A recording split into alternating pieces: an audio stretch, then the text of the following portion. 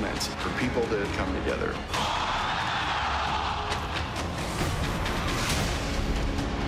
We are thrilled that you are here. Hello, BlizzCon. This community is everything.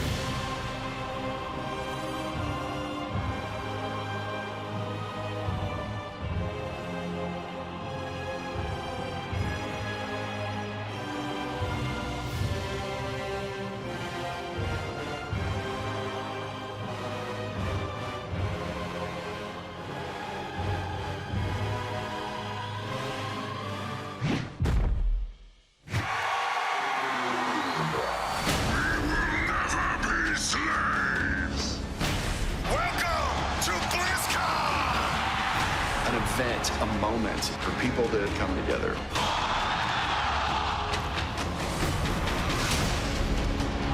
We are thrilled that you are here. Hello, BlizzCon. This community is everything.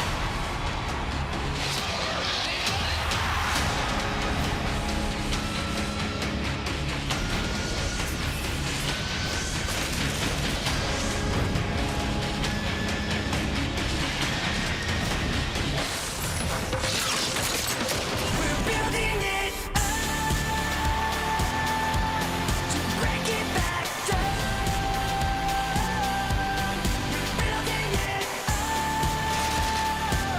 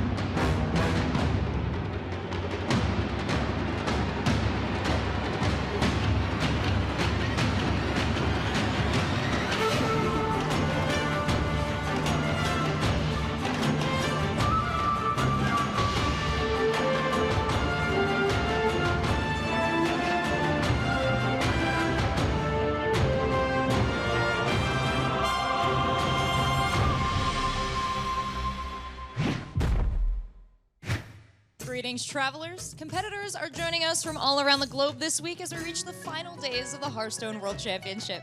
I'm your host, Seltzer, and along with Frodan and our broadcast team, we'll be bringing you 4 days of Hearthstone action before we meet back up with you at BlizzCon on November 6th and 7th, Dan. Yeah, that's right, Rachel. We here have gathered 16 players from around the globe in California representing each of the 4 regions. And while they're already guaranteed a piece of the prize, the ultimate goal is to become the Hearthstone 2015 World Champion.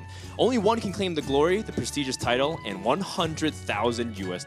Absolutely. We're going to see half of the players make their opening weekend debut today, with the remaining 8 players appearing for the first time tomorrow. Today's matches are going to be Tice versus NoTomorrow up first, and then it's Kranich versus LifeCoach, LoveCX versus Oskaka, and Purple versus Pinpingho. All 4 of the regions are joining us at the World Championship. We have Americas, Europe, Asia Pacific, and China.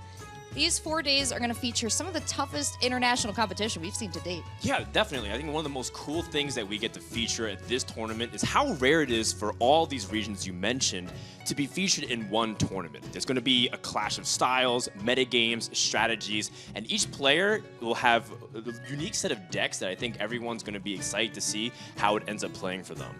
More specifically, each group has also each one player from every region, so it's going to be very surprising to see how it's going to turn out and who's going to come out the victor. Absolutely. We sat down with these players to get their thoughts on the strength of their respective regions here at the World Championship. For BlizzCon, Europe has some of the strongest players. APAC might be the strongest one, and it will just beat every other region. 很多选手都不了解中国赛区，但是我觉得中国赛区是一个非常有年轻，然后非常有活力，而且实力非常强的一个赛区。The American competitive scene for Hearthstone is probably the #1 in the world. I feel like overall the Asian players are going to be more scared to go against the NA and Europe players. Besides Europe, I'd say NA is the strongest region, but I think that the Asian scene actually has a lot of talent, and it's just a matter of time before they actually catch up and even maybe surpass us.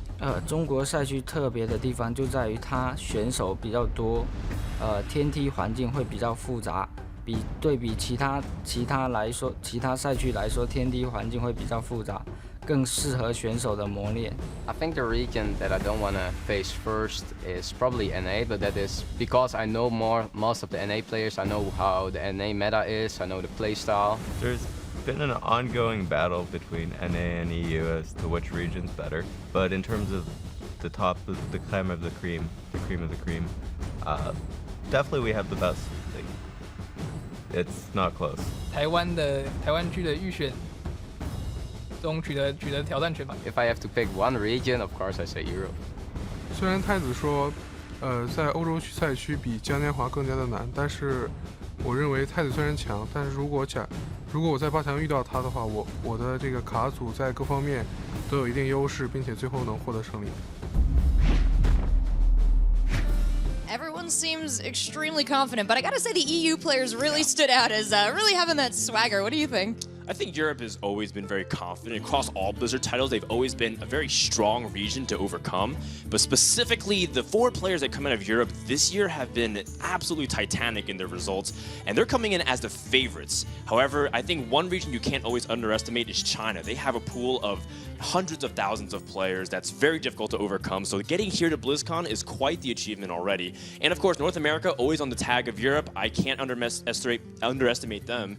And then the last region, of course, is Asia Pacific. They're the wild card. What are they going to do? I'm not sure exactly what. Well, before they can make their way to the finals next week, our 16 players will have to battle it out over the next 4 days in 4 double elimination groups with a best-of-5 conquest format. And for those of you just joining us, here's a refresher on how it works. Conquest is a match format created for competitive Hearthstone tournament play and is the official match format for the 2015 Hearthstone World Championship. Here's how it works. Each player begins with 3 decks using a unique class for each deck. For example, a player can have a warrior deck, a priest deck, and a warlock deck, but not 2 different warlock decks. When a match begins, each player selects their first deck without telling the other player which one they've chosen to play with. Kranich versus Uther. After the first game ends, the winning player's deck is declared victorious and can no longer be used, and they must choose from their remaining decks for Game 2. The losing player may choose to use the same deck they just lost with, or one of their remaining decks. This continues through games 3, 4, and 5 if necessary. Once a player has conquered their opponent with all 3 of their decks, the match is over and the winning player advances. Conquest will be used at the 2015 Hearthstone World Championship, which has a prize pool of $250,000. Now that you know the format, try taking part in an online tournament or a fireside gathering near you.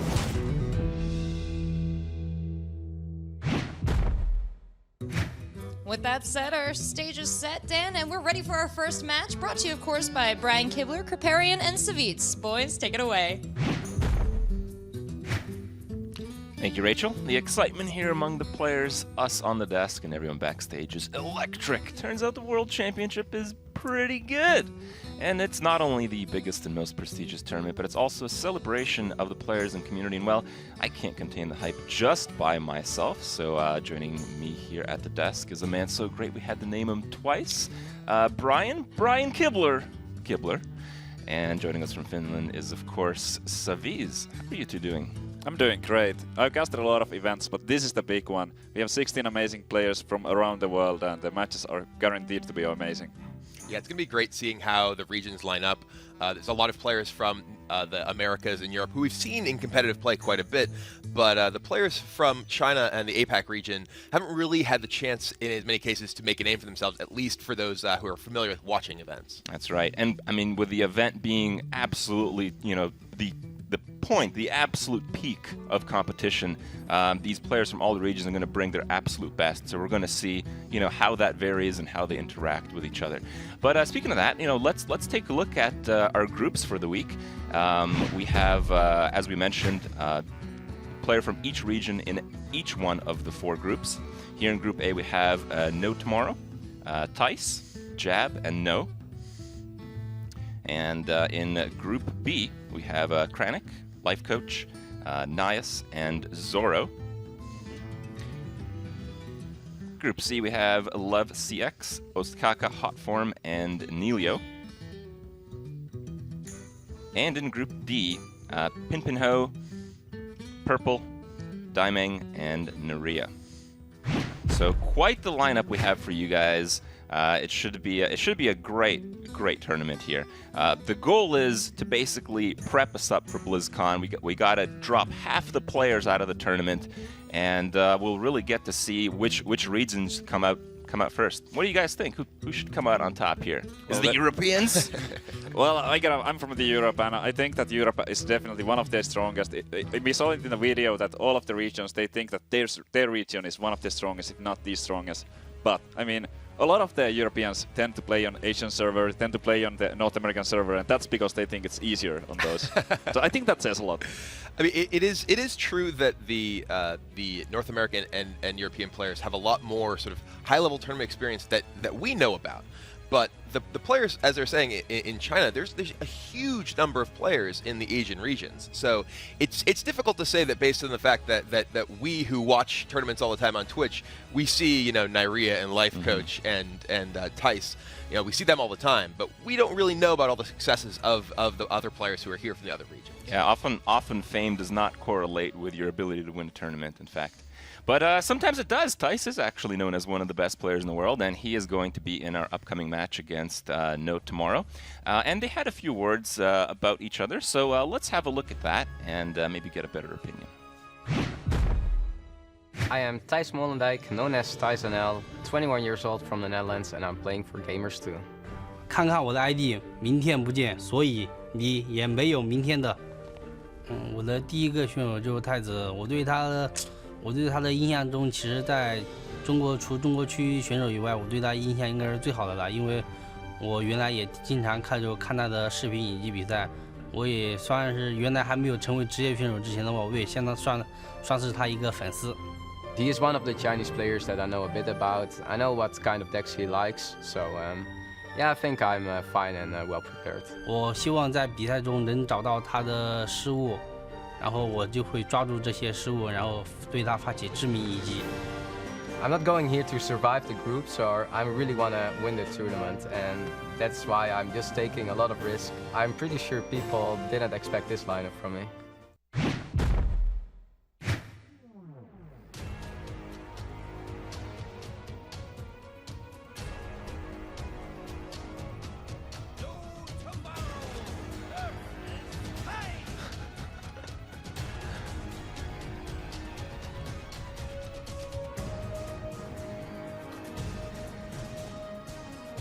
Kranich versus Life. No. Bring the stream down.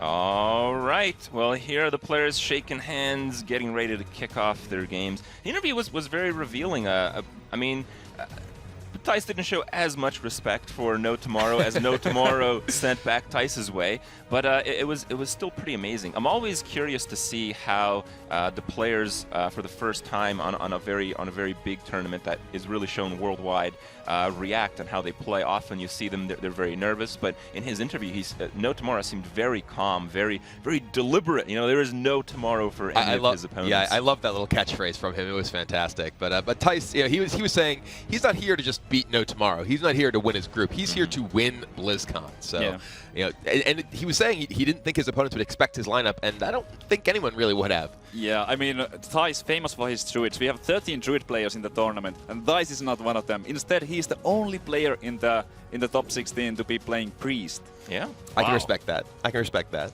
Yeah, Tice. I had the chance to. We actually ate breakfast together with Tice this morning, and I don't want to reveal too much in case some of his decks maybe don't get revealed, but. What I can say, and might be obvious to more experienced players, is that Tice, with his lineup, is targeting the aggressive decks. Yeah, we talked about that a little bit behind the scenes. So there are two kind of approaches to the tournament. It seems that there is, in this case, we actually have a good example of it. NoTomorrow is playing Druid, very powerful deck.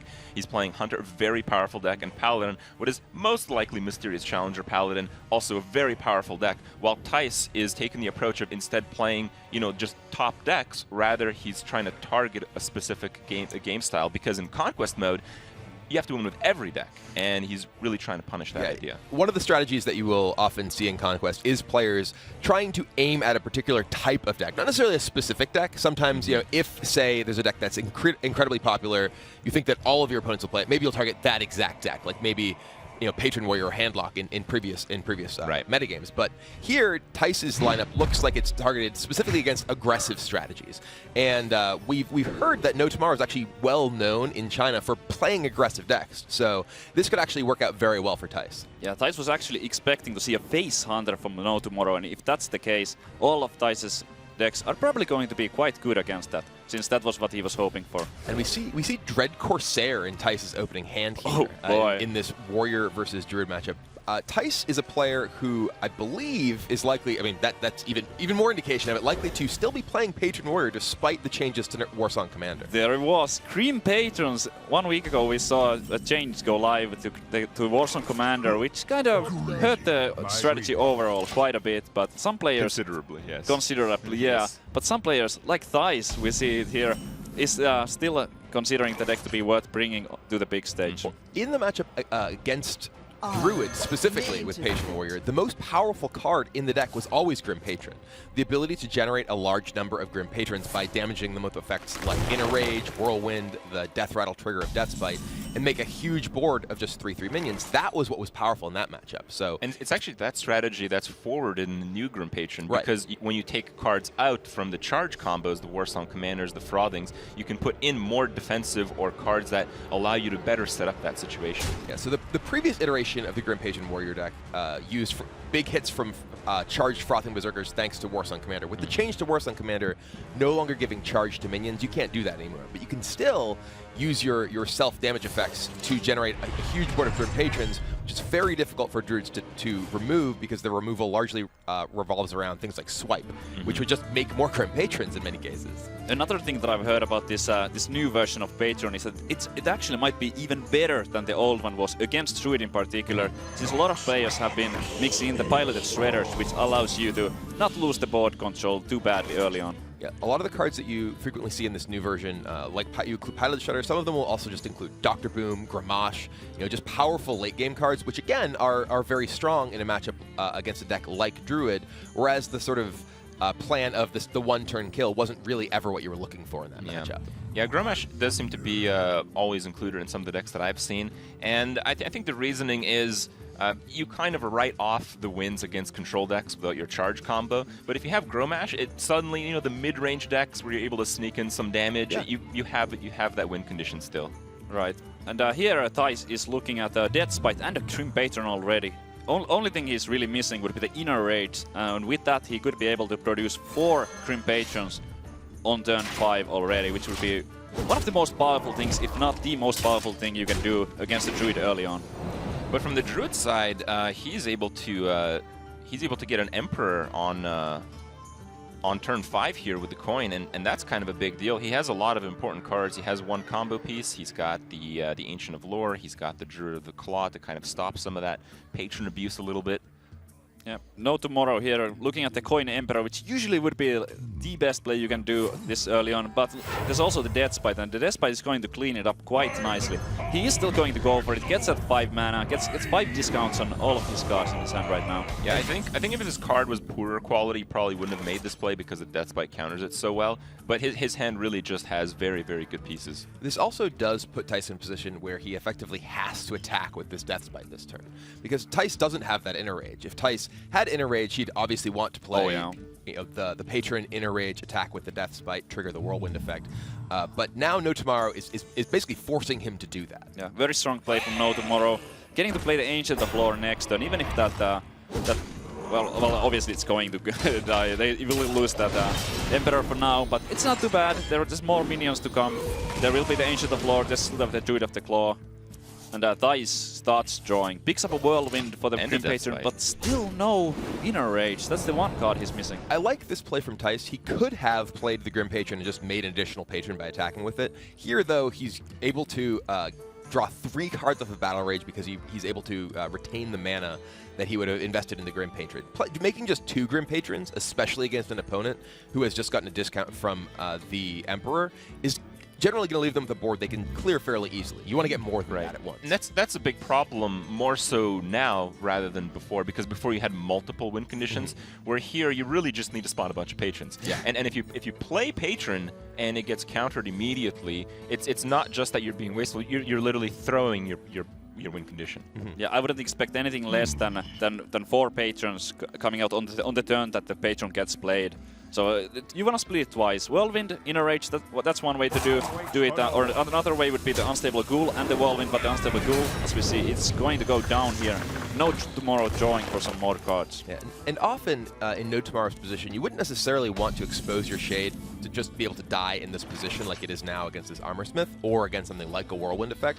But he recognizes that if he plays any minion into the board, and Thijs does have a Grim Patron, that Ghoul would give him an additional Whirlwind effect that would spawn additional patrons. Oh yeah, very threatening. It's a smart play to take it out here. So Thijs still unable to get as many patrons as he would like to. Yeah, it seems like the best play here would be to like the Death Spite Whirlwind, but then you lose your Whirlwind, and this is kind of what you were trying to set up to do, and it makes it a bit more challenging to make that decision right away. Yeah, the Whirlwind is really powerful here. He could play something like maybe the Acolyte of Pain, Whirlwind, and Execute or Battle Rage for some more cards. He should actually fire War Axe if he does that, right? Oh, that also works.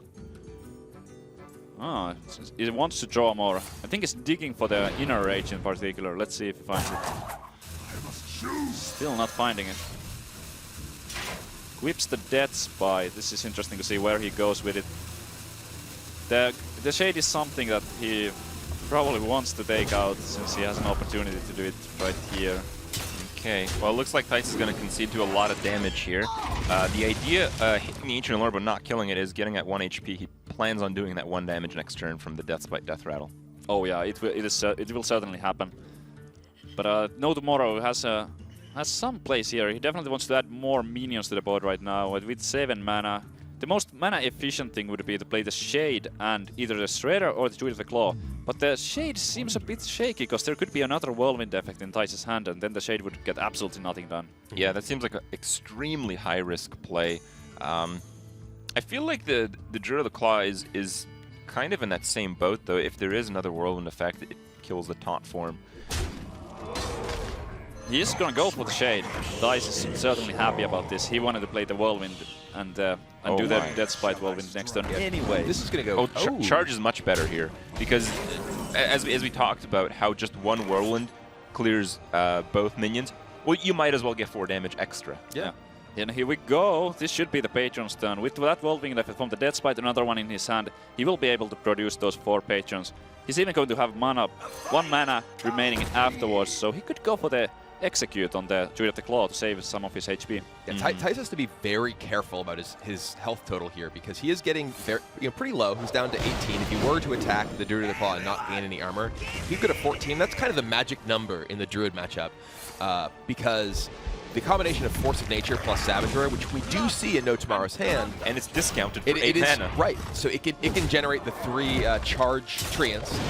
They're each 2/2, and then Savage Roar gives everything +2 attack, which is 14 damage from no board whatsoever. Right, that's the magic number. But you usually play that around on turn 9, or sometimes turn 7 if you're far enough ahead, because Innervate is sometimes a thing. But with the Emperor Tharson coming down so early in the game, it makes just the whole nature of it so unpredictable. But Tice does have the Dread Corsair, which it costs 0 because he had the Deathspite in play when he did play it.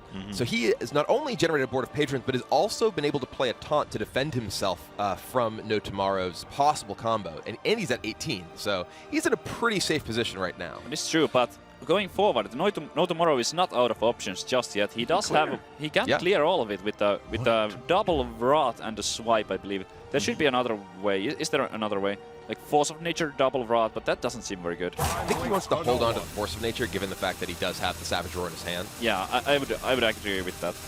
So 1 Wrath, 2 Wraths, and the Swipe. Patrons be gone. Yeah. And this is definitely showcasing the efficiency of the Druid removal. When they are able to draw a significant number of cards thanks to Ancient of Lore, you can sometimes afford to just kind of spew off cards here or there. Because that didn't cost Tice that much as resources, and NoTomorrow had to use 3 cards to clear off those Patrons. Tice, he only lost his first Grim Patron there, but what's important to know is that he has consumed both Death Bites, and that is the main activator of the deck, because it's something you can set up 1 turn ahead of time. Right. Yep, the Inner Rages are still there though, and he does have that 1 Whirlwind. But for this turn, almost certainly he's going to just go for the biggest minions that he can, which would be the Gnomish Inventor and the Frothing Berserker. Optionally, he could go for Frothing Acolyte and the Ghoul. Or the Fiery War Axe over there. Okay, using all 8 of his mana very efficiently. I'm kind of surprised the Frothing Berserker actually survived the new patron list. How do you think that actually works with the deck? The deck still does have effects like Deathspite, like Whirlwind, that can deal damage to a large number of creatures at the same time, which can get the Frothing Berserker to grow very, very large. It's also just against some aggressive decks, be able to play that in turn 3.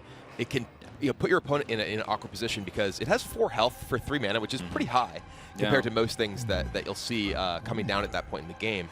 So it can not only help remove minions, but then put your opponent on a clock, which is really a dangerous situation for a lot of aggressive decks when they're forced to react. Yeah, the 4 health on it is absolutely massive. Most of the early removal, like Wrath, Dark Bomb, Frostbolt, all of that deals 3. And if it only deals 3, then it's going to stay up and potentially give an extra card through a Battle Rage. And it's just a very scary minion. Like right now, it's a 2/4, but you don't look at that creature as a 2/4 right now. No, it's not a 2/4. It looks like a 7/4 right now, except that you cannot pick Game Hunter. And NoTomorrow going for the combo just to clear. Wow. Well, he's got to do it. It prevents extra draws from the Acolyte, it prevents the Frothing from doing any crazy shenanigans, and he's able to push for a little bit of damage. Yeah. Oh, wow, what a draw. That is a very strong draw from Tice there. The second Grim Patron. He does have the Unstable Ghoul and Whirlwind, so he can potentially set up the Unstable Ghoul right now, so that if NoTomorrow plays something that he can attack that into, he can play the Grim Patron next turn and get an extra card from it. He has enough mana, I believe, to play... No. Yeah, he can actually play the Ghoul, Inventor, and Acolyte if he so chooses. Actually, I think he might just go for the Patrons, so he's seen 2 Wraths already, he saw 1 combo, 1 swipe, so if he goes for something like Grim Patron, Unstable Ghoul, and the Whirlwind, like, what can really go wrong? Yeah, the only thing that can kill that, I think, is another combo or Keeper plus Swipe. But he's going, oh, there's Gromash. That's not something that we always see in a patron list, but it is one of the newer lists, so I think it's a good inclusion, very strong. Yeah, I think it's specifically for decks like Druid, the mid-range style decks that have a lot of back and forth game where you just need a little bit points of damage in the end. Yeah, it gives him the reach to potentially end the game. directly from his hand without that Warzone commander, which obviously doesn't work the way it used to. Well, what I'm seeing right now is the end, actually. That ghoul, that's going to survive. There's nothing that can kill it anymore, and that's going to act as a Grommash activator. It does look like Tice is going to be able to close this game out next turn thanks to the charge damage from that Grommash. Yeah, Grim Patrons in the very first game after the changes to Warzone commander. Wow. Yeah, this is really impressive stuff just to see it the deck and it works so well too. Yeah, I mean the deck is still, the card Grim Patron is still very powerful, and the sort of interlocking pieces of Acolyte of Pain and Battle Rage and all those effects. I mean, what really happened in this game was Tice was able to generate so many additional resources thanks to Battle Rage that even though NoTomorrow was able to really keep up with his Grim Patron start, he wasn't actually able to keep him off of being able to actually draw to just this right here, being Grommash and enough damage he has to just end the game. All right, well, Tice is going to be our winner of the first game of the tournament. Is this what we can expect for the rest of the tournament, you think? I don't think anyone else is going to win the first game of the tournament from here on out. Okay. Yeah, that's going to be... Well, I mean, is this kind of like a rolling thing? I mean, Tice's strategy seemed to have paid off. I think he's probably the favorite to win. If his lineup is targeting one specific thing and it decisively wins the first game already, it seems like, you know, things are not looking good for NoTomorrow. Yeah, that was certainly a big one. He does still have that mage and the priest, but he was extremely confident in the priest. I do not know what cards exactly he's playing, but he was very confident playing it against NoTomorrow. The freeze mage, if it's a freeze mage, the mage might be a little bit scary against something like a druid. If he's Tice is a known freeze mage player, so I would expect it to be that. I was going to say, it's Tice. But, it's freeze yeah, mage. it should be freeze. I mean, let's be realistic here. Tice is a player who has a ton of experience playing freeze mage, and I have to imagine has made a number of adaptations to the deck based on the metagame he expects here. But that is a very strong deck against aggressive decks. Though, against NoTomorrow's lineup, both Hunter and Druid are decks that can give freeze mage a hard time. That is true. And in the Hunter, there could potentially be flares. Some players like flares, so that could be a huge problem if you have an ice block and ice barrier. In particular, given the popularity of the Secret Paladin deck, the Mysterious Challenger Paladin deck, I have to imagine that Flare is a card that we may very well see from Hunter decks in this tournament. Could be. Well, I mean, that's something we can talk about too. Like, the class distribution seems a little bit one-sided, where a lot of the Asian regions were bringing this Secret Paladin, but very few of the European and North American players actually. I think there was only one player that brought a Secret Paladin. Yeah, I don't know why is that. Why do the Asian players favor? I don't know, but the interesting thing is, if the Asian regions were bringing the Secret Paladins, they probably expect their opponents to as well. So the inclusion of Flare just seems all that more likely. Yeah, I mean, it's really hard to know really what the other people are going to bring to this. The Patron or the Warzone Commander change is only 1 week old, so there's a lot of guessing that has to be done in what you expect to meta to be like. The Paladin has some strong matchups, has some weak ones. If you expect it to be good against a lot of decks, then you bring it. The Europeans and the Chinese players made different calls here, and it's going to be exciting to see what works out. I mean, it will be particularly interesting to see the deck and card choices the players do make, particularly given that this is the first big event, really, that is featuring the metagame after the change to Warzone Commander. And it was such a defining card for so long. Seeing how players react to it will be really exciting. All right, well, Tice does take the first game. Let's just have a few words from him so he can give us a better idea about why he plays this great game so frequently. The motivation of me is, it's something that was always already with me. In every game I played, even if it was just football or just a small game with friends, I just always look for perfection. I play it for fun. Yeah, it's just how my personality is. I'm just enjoying everything I do, and that is the biggest motivation for me now.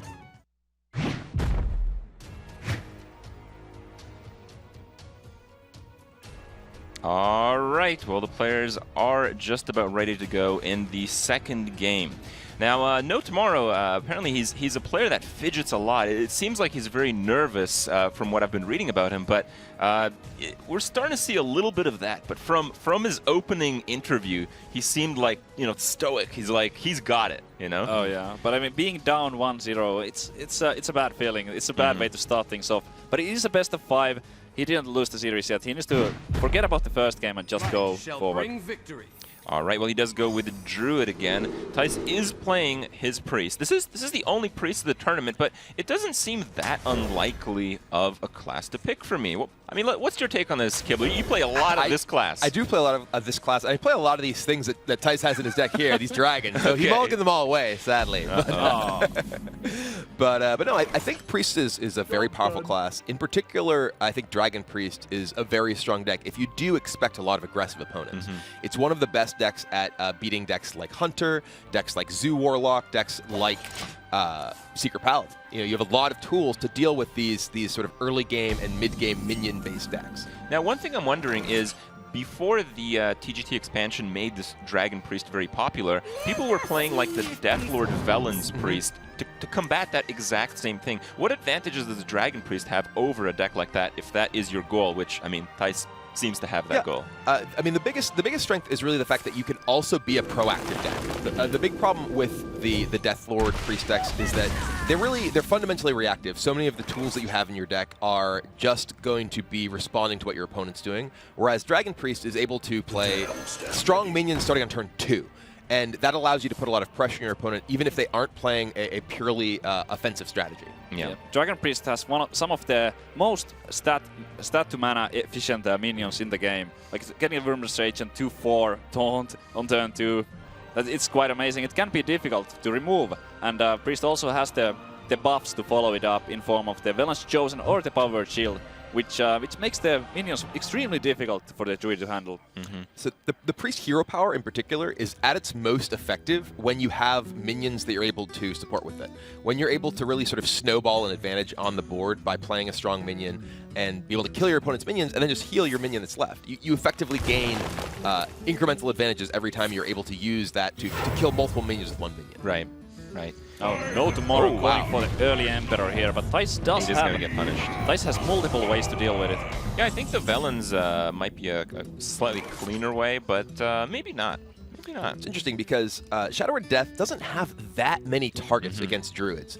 Against Druid decks, you'll generally see the Emperor. You'll sometimes see Sylvanas, Dr. Boom. You do have the big Ancients, but often I think here, killing this guy with the Velen's Chosen allows you to potentially save that Shadow Word Death for a position where you can't get that kind of board swing from that Velen's Chosen later on. Yeah, the Velen's Chosen is a little bit situational at times, and this was a fairly good situation to use it. And in case that NoTomorrow cannot deal with this minion right now, which, looking at his hand, well, he can charge the Druid of Claw into it, but it's not all that efficient.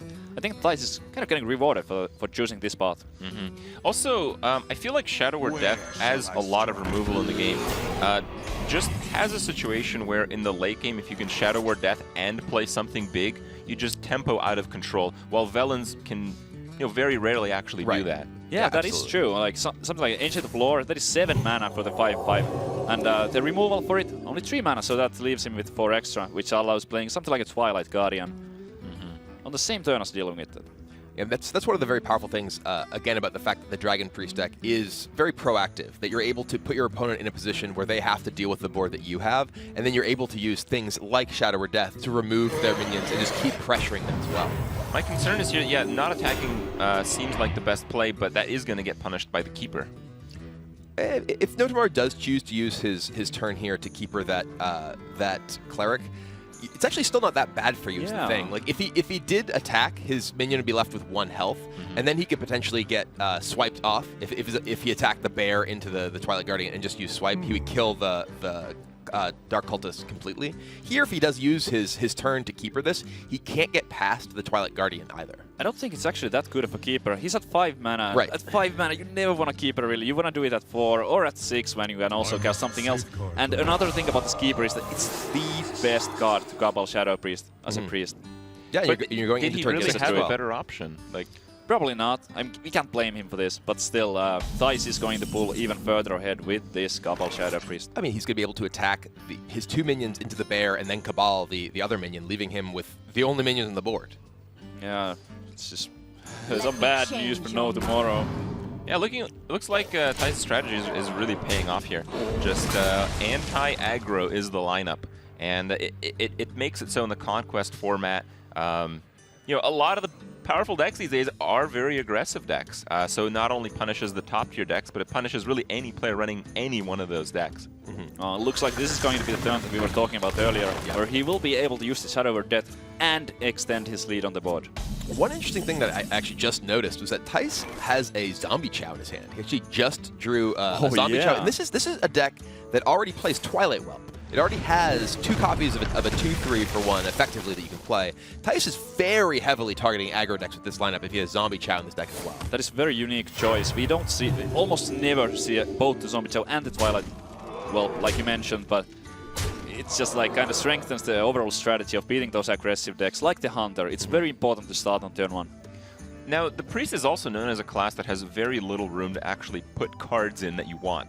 So if you have Zombie Chow in, what do you actually take out? Would you consider even a Northshire if you're really targeting aggressive decks? I think you'd still keep your Northshire Clerics in. Just you want more 1-cost minions. Yeah. I have to imagine that he may have cut things like Light Bomb that some decks play. Perhaps Chill Maw is another of the sort of late game cards that often sees play. That if you're looking specifically to target aggressive decks and get on the board as fast as possible, you could remove. I think Light Bomb is a reasonable card to cut in this type of strategy, because in general that's the kind of card that you need when you're behind on the board. But the strategy with this deck revolves around never getting to be at that position and just trying to keep the board under control up to that turn 6. So you never should need it. This is kind of hard. This board is certainly under control.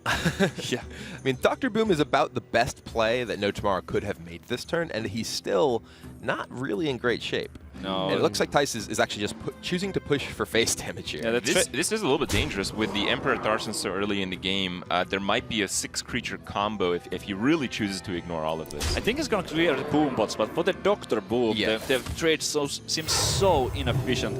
I would expect him to clear the boom bots, but leave the boom up. It's a risky play to leave those up, so I think he was going to go for it, just to play around Savage Roar a little bit. What roar? What was that? All right, well that Boombot was fairly harmless. Yeah. Let's see where this is. This one gonna blow up too? Yep, playing the Twilight Guardian first. He wants the Boombot to hit that instead of something like the 2/2 Twilight Whelp. I think he really just wants to protect the Zombie Chow from being killed, because granting 5 HP here would counterfeit lethal in a lot of situations. Yep, it seems like he left one Boombot up. Not too scared about that. The Roar wouldn't do all that much. He knows that the combo is possible because of that Emperor that was played earlier, so it could be done with just 8 mana. But what can one Boombot really accomplish? A lot. A lot? Mean, yeah. They've certainly accomplished a lot. The potential is really high for a Boombot. But, you know... Yeah. The death rattle goes off anyway, so it's only 2 extra damage from there. If there were a Savage Roar, it would represent potentially more damage, but with the 3 taunts up, none of which have 3 health, it would be very difficult for it to be particularly meaningful. If he did have Force of Nature and Savage Roar, he could maybe actually get that through to something. But it does take out the Twilight Whelp. Yeah, but R.I.P. Whelp. What he wanted to take out was the Zombie Chow. Right. He's down to 10 HP, and that's not good. Yeah, I think he has the taunt up, but is that good enough? I think it is. The Drew the Claw and taunt just saves him from lethal on the board. Yeah, but it does. But it does not save him from being incredibly far behind in this game. I think he's dead to Holy Nova. Dice only with 1 card in his hand, but what? He does have Light Bomb in his deck. Is that going to? I think that might be it. Yeah, that's 4 extra damage. He can heal up the Cabal first. That should seal the game. That should do it. Yeah, I believe that actually should close the game out. That is lethal right there. We'll see if he can spot it. So use the hero power on the Cabal Shadow Priest, then go for the Light Bomb. Trade in a 2-attack minion, not the Zombie Chow though. Something that isn't Zombie Chow can kill the bear. And then he should be able to close the game out right here. So Light Bomb. Yep. Not really its shining moment here. Double checking, triple but checking. it is enough, and Tice is able to get the final damage in and take a 2-game lead over NoTomorrow. Wow. That Priest is coming out really strong. I didn't expect the game to be that one-sided. Dragon Priest, 100% win rate in this tournament so far. Well, Saviz understandably was not quite as biased towards the deck, but I had faith in it. I think most players have faith in Dragon Priest. It is a deck that is fairly dominant on ladder, specifically because it does counter a lot of the aggression. Now, Tice's remaining deck, again, in Conquest, you have to win with every single deck, is most likely Freeze Mage. So, Freeze Mage actually does surprisingly well against some of the lineup of NoTomorrow, but maybe not against some of the other decks. Like Druid, it seems like it might struggle a little bit. Hunter, you know, it's not overwhelmingly favored in some situations. But Paladin, I'm feeling pretty good about that one. I mean, it depends on the Paladin deck. The more aggressive Paladin decks can put enough pressure on the Freeze Mage that they are able to win. Mid-range Paladin decks do tend to really struggle, but I have to imagine that NoTomorrow is playing a more aggressive version, just given what we've seen of his lineup and what we've heard about him in the past. Yeah, based on the guess that it's going to be a Freeze Mage, I think that he's going to be Thijs is going to be the underdog going up against the Druid. Against the Hunter, depending on if there's Flare or not, it could go either way. Interestingly, I think if the Hunter deck, the less aggressive the Hunter deck is in a lot of ways, the better a chance it stands. I think mid-range Hunter is a much stronger deck than face Hunter against Freeze Mage, just because Ice Barrier is so hard to beat when your deck is just full of 2/1s and direct damage. If you do have cards like Lotheb and Savannah Hyman, you're able to get a lot of value out of the individual big hits that you get. Yeah, the face Hunter has very limited amount of damage, and when one Ice Barrier comes up or two, it might not add up to enough before the Alexstrasza comes down. And Lotheb, it just is a card that you can't run in a Face Hunter list, and it's just so powerful against Freeze Mage. Often you just absolutely counterfeit their next turn, and Freeze Mage really is a deck that goes one turn at a time.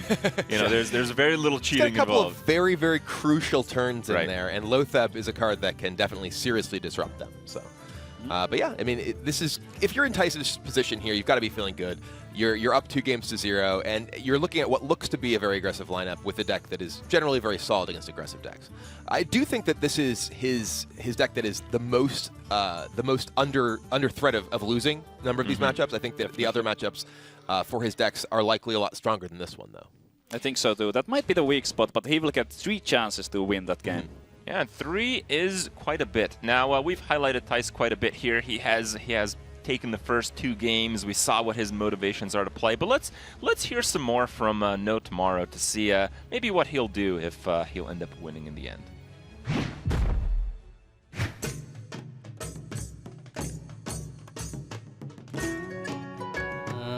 如果我得了比赛，夺了冠军，然后有很多奖金的话，我会选择请大家吃个饭呀，然后留着存着找媳妇儿娶老婆。 That's a good philosophy there, you know. Yeah, I mean, you get some exposure for the event, right? I mean, he can be a winner in the end no matter what. It's true. It is true. You know, these players have come a long way just to be here. That's right. So even if they do not in fact emerge as the champions, it's great for their future Hearthstone career. Definitely getting a lot of exposure, maybe getting some invites to like some kind of special events afterwards. So they're getting second place, 50,000, not too bad.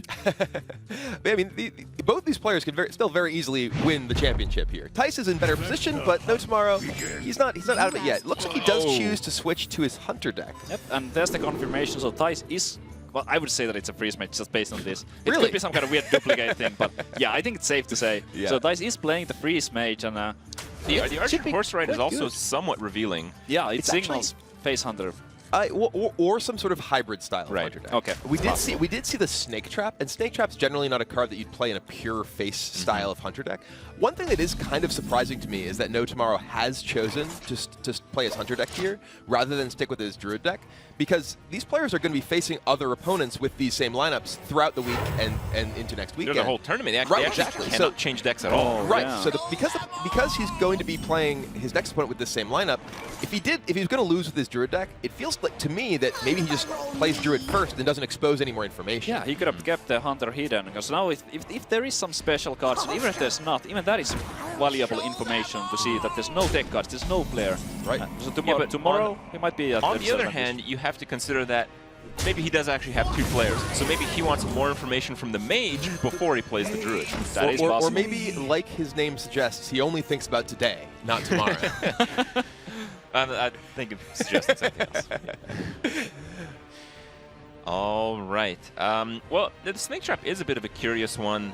It does seem to be a very aggressive list. So maybe it is Hybrid Hunter, as you suggested. Misha comes out. Yep, that means some extra cards for Thijs if he wants to ping the Acolyte. Though picking the Acolyte for Thijs would leave him in a position where he doesn't really get to do too much with his turn. He could play the Blood Mage as well. I feel like he cannot do too much with his turn regardless. That's true. Like, the most you can do is Blood Mage and, like, Doomsayer or something. Yeah. Yeah, he might want to wait with the Doomsayer to find that Frost Nova to do the combination where there's a better chance for the Doomsayer effect to go off. What did you think about the opening sequence for Thijs? He actually had a hand with 2 Doomsayers and chose to send one back. Do you think that's unusual? For me, it feels like whenever I play Doomsayer against a Hunter, the first one always gets silenced. Even when I play on like turn 3, because they really want to keep that momentum up. I mean, one of the interesting things against Hunter as well is that even if Doomsayer just dies and takes 7 damage doing so, it's 7 damage you're not taking. Yeah. So it's quite valuable, but I can see it arguments being made both ways, because Thijs did not have any card draw in his hand at that moment. So if he got just, let's say, 2 Blizzards and a Flame Strike on top of those, it might be a lot of hero powering on turns 3 through 5. And we see Thijs just play the Doomsayer here, despite the very high risk of it getting killed. You know, if his opponent has Eaglehorn Bow, which we see in his hand. Certain. Yeah, it's going to die, like but certain, it is going to absorb 7 damage in doing so, which is a pretty big deal. Yeah, not bad at all. So at 4 mana, NoTomorrow probably wants to use all of his mana efficiently here, so it could be something like Eaglehorn Bow into a 1-drop. Is the Unleash okay? Yeah, I also think Unleash on 2 minions is about as good as it gets. About as good as it gets against Freeze Mage. Though it is worth noting that you know, he can do that. He can also, one of the things that is an option here, he can actually just attack his opponent's face, hero power, and just get that 7 damage, not lose that 7 damage, lose his board. He is actually getting to a turn where he's still likely to be able to hit with his minions, though. Like, as you get into the middle turns of the game, where your opponent can start playing things like Blizzard or Flame Strike, in many cases, as the Hunter, you actually want to ignore the Doomsayers because your minions are about to die anyway. Here, though, he's just going to get some damage in. Yep, he does go for the Unleash. And I personally, he's going across the base. That is so aggressive. That is very aggressive. So all of those minions gone. I also like saving the Leper Gnome, because if there would be like an Ice Block scenario, that's the card you need. Well, no Ice Block just yet, but there's an Ice Barrier. That's an excellent draw for Thijs here. He's down to 16 HP. He needs to start getting some back.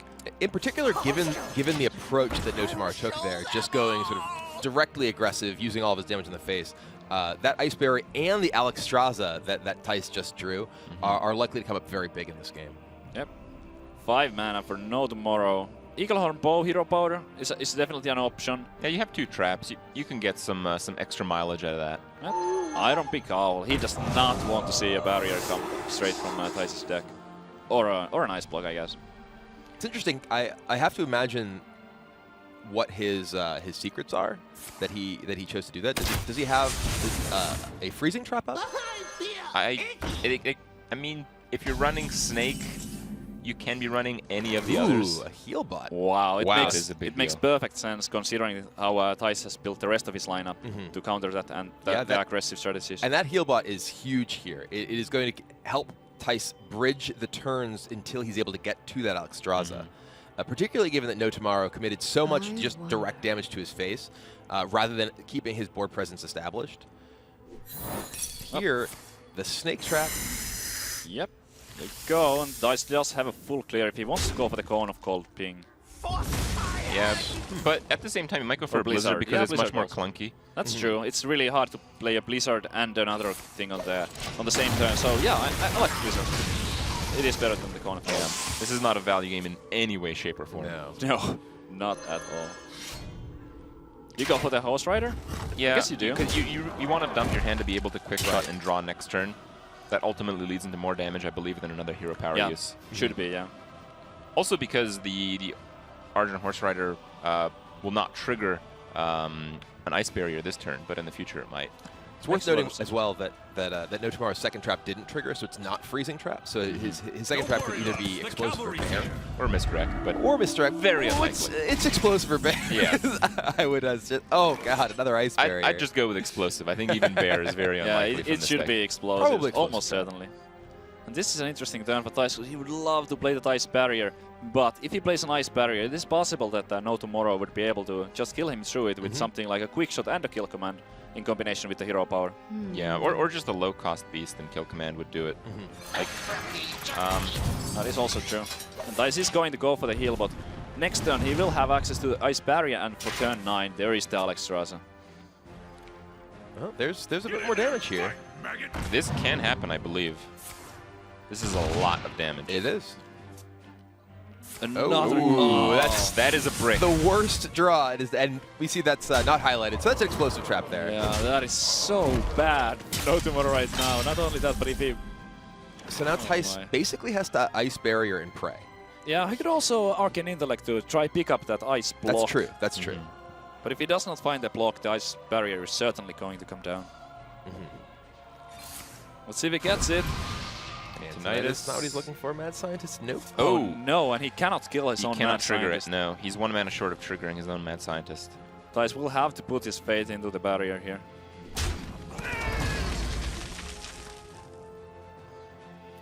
It's a rough spot. It's all gonna come down to this one draw for NoTomorrow. Because after the Alexstrasza is played, there's almost zero chance for NoTomorrow to make a comeback. So This is actually a little bit interesting. This means that he's not giving any credit for Flare. Ooh! Whoa, Leper Gnome is not gonna do it. Nope. And you see NoTomorrow with a little bit of a dejected look at his face. That Leper Gnome a little bit earlier might have been good enough, but just now it is not what he's looking for. Tice is really praying that there is no just look at how stressed he looks. Yeah, please don't leave. They don't have it. He actually just has his hands together Yeah. against his chin there. It's like, wow, it's so intense. He knows that if he doesn't die this turn, the Alexstrasza should seal it up. And in NoTomorrow's position here, he actually has to be wondering if he can even afford to attack. Because if that's Ice Block, he really wants to break it. But if that's Ice Barrier, it means that next turn he can't win with his hero power again. And it looks like he is going to play around the Ice Barrier, though he is going to be very sad when he sees Alexstrasza come down next turn. Yeah. And Tice is going to start celebrating here. Oh, he This knows is the he dream has it. Alexstrasza. Yeah. Sure, he even has the barrier Maximum up already. value. He has the barrier up already. He will get an Ice Block from the Scientist. This is nothing but perfect And for it's Tice. so hard to get this final damage in from a Face Hunter deck, Oh, especially when just your hand so is dead. much damage. It's pretty much impossible. This Ice Block, this barrier. Like, Well, it's how also do you- your hand is totally dead. Your hand is worse than dead because if you top deck Quick Shot, you cannot draw that extra card. Yeah, that's that so second horrible. And we were talking earlier about how this is a matchup where the Face Hunter deck can often struggle to actually piece together enough damage because of Ice Bear, and that's exactly what's happening here. It's also important to note that I believe Alexstrasza will only attack face on the lethal push. No, I think you just go in. Like, You think so? Yeah, there's He has- nothing too bad that can happen. He has the Okay. barrier, he has the block. I wouldn't be surprised to see either Antonidas or just a Torison and maybe a Fireball here. It's so much damage. Okay. We know that there's another explosive trap in NoTomorrow's hand, so if Tice had that information, then he maybe wouldn't have done that. But it still would be a very close call. Well, a kill command now would actually be pretty damn good. Yep, how about Glaive Zuka though? No. Still facing Not down even that close. barrier, and that Glaive Zuka, again, it actually puts NoTomorrow in a position where he really doesn't even necessarily want to attack, and there Oh, man. But he does. That Well, he Glaive Zuka, attacks. that's just going to heal Tice for 6. Yeah, and effectively attacking with that puts Tice even farther out of range of any direct damage. Yeah. This game is pretty much all but over. I don't like to call them before they're actually over. Yeah, but there's very Well, little NoTomorrow can do in this situation. There's just lethal on the board. Oh, there is? Oh, yeah. Oh, well, then it's over. Haha! yeah. I was not early. It was over.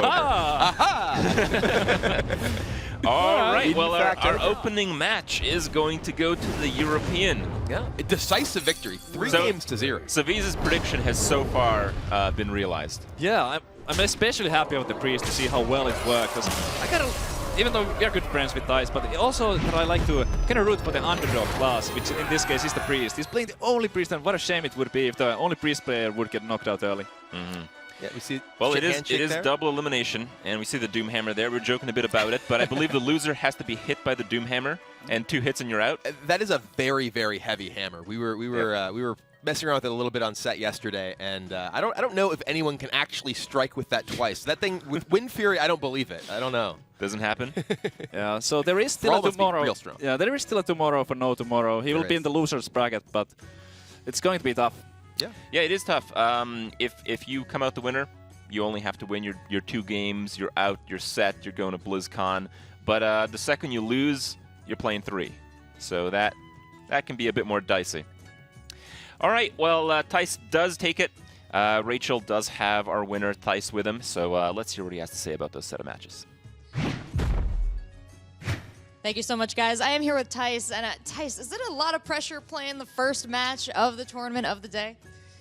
I actually thought I always feel pressure. I thought I could get the nerves okay, but I actually was pretty nervous still. So, but it went well, so I'm just super happy now. Yeah, I think it went pretty well, I would say so. A 3-0 is pretty nice to start off the day. And the first deck you brought out for us was Grim Patron, which was something that I thought everyone was kind of done seeing. So tell me about Grim Patron, why you decided to bring it. It's a bit the wall strategy for me. As you see, now people see my decks and you see I play pretty control-heavy decks. And what I expect here is people switching to a lot of aggro decks. And I could join them, but I could also just try to counter them. And that is what I did. And Patron Warrior, even the nerf, the Patron is still the same. If you get it on board and you play against aggro classes, there is no way they clear them. So your lineup, which was very different from what everyone else brought, was totally anti-aggro. Is that the goal? It is one of the goals. I mean, I started 2 games against Druid, and even against Druid, it's still fine. So, yeah, I'm really happy. I practiced a lot, and I'm really happy with the lineup I have here. All right, well, how are you going to spend the rest of your day? Gonna watch the other matches, and yeah, just hanging out here a bit, and I will see. Just super happy now. All right, well, congratulations to you, Thijs. I'm going to hand it back to our casters. Thank you very much, Rachel. Great words from a great player. I think you'll be doing a lot of note-taking in the next little while, and it's it feels much better to know that you only have to beat one more guy. Did you notice, by the way, the portrait of Anduin over his shoulder? We have one priest player in this tournament, and he won the first match 3-0, and there he's in the interview room with a portrait of Anduin. Is this a coincidence? Can't be, no way. Yeah, well, Thijs does take it. Again, guys, we will have 4 matches for you guys today. We will, dip into each of the groups to basically see half the field today. We will see the other half tomorrow. And, we'll probably get a bit of an impression on what's going on, what players are playing, because even though the regions are separated, I think within the region there's a lot of, similar mentality. And we were kind of seeing that in some of the decks that we saw today with the class choices and all that. Yeah, there will even be some Shaman action coming at some point. 2 Shaman players in the tournament. That is something that hasn't been very popular lately. Yeah, I mean, Shaman is a class that has been a little bit out of favor. I do think that players may be looking to play Shaman now. That one of the troublesome matchups that at least mid-range Shaman did have was against the combo element of the Grim Patron deck. But it's a class that definitely does very well against Control Warrior in general. We didn't see that just yet, but maybe we will. All right, well, before we get into our next match, let's just take a look at some of the cool stuff, some of the highlights that we just saw from the opening game.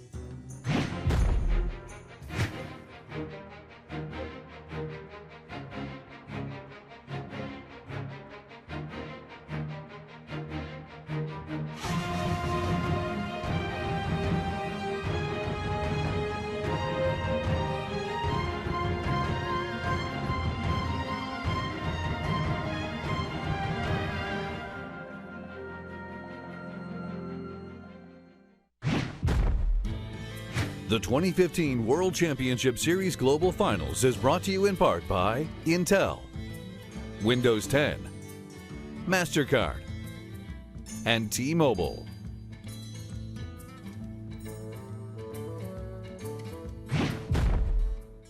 LifeCoach is my first opponent, and what I know about him is like he has a baby. He always struggles to make decisions every turn, and that might be not good for tournament. He always practice a lot, especially on some best decks in the meta game, and that's the reason why he did well in his tournament. I don't think LifeCoach is a creative player at all, because I can't just expect what he will play, what he will just bring to the tournament. I don't think I have some kind of weakness against LifeCoach, because I am really confident against him. Hey LifeCoach, I'm a younger and cuter boy than you. You might just retire this time.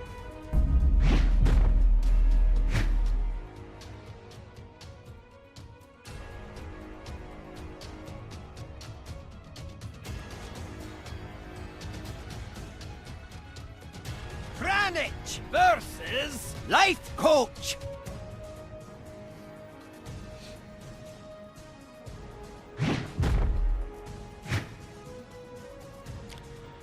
All right, welcome back, everybody, to the Hearthstone World Championship Day number 1, match number 2 between Kranich from Korea and LifeCoach from Germany / the European region. Welcome back, everybody, from the desk. My name is Frode, and I'm joined by Amaz and Robert Wing from the Blizzard's community team for Hearthstone. Thank you so much for joining us. We're ready for a very good action time here. What's been the first impression starting off the Hearthstone World Championships here in California? Amaz, how you been doing so far? Yeah, I've been doing great. I just watched the last series, and Taj took it really convincingly. I'm really glad that the only priest made it. So far, he needs to win one more to get out of the groups. That's right, you're priest boy. Yeah, of course, That's of course. And now we're gonna see, hopefully another great set of series between Kranich and LifeCoach. Gotcha. And Robert, your boy, Young Hunter, ended up losing that match. Did you die a little inside?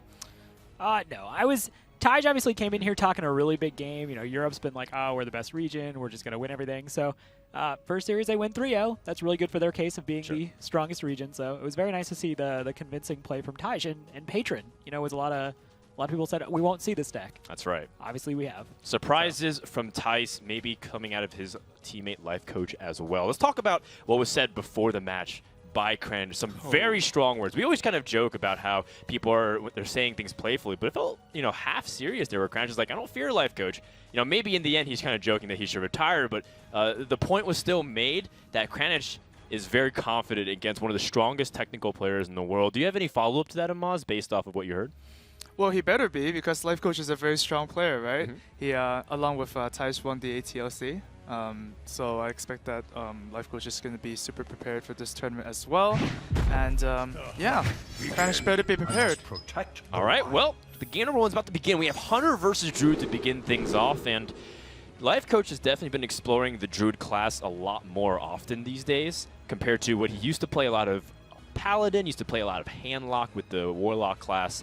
Meanwhile, Kranich, he's bringing a similar lineup to what Firebad did last year. He's playing Hunter, he's playing Warlock, he's playing Druid, I believe. And that's going to make for a very powerful set of classes. And very interesting card to start off. We see Bear Trap be included in Hunter. Amaz, you've played a lot of this style of Hunter.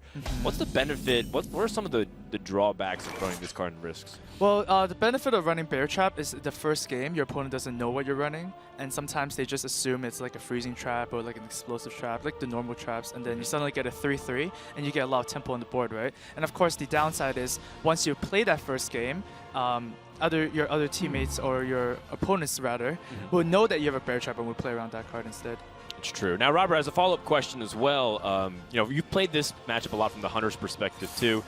How do you feel about the state of this matchup these days, now that TGT's been out for a couple months? I think as the Hunter player, you're really hoping to not see Wild Growth very early on. Darnassus Aspirin can be handled. You have tools to deal with that. But if you see that Wild Growth come out, and they can really quickly get to Keeper of the Grove, they can really quickly get to Swipe Druid of the Claw, you're in a bad place. I also think it depends on exactly what traps you brought. When we talked about Bear Trap, I think Bear Trap, as you said, is kind of a one-off surprise tool, unless you're also running Explosive Trap, because then you force your opponent to try to guess. It just comes down to, is this Explosive, is this Bear Trap? I think this is a very good matchup for the Hunter. Obviously, Druid is just a very strong class and can win a lot of situations, but I think the Hunter has a very equal chance. Yeah, I think you bring up an excellent point, is being able to get ahead of the mana, or we'd like to say using the most powerful tempo plays. Druid wants to leverage cards like Wild Growth really early on to get that mana crystal and hit their layered threats, like you said, Druid of the Claw. But yet Hunter has good answers to that. They have cards like Freezing Trap. They have cards like Hunter's Mark, which can shut down the biggest threats in the world. You could have a taunt minion with 1,000 health, and Hunter's Mark will still shut it down for 0 mana. So it doesn't really matter how big of a board you end up building. That card can siege you some amazing tempo if Kranich finds an opportunity to use it effectively. Especially because as the Druid, you're usually in the earlier turns, you're just playing one big threat per turn, and it's usually like a beefier threat. So Hunter's Mark is actually a huge swing card in this matchup, especially in conjunction with something like Knife Juggler and to Unleash the Hounds. You can just clear the board really quickly and get rid of, as you said, Druid of the Claw. Actually, go ahead. But actually, I like LifeCoach's position here, because usually as a Druid, you have to skip your first 2 turns, ramping up to Wild Growth or stuff like that. But now he actually has a board, and usually Hunters just play minions instead of ramping up, and then Druids can't really keep up with the board. But now LifeCoach feels pretty safe to just Wild Growth here. Yeah, there's a lot of things that go through LifeCoach's mind. You know, what if this is a hunter which I want to activate Freezing Trap early, then I have minions to play on curve. Not only would I be able to benefit by killing off the trap very quickly with smaller minions, I do have minions to play after turn 2, even if I didn't Wild Growth. So there's a lot of choices, and as such, LifeCoach ended up going to the rope, which is famously associated with LifeCoach's brand as a player. But that's also why he's so meticulous and calculating. He's such a hard opponent to deal with, because if LifeCoach plays fast, then oh my goodness, I don't know what he has anymore. Right. He always says that, you know, he uses the whole turn, not because of just that turn, where he's figuring out like what's going to happen 4 turns from now and stuff. That's right. Like that. Yeah. So while this might seem slow, there's a lot of really powerful implications with these decisions, because what you build on this foundation, because of how tempo drives this matchup, it could end up having ramifications to whether you win or lose the game. I like LifeCoach's decision to turn 1 put out the saplings as well. Yeah. Because that's actually buying him extra health here, as Kranich is choosing to use the Mad Scientist to actually clear those off the board. Because obviously cards like Savage Roar can make those 1/1s suddenly do a lot more damage. So LifeCoach has really kind of bought himself in essence 4 extra health, is what it looks like is going to happen here. So. Yeah, LifeCoach is obviously going to be a little bit suspicious here. I mean, why did Kranich play a trap into his 1/1 sapling on the board, right? So it's probably not a freezing trap. He probably doesn't want to attack the face because, I mean, you wouldn't play explosive trap in this position either, right?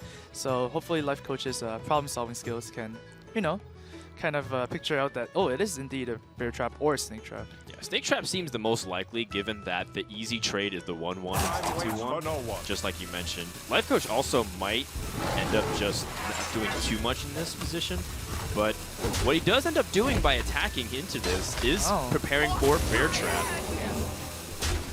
LifeCoach not caught off guard here, and high-level play, trap psychology is actually a big deal here, because when you're playing on ladder, you might run into an opponent and you're like, oh, I'm pretty sure this is freezing trap, that's what this is telegraphing, but it almost works kind of the opposite way sometimes in high-level play. Also, I believe a second trap was activated, and he attacked with the 1/1 to the face directly, which signifies that this should be a snake trap as well. This should be a snake trap, or it could be a snipe, I guess. It could be a snipe! That Shaded Naxxramas or Drew the Claw won't know it hit him. If they plays it in charge mode, that is. So that sequence was really, really good for LifeCoach. Not only did he perfectly play around the bear trap, he now basically knows what that trap is. Yeah. And even if it wasn't snake trap, it would navigate so that way it activates explosive correctly or freezing trap, and he would have follow-up plays. Very good sequencing, which again is going to make Kranich's life difficult, but he still has some really powerful plays available in the following turns. But this is a little bit awkward. The Knife Juggler does start in a lot of pressure, and if you want to kill the Knife Juggler in this position as LifeCoach, you have to hit it with something, and it will activate the Snake Trap. That's right. Now, the problem with Snake Trap 2 is that because those snakes are summoned, you get those activations from the Knife Juggler. It can kill the 1/1 as it's attacking. Right. Yeah, it always makes for a funny image in my head of the Knife Juggler, like this sapling's like coming speeding, and the Knife Juggler just whoosh, whoosh, whoosh, like throws out the knives. Yeah. It is. And then, of course, you try to dodge like the Matrix, but that's not always the case. It's like the beginning of the Matrix when Neo keeps getting hit with everything. At least that's what my minions experience. Good movie. Good movie. Great movie. I love that movie. Yeah. And this is kind of one of those things where when you're playing on ladder, you want to try to trick your opponent into activating the snake trap. Like, they won't know what it is. They want to get rid of the Knife Juggler. It's a high priority target. Unfortunately, because LifeCoach pretty much knows that it's a snake trap here, he's just going to make a Druid of the Claw, and obviously snake trap is not that menacing in this context. Right. Now, on the follow-up play, Kranich does have some very interesting choices available to him. It depends on how he wants to leverage cards like Hunter's Mark. Right. And how he wants to really push this snake trap to its limits, because now he knows that LifeCoach doesn't want to attack into the board at all. He also knows that LifeCoach doesn't have a Wrath or something, to deal with the Knife Juggler, or like a Keeper or something like that. So Kranich could go really greedy here, or like really brave, and just Hunter's Mark the Druid of the Claw and just play a minion. Hopefully the Juggler hits that. I think he's going for it. Going for it. Oh, man. This is, sometimes you just got to be brave. Kranich said in the beginning that he was a far cuter gamer than LifeCoach, and he believes in himself, and doesn't quite pay off. Probably going to have to put the Knife Juggler into that. But Or he could just not attack as well. Yeah. You could put the onus onto the Druid of the Claw to make decisions. But it also you guys are right, yeah. That is the better play. He knows that his opponent probably didn't have Keep with the Grove, like Amaz mentioned too, and that is one drawback of this play. It's you risk the idea if he can silence that Hunter's Mark and restore it back to a 4/6 minion. Right.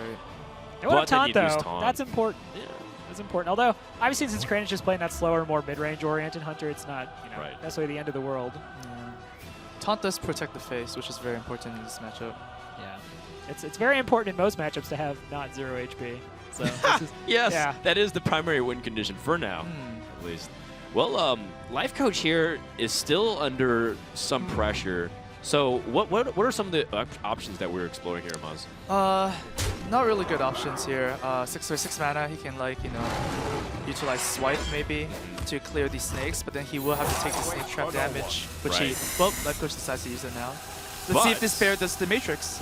Oh my goodness, is he the one? Wait, no way. Really? Bears aren't super agile. This is kind of... Oh my gosh! That is... He's the one. He's the one. LifeCoach doesn't see the game the way we see the game. Everything is just green lines of code on the screen right now. He just sees knife juggles and wild growths. And hopefully this is where the series stops for him and there's no 2 other movies, because if it goes on from that point on, then it might not be a good ending for LifeCoach. But thankfully, it's the first game. Anything could happen still from this series. Even though we just saw that Druid the Claw survive, Hunter still does have some comeback mechanics. Web Spinner can always pull up some really nasty things, not to mention that he can combine that with Houndmaster to have a really strong board. I also don't think Kranich here, I mean, yeah, Kranich would like to be farther ahead in damaging LifeCoach at this point, but LifeCoach's hand is not particularly great either. You have a Savage Roar, which doesn't really do much at the moment. One card could change that all, though. One card could change that. Houndmaster obviously buffing that Web Spinner up to a 3/3, making a lot more intimidating, and it still drops a random beast, so that Web Spinner's in a good spot and can just start pushing pressure. It's a really strong play on turn 5. You put 7 power and 6 health on the board. But LifeCoach, on the other hand, drew a Shredder, so he can actually utilize all his mana. So that's pretty good. He can effectively do the same thing. By next turn, he'll have a 4/3 and a 3/3 as well. Yeah, so and both of them are sticky. Kind of make a Houndmaster and a Web Spinner yourself, too. Sure. I still feel like Kranich is at the moment in a little bit of a better spot, but LifeCoach probably wants to start looking for like that Ancient of Lore, see if he can grab that, kind of get some more cards. He's got the Savage Roar, just kind of needs to get that Force of Nature now. Right. Kranich has a much more aggressive hand. Right. Because LifeCoach's Darnassus Aspirant loses significant power as the game goes on. It is a minion that could benefit off of triggering Freezing Trap if the game develops at that point, but Kranich has follow-up with the Web Spinner as well, so any beast that he gets off, he can also use that for Kill Command, so it doesn't really feel like Haunted Creeper has to stay in the hand. One of the drawbacks of Kill Command is, you want to get that full damage, and if you don't have a beast in hand, you won't get the full synergy. Oh, wow. I like this. This was a very important turn for Kranich. He basically had to make a decision on whether or not he was going to trade. That Shade he obviously can't get to. The Shredder's going to require 2 different sources of damage to get rid of it, and he just, he has the Kill Command in hand. Obviously, Haunted Creeper wasn't necessarily what he wanted, and yeah, LifeCoach. Wild Grove is a pretty bad draw here. No, that's not what you want to see. Not an extra option at all. Very low impact. Right. Yeah. And he's at 12 HP like you were mentioning, so this is a very, very tough situation because Kranich effectively has 10 damage next turn no matter what. He's got a Beast Kill Command plus the Eagle Horn Bow and the Hero Power, and that's going to set LifeCoach very, very low to potentially just die to the Hunter Hero Power even if he clears the board. So right now, what LifeCoach needs to hope for is like a taunt minion off the Shredder, or maybe a Vitality Totem. Dude, you underestimate. We thought it's the same thing. Yeah, but Victor the Vitality Totem is not to be underestimated. That's true. And I like the fact that, as I was saying, Kranich took the more aggressive approach on that last turn because you look at the Web Spinner and you're like, all right, I could try to play this for value, try to play this for the long game. But when you're playing against the Druid, you understand that the Druid, the longer the game goes, the Druid's still in a fine spot. He can heal up, he can get to its combo, you can just die. Whereas the Hunter, you have a window where you have to close out the game. And I mean, you're forcing LifeCoach to trade, so you're still going to get the Beast off of the Web Spinner. And that's exactly what happens here. Ooh, Bloodbend Raptor is not a Vitality Totem. Fun fact. It is not.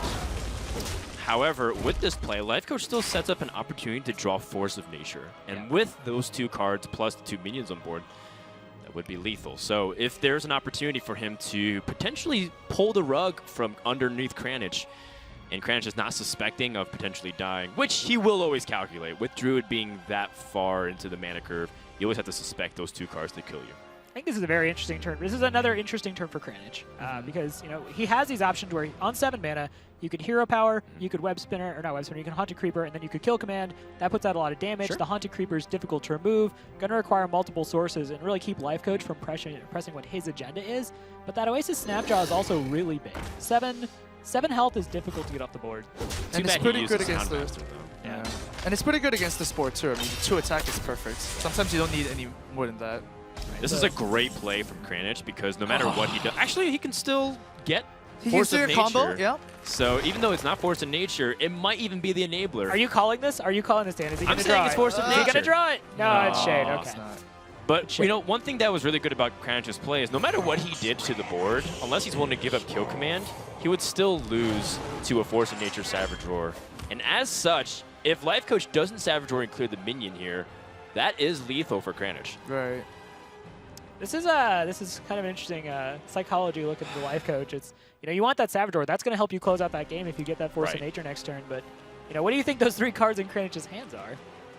Like probably damage. Yeah, you have to expect a kill command at least, right? But the thing is, if you use the Savage Roar right now, then when are you going to kill the Hunter? You're going to give him like 1 more turn or 2 more turns. That hero even. power's coming in every turn. Right. So. You just. So then you'd be relegated to hoping you draw a heal of some sort, because you're at this life stage where it doesn't even matter if you have taunts, you might just have direct damage to go past the taunts. LifeCoach recognizes that if he has 1 single kill command, he's dead, but he's going to hope that Kranich doesn't have it. Unfortunately for our German player, though, Kranich does have this kill command. He's going to seal game number 1. You have to play to win. That's what LifeCoach did here. He realized he needed that Savage Roar, like Amaz said. You have to be able to put that damage in there to get the Hunter. And Kranich played this well. He understood when to turn aggressive. He's going to end up taking game 1 here against LifeCoach. That's right. Very strong start for our very confident Korean player, and that's going to be a 1-0 lead. However, this is sort of the outcome that we've expected to happen, right? We weren't saying that Hunter was a bad matchup for Druid. In fact, that was probably one of its best. I mean, Hunter for Kranich, as you can see from the matchups here, is pretty good against LifeCoach's lineup anyways. Yes. So LifeCoach losing to Hunter isn't the worst thing that can happen for him. He still has his other decks, and Kranich still has his Druid and Warlock. So a lot of mirrors potentially that LifeCoach feels very confident in. 2 things stand out to me a lot. The first is what we mentioned earlier, that Kranich does have a lineup that's very powerful and standard, similar to last year's lineup. With the exception, of course, we don't know the Warlock being. The second thing is that LifeCoach is completely different than Tice, his teammate. And both these guys practice with each other a lot. They're on the same team. They've traveled together to almost every event for the past 1.5 years. And yet they've picked 6 different classes. What's that all about, Robert? I mean, obviously, you can be really close friends with someone and respect their opinions, but at the end of the day, you're coming to the Hearthstone World Championship. This is it. This is the big event. You have to go with your gut. You have to go with what you think gets you the win, and I like the fact that they both have very different styles at the end of the day. Yeah, that's right. So as we get ready for our second game to see if LifeCoach can turn it around, you heard some strong words from Kranich at the very beginning and his thoughts on LifeCoach. Let's hear what he had to say also about strong competition in general, not just his opponent. The reason why I'm playing this tournament is that I just really like the competition. I just feel really happy when I win against strong players. And that's why I just keep playing Hearthstone and try to qualify to this event. I like being strong opponents too. In fact, that's what I consider every one of my opponents. So I make myself feel better when I'm getting the victory that 1 every 3 days. So I think Kranich is off to a great start, feeling very good so far. How are you guys feeling about Kranich's play so far? Yeah, so far it's been really good. It's been like he realizes when to go aggressive, when to establish the board. So yeah, I'm impressed. Okay, now that we evaluate the classes as well, I do want to ask you a question to either of you. I'm just going to throw this out there. We've seen Warlock a lot, but we've seen players really favor Handlock prior to the Patron Warrior being changed a little bit. How has the dynamic shifted from your perspective, Amaz, from the Warlock class? Well, Warlock can actually play Zoo now because Warsong Commander just no longer clears the whole board with the Patron, right? So yeah, Kranich right now, he's going to bring the Demon Zoo back. and LifeCoach is going to be a control warrior, so it's going to be an interesting matchup because I talk with a lot of pros, and you know, it kind of goes either way. Some people think Zoo is better in this matchup, some people think control warrior is really good, but when it comes down to it, it really depends on whether the warrior draws the Fire War Axe, right? Yes, that's true. I do apologize before. I did say that Tyson LifeCoach played 6 different classes. What I meant was 6 different styles. The warriors do differentiate each other. There's one more of patron style, and then there's one that's completely defensive, and you play control warrior. And LifeCoach here is going to immediately pass, seeing that he does have early game removal options, which will be very important, but he doesn't have some weapons to remove these early flame imps, which will do so much damage if it gets out of control. Yeah, I think back to your question about Handlock, though. I think it's interesting to point out that Handlock was very much a popular deck because of what it could do against the Patron Warrior, which was considered at the time to be the strongest deck in the meta. Whereas now, a lot of matchups are very bad for it. With Druid being such a popular class, like, Handlock really does not want to play against Druid. Seeker Paladin is another one that I'm sure a lot of players were expecting to see more of. And Seeker Paladin actually just has a great matchup against Handlock because of Divine Shield, Redemption, Avenge, Mysterious Challenger coming down on turn 6. So it'll be interesting to see if more players as this tournament go on are favoring kind of that mid-range Demon Lock kind of Handlock, or if they're, you know, just going straight for Zoo as Kranich is. I personally am really glad that Zoo is back. Yeah. Haven't seen that in a long time when Patron was so dominant. Well, you know, Tice, LifeCoach's teammate who just won a previous series, was using the Zoo deck prior to this tournament in a couple of events. So it is starting to make that slow transition into relevancy that people are aware of these days. However, one thing to note is that Warrior's also gotten much better too. You saw Bash, for example, being an early removal option. That does give it some fighting spirit in the early game, so that way if you don't draw your weapons, you're not as much in trouble as you used to be in the past. Right, and it's important to note for people who maybe haven't seen Zoo in a competitive tournament in a while, the win condition for Zoo is to very early on get control of the board with sticky minions and just kind of overrun the opponent until they don't have answers for the board. Then you finish them off with something like a Doomguard. If you're running the heavier variant, you might Void Collar into Mal'Ganis. There are a lot of very important pieces that help you seal out the game, but the name of the game is still board control early on, very similar to mid-range Hunter. Well, Zoo nowadays can be classified as a mid-range deck based off the way it curves, based off the way it plays its style, where very early you board control, but then you push for tempo in the late game. And those cards like Void Collar are the beneficiaries of that, right? You can get those demons out, which are normally incredibly expensive, and get out for really cheap. Now, this is a really sticky board, like you mentioned, but it's not also very threatening, and this gives some time for LifeCoach to be able to start putting out threats which can contest it, because 4 power for 3 minions is not a very strong amount of attack coming your way. Now, that said, Control Warrior tends to, aside from the weapons, have a lot of single-target removal spells, which is obviously not super strong against a class or a deck like Zoo, where you just have, you know, Imp Gang Boss is making more minions, Haunted Creeper is leaving minions behind, so it's kind of interesting. They both have kind of edges against each other, and then cards like, I think, Power Overwhelming can be, you know, the swing cards that help them get through stuff like Sludge Belcher, get through all that extra HP. Defender of Argus is another really big card, and, you know, Kranich getting that second Haunted Creeper last turn and being able to just drop 2 Haunted Creepers as opposed to a Haunted Creeper and a life tap, so much bigger to me, I think. Right. Now that Kranich has the perfect mana usage of Power Overwhelming and Defender of Argus, or Implosion, however, it's one thing to consider of how far do you want to extend into the board, with Brawl being a possibility. Well, you don't want to use Implosion because you don't have enough space for all the creatures that are going to go down. I mean, you're assuming yourself you're going to roll 4, right? Yeah, assuming you roll 4. Right. I like this play a lot. He's got a very big board. Implosion has the ability to generate a lot of minions, so maybe he saves that for after this turn if he doesn't see Brawl and a minion comes down. LifeCoach kind of needs to start finding a Brawl. This is a matchup that has existed very beginning of Hearthstone. Control Warrior versus Zoo, and Brawl is such a big part of this matchup and remains so even today. Right, and I mean, it's past the weapon point, right? Right. Just look at LifeCoach. He's like in excruciating pain. Like, where are my weapons for the first 6 turns? He's definitely rocking the not like this, as some call it. Well, for now, he's not like he's out of options either.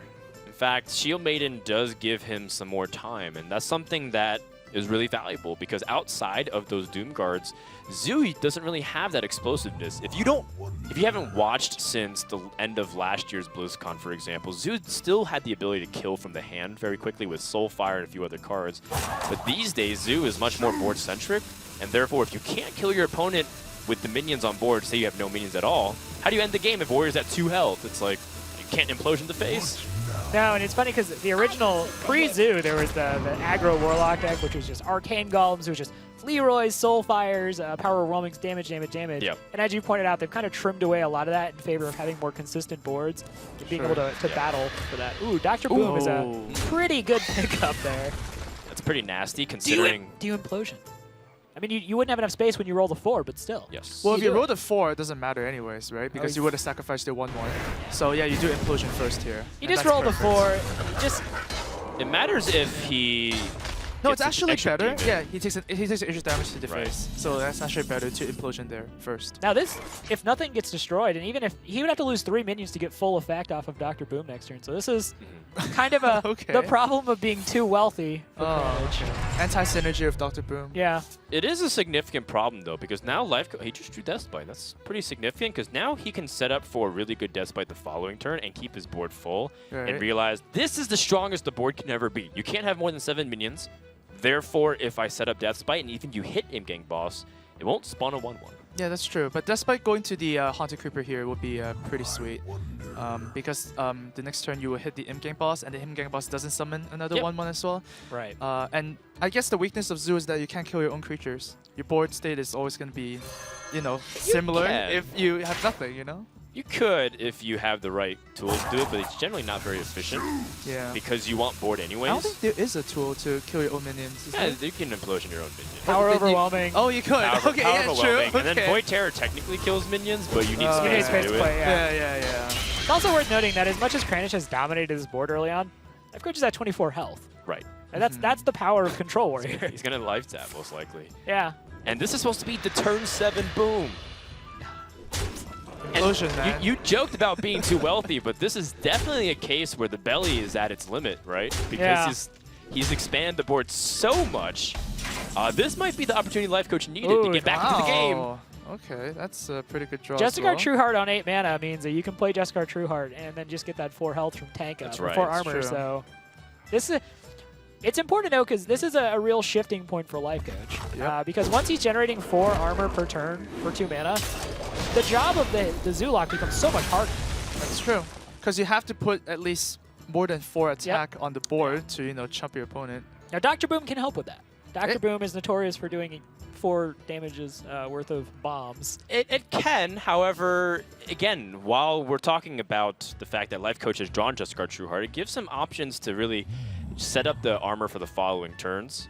So he's now going to have 4 armor, and he's going to also force Kranich to clear this. Otherwise, Justicar lives for a turn and does 6 damage right back. Which I don't think we've ever seen in a tournament. Justicar Trueheart usually very frail. Just comes down, activates, and then dies. It's literally Doomsayer sometimes, where I don't even think I remember Justicar Trueheart like voice acting. Like, what's the sound that it says? I don't know. We're gonna find out. We gotta listen. It's disqualified. Disqualified. Ah, you're right. You don't get to hear from the spectator Trust the mode, Moz for the Jeoparino questions. Indeed. No, and I think Void Caller is being offered up as the sacrificial lamb, but that Fiery War Axe draw changes things. Well, now that Shield Slam is 1 out of range from cleanly removing Dr. Boom, that is really inconvenient. That is. And he used both of his shield blocks and his shield maiden, which normally allows you to pair 7 armor very easily. Right. So tank up is great, but it's still not enough. On the other hand, Kranich's hand is not very good at this point. Double Void Collar. Speak to me. The Owl is Void definitely Terror, pretty rather. good, though. Yeah, the Owl is good. You know, limit LifeCoach from drawing more cards. Because, you know, Warlock Hero Power, with the life tab, you can always draw cards. The Control Warrior really relies on Acolytes to draw. But you definitely want to be the aggressor, right? Like, it's nice to have the Ironbeak Owl in hand to say, okay, he'll draw less cards. But it'd be nice to have, like, some big threats. It'd be nice to have a Void Caller into a Mal'Ganis. Nice to have a Doom Guard. He's not really pressing anything, and LifeCoach is just going to be able to get a whole bunch of armor per turn. So I wonder if LifeCoach is going to go aggressive with the Justicar and Shield Slam Dr. Boom twice and hit the face. And that means because he wants to use his 6/3 as a way to potentially kill, and if he clears the board, then Ysera ends up being able to be played. However, Kranich does have an answer to that Acolyte, which is something LifeCoach won't like to see at all. Ooh, that's okay. So Nerubian Egg makes the Void Terrors. My goodness. Yeah. That's really, a real really big good, threat. He can also squeeze in a life tap in case his plays get better. There's the Void Collar, but probably just going to end up summoning out a Void Terror, assuming it even gets traded into. Justicar ends up trading. That was the longest surviving Justicar Trueheart in the history of competitive Hearthstone. Yeah, let's set up a statue. Commemorate her. 1 turn. So this is 7, 9, 11 damage on board. Very scary because LifeCoach knows that he might end up dying to a Dr. Boom, or not Dr. Boom, sorry, a Doom Guard. Right. And that means LifeCoach hypothetically feels like he has to do something, but does he? If he tanks up, does he still die at all? He doesn't. But the thing is, like, if you play Ysera, you can't use your hero power. And at this point, you have to expect the second power warming or like the 2 Doom Guards that's in his deck. Even Mal'Ganis would be probably enough to kill him, right? Another thing worth evaluating is the fact that Ysera is in the Control Warrior deck, and sometimes Warriors are replacing the Alex Straza with Ysera. Okay. And that's a funny way to interact because then that might be the thing that keeps LifeCoach safe in this position. It's always a reflection on what you expect to see, right? Oh, Ysera awakens. That's a really good one. But Doom Guard is off the top. Oh, that's a little bit too late. And Kranich needed that Doom Guard to finish the game, and finish the game he will. That's a 2-0 lead for a Korean player. Yeah, he his lineup so far has been very much reminiscent to me of Firebats last year. He's got that Zoo, he's got that Hunter. That's right. And he is just trucking down these LifeCoach's decks. And if anything, I mean, if history is any indication, Kranich will be on a path to the winner's match if he's able to win at least one more game here. And Kranich is the only player returning from BlizzCon 2014. That's something that we have to say to his merit. In a game like Hearthstone, it's very difficult to try to get to BlizzCon twice. I mean, in any game, to get to BlizzCon twice in a row is very challenging. But Kranich is the only player so far to do it. Yeah, consistency in his skills in deck building brought him to this position. So he definitely wants to qualify for BlizzCon and go into the top 8. And on the flip side, how devastating is it to lose that Warrior to the Zoo when you know that Druid is still available to your opponent? And that's going to be a very difficult matchup to overcome as well. Right. You have to not only win that matchup, but you have to kill Druid 3 times, a class that's known to be very consistent. In fact, it's so consistent that 12 out of our 16 players have brought it. So it's going to be very challenging for LifeCoach to overcome that. Yeah, especially because I predict that LifeCoach is going to bring Handlock. He always brings Handlock, every single time. Even though we ask him, it's like, oh, sometimes you want to bring Zoo to like change it up or something, but he was like, oh, I'm just really, really good at Handlock, it's my comfort zone. So that's going to be another hard matchup. But first, we'll start with the Druid versus Warrior. It's stressful for LifeCoach. He looks a little overwhelmed at the moment. You can look at him taking deep breaths, leaning back. He's not really engaged just yet. Kranich does have that Darnassus Aspirant and the Innervate. However, Savage Roar is not what he really wants to look at early game. He wants other minions so that the ramp can hit more powerful opportunities to get Savage Roar and finish the game. Yeah, you talked about how consistent Druid is, and I feel like Darnassus Aspirant has been the card really that's made it this consistent. I mean, it's always been a powerful deck. We've always seen it in tournament. Obviously, it has the ability to win with the combo. It has great removal. But Darnassus Aspirant has actually just made it so much more consistent to play because you have so many options. You have the Wild Growth, you have the Innervate. Well, he's got 3 ramp. There is an idea that I was discussing with some other players called Druiding Too Hard, which is when your opening hand is just so much mana ramp and no real threat. Now, obviously, Kranich has a couple turns here to draw into something like a Shredder, Druid of the Claw. He can find something, but right now, I mean, he can ramp up his mana. Yeah. That's what he has. Ramp so hard. Yeah. Ramp all the so Warriors hard. trying to find me. Yeah. The 360 windmill dunk of ramp is what Kranich's hand is. On the other side, LifeCoach should be pretty happy to see that War Axe finally to start. Yeah. That's an interesting point because prior to the Grand Tournament, you didn't need to really try to find a fiery War Axe against Druid. Yeah, exactly. Right? They're just Wild Growth or just Hero Power, right? That's you could be looking for that Death Bite, but now you kind of need that fiery War Axe to deal with the Darnassus Aspirant. So here's the good news and the bad news. The good news is Kranich found the early game ramp, and this is the time you do want to draw your ramp. Wild Growth in the middle stages of the game is not very powerful, and Wild Growth at the late stages of the game, while it cycles, you'd rather just draw the card that it would have drawn anyways with more mana. Now, LifeCoach, on the other hand, because he sees a ramp, he's going to be like, oh, that stinks. But if no minions follow up, that gives him time to stall, and Warrior does get really powerful in the mid-stages of the game, too. That's just good. He got that Druid of the Claw, so he's looking at, well, actually next turn he'd be on 4 mana, so it'd be kind of awkward to innervate out the Druid of the Claw. Exactly. A 4 mana drop or a 6 mana drop to innervate would be perfect for Kranich. It's still awkward though because, like you said, if he does innervate through the Claw, but then like, what does he have next turn? The following, Keep of the Grove is like okay, but it's something to play. I don't think you want to silence the Armor Smith here. You definitely don't want to just do 2 damage to his face at this point. So I feel like he's probably just going to hold the Keeper of the Grove. Yeah, I mean, Druid of the Claw is a possibility. However, you do know that if he plays Execute and removes that minion very easily, then you're back in the same spot. You have minions that you don't want to do. Do you even Wild Growth here so you can set up for something better in the following turns? Oh, yeah, he's going for the big question. He's going for the awkward Druid of the Claw. The problem with Wild Growthing here is that you do lose a card, right? I mean, it does represent another card in your deck. And yeah, it really pays off if Kranich has put, you know, Adjudrake's, because we know that 2 Ancient Lords are usually in Druid decks. Sure. It really pays off that you get the Adjudrake to actually cycle more cards with so much mana. So LifeCoach obviously has more than enough means to remove this Druid of the Claw. It's just kind of a matter for him of like finding out what the best way is. Sure. There's Bash. He could hit with the second charge of the Fiery War Axe. He could use a Shield Slam. Don't think that's what he would want to do here, because you have to like use it with another card. So there's some mana efficiency with Cruel Taskmaster though. So I think one of the things that you do want to evaluate is how does Bash and Shield Slam interact with the mid stages of the game? It's like, what does the opponent indicate when he has to innervate Druid of the Claw on 4? So it's like, do I have to save Bash for Pilot Shredder? Maybe not. No, you want to keep your minions. You want to keep a board against Druid. So I would attack with the... I will attack Druid of the Claw here, and actually take it out that way. Definitely use all your War Axe. Okay. So he's got board now, which is usually not something the Control Warrior has against the Druid player. It's true. This It's very rare. This is a nice advantage for him early on. And Kranich's hand, let's see what this draw is, but yeah. Oh no! Oh, wow. He is drawn into pretty much just ramp and combo pieces, and he had the 1 Druid of the Claw. And it might just be time for Keeper of the Grove to come down and get rid of that Cruel Taskmaster. Yep, put a body on the board. At least that's a little bit efficient, you know?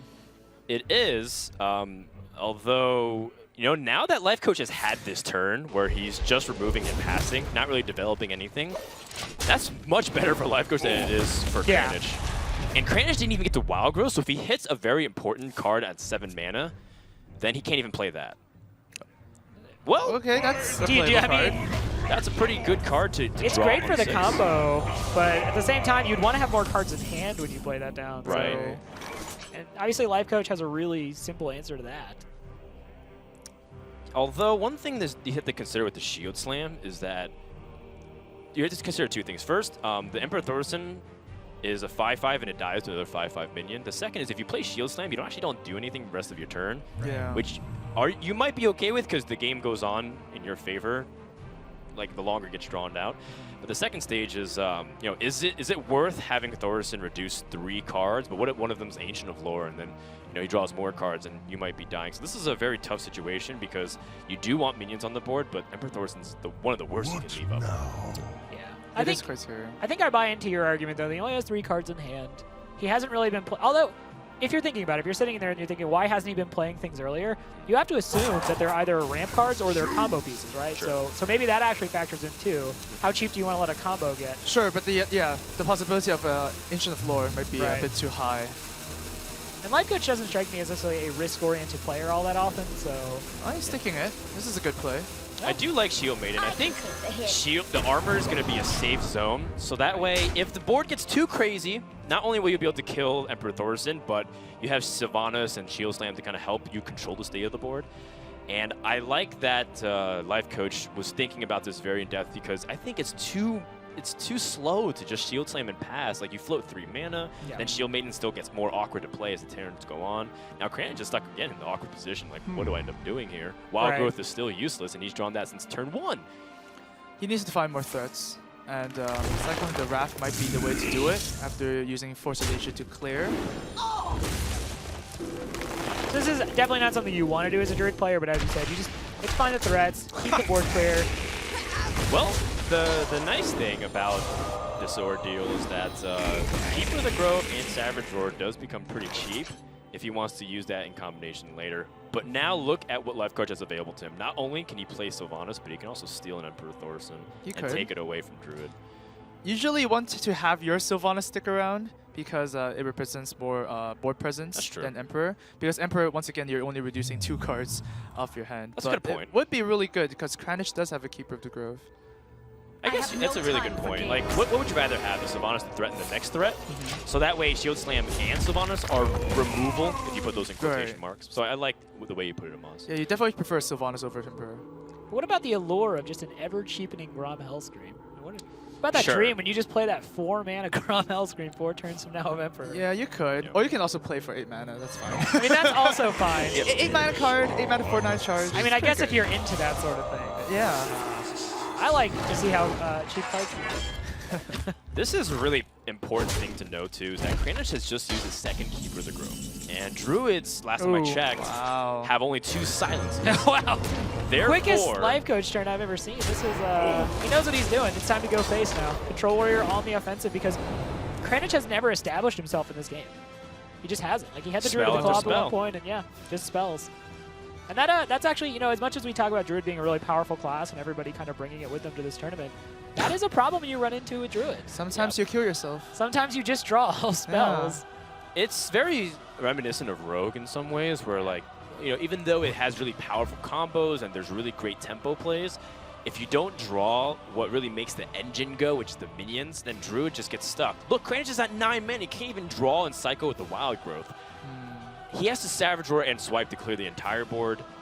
If he just wants to swipe and then use Savage Roar or use a minion to clear, like, all these things are not very desirable at all. This is not a great place for Kranich. And it's going to get worse considering that LifeCoach does have minions. Yeah, he does have very high quality cards, a lot of big creatures. Yes. This is I used to have this argument with Kit Kats back in the day. Obviously, Kit Kats is a very established Control Warrior player. And, you know, he would say all the time, like, if this goes to the long game, my minions as a Control Warrior are just better than the Druids. This is kind of showing. There's Druid of the Claw, like, how many turns late? This is an instance where Wild Growth in the late game is not necessarily that bad. Well, hey, it's oh yeah, 0 mana. And it allows him to play 2 there's a Drake. Oh, well, the minions are coming now at least. Of course. You're going to eventually run out of spells, but do you have enough time to benefit off of it? Because it doesn't look like it. There's very easy trades for LifeCoach, and his board is ever expanding. Yeah. This big game concentrate was really, really good for LifeCoach. That's right. The second Sludge Belcher, too. I mean, at this point, LifeCoach, unless Kranich just gets something crazy off the Ancient of Lore, LifeCoach can pretty much just focus on doing damage to Kranich face. And actually, no, he doesn't have enough just yet, but with a weapon off the top, something like that, that would do it. Cruel, if he has a second Cruel Taskmaster. No, the only things that can really save off the Ancient of Lore is if you swing momentum through an Innervate or through a Big Game Hunter onto a minion that has a target on it. However, LifeCoach has neither of those things that are vulnerable to it. So it would have to be even more wild, like Naturalize or Mulch, in order to, like, stabilize. But then are you even really Starfall? Yeah, Mind Control Tech. Yeah, Mind Control Tech would be pretty clutch here. Yeah, this is all going to the face. Kranich is just at this point probably trying to get information. They're trying to see more of LifeCoach's cards, so. Yep, 2 Savage Roars, but 0 chances to win this game. Kranich does not have an opportunity to swing it. He is going to drop the Sludge Belcher. He's not dead yet. He's not dead yet, but and again, how long can he hold on for? Because LifeCoach could easily draw into it twice over with that. Never mind, I lied. He's dead. He is dead, yeah. Is he dead? If he uses Savage Roar here, the no, if he uses Savage Roar here, he's technically a lot dead. He can kill the slime. Right. Let me see. Yeah, so he's actually LifeCoach is actually 1 damage off lethal. Unless Acolyte picks it up, he has two opportunities. That's Any true. weapon, by the way, which he can get. Oh, there you go. Is the game. And like I LifeCoach said, guys, like I said, I knew he was going to get the axe. All right. Yeah, easy game. Get the axe. Control Warrior defeats the Druid, and that is a rare occurrence to be seen. And LifeCoach is in this series now. 2-1. Yep, he's on the board. Yes. Some may say the hardest obstacle to overcome. I also like the strategical choice of LifeCoach to go for the Warrior immediately, realizing that if in Conquest, you don't want to, you want to keep onto the decks that you're going to lose with anyways if the series is over, because you might reveal too much information to your opponent. Sure. The more you lose, the more information is revealed about your deck. Therefore, LifeCoach says, you know, if the series is over there, at least I'm playing Warrior, which my opponent knows anyways. Right, I'm curious to see now if he goes for that the Warlock or just enters the Druid Mirror. The Druid Mirror can be decided pretty early on, to be honest, based That's on true. kind of what you get in that opening in. It's a very swingy matchup. But like so. Frodan said, if LifeCoach does lose to the Druid, you can plan for the worst and conceal some information on the Warlock. Right, because as you said, you very much expect him to bring the Handlock deck, so concealing that is actually kind of a big deal. That's right. Now, Druid versus Druid, there's a lot of feedback from players saying that a lot is determined early on through the ramp. Right. And LifeCoach does hit one of them. He keeps Emperor Thorson, which I do like. It is another way you can seize back tempo, one of the few comeback cards. Kranich keeps his Innervate and the Pilot Shredder, so he has a turn 2 play, but does he hit anything else to follow it up? And he does. Shade of Nax Rammus. Wow, that's really solid. That is the dream. That's almost as good as it gets. Yeah. Shade, Wild Growth next turn, turn 3 Shredder. It's the classic Innervate versus Wild Growth opening, kind of. And in the long run, Innervate does speed up the Wild Growth because you do have that minion swinging in for 4 damage. Usually it's a Shredder, right? Every turn. So you're ramping up to 4, 8, 12, 16 damage as opposed to ramping up mana that doesn't do anything. The Fire Lord in LifeCoach's hand. That's a card we used to see a lot more in Druid, in mid-range Druid, but these days it's kind of fallen off because it's a little bit slow. Dies to Big Game Hunter, which is a very common card, but LifeCoach has it in his deck in a golden one, no less. Yeah, this already looks really bad. LifeCoach. Well, Oh, man. I mean, one thing that's really interesting to note is that not only is Kranich hitting the ramp, but he's also got Ancient of Lore to refill the hand and impact the board. It's one of the very few cards that's extremely versatile to do, not only do that, but also heal in a pinch. Therefore, LifeCoach needs to not only command and seize the board, but have to deal with the fact that Kranich might be able to reload and go for more pressure. And looking at LifeCoach's hand, I mean, yes, he could technically coin out the Drake if he wanted to. That's not something he wants to do based on what Kranich has on board. And yeah, you could even silence the Shredder, but the Shredder trades so well into the Keeper of the Grove. It's a bad situation. This is kind of one of those places where, as a player of LifeCoach's skill, you have to basically decide which is the least poor play you can make here. Sure. And that happens sometimes, especially in the Druid mirror match. You also do want to keep the Keeper for the Shade when it gets revealed. Yes. So maybe the Drake is the better possibility. Oh, he's going to go with Wild Growth and ramp even more. I believe he's anticipating that Emperor Thorson is his best chance to come back. Because the following turns of Emperor Thorson, he can play, Drake plus Keeper or squeeze in more. Oh, wow. And that's not the most powerful play on turn 5. So that gives LifeCoach a slight breathing room, but it's still not very comfortable considering that there's 3 minions, and Savage Roar now becomes 8 damage just off of 1 card. Plus, Kranich now can just next turn play down the Ancient of Lore. Start drawing those cards. It's a 5/5 body, and that's probably what's more relevant at this point, is just that 5/5 body. He could draw into Savage Roar and just end it right there. The timing of Kranich using his Shade is really, really good because now it forces LifeCoach to use an answer to the Shade, so the Aspirant lives, thereby he can play the Ancient of Lore. Yes. So that was a very good attack there. Kranich has really kind of had this mapped out for him. This is a Druid hand that he's had that has kind of really just told him exactly what he wants to do. Oh, second Ancient of Lore, too. That's right, and LifeCoach only has one opportunity to come back into this game, I feel, and that's off of the Pilot Shredder. If something disastrous comes off. Yeah, it might be that point in time. He's going to evaluate, though, first, because he still does have Innervate, which allows him a couple Do you of maybe plays. play down a Ragnaros or Innervate out the Ragnaros and just see if it hits like a high priority target? Like maybe that's something you can hope for. A more realistic option is to play Azdrake and hope for a swipe, so you can innovate the swipe and clear a lot of the board. Well, all of your options are pretty much like you're just hoping for something really big to happen. Savage Roar. Not the right spell. Be great for Kranich, but not necessarily great for LifeCoach right now. Is it time to see what you get from the Shredder? If your opponent has one Crack Savage, open that Shredder. Yeah, crack your present up. It might be time. If your opponent has one Savage Roar, you most likely will die anyways. Yeah. So you might as well just go you for could it. try. Let's pop open the hood, see what's under there. Okay. There's what are the odds nowadays? It definitely changed since TGT was announced. 80 something 2 drops.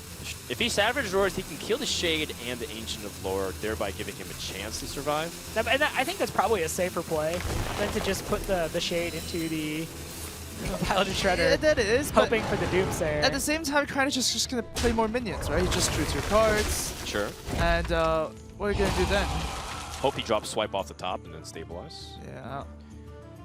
This Drake is probably gonna die. Well, if it dies, it's 4 damage you're not taking. That's so true. I guess you're like, get out there, Drake, protect me. Okay. Yeah.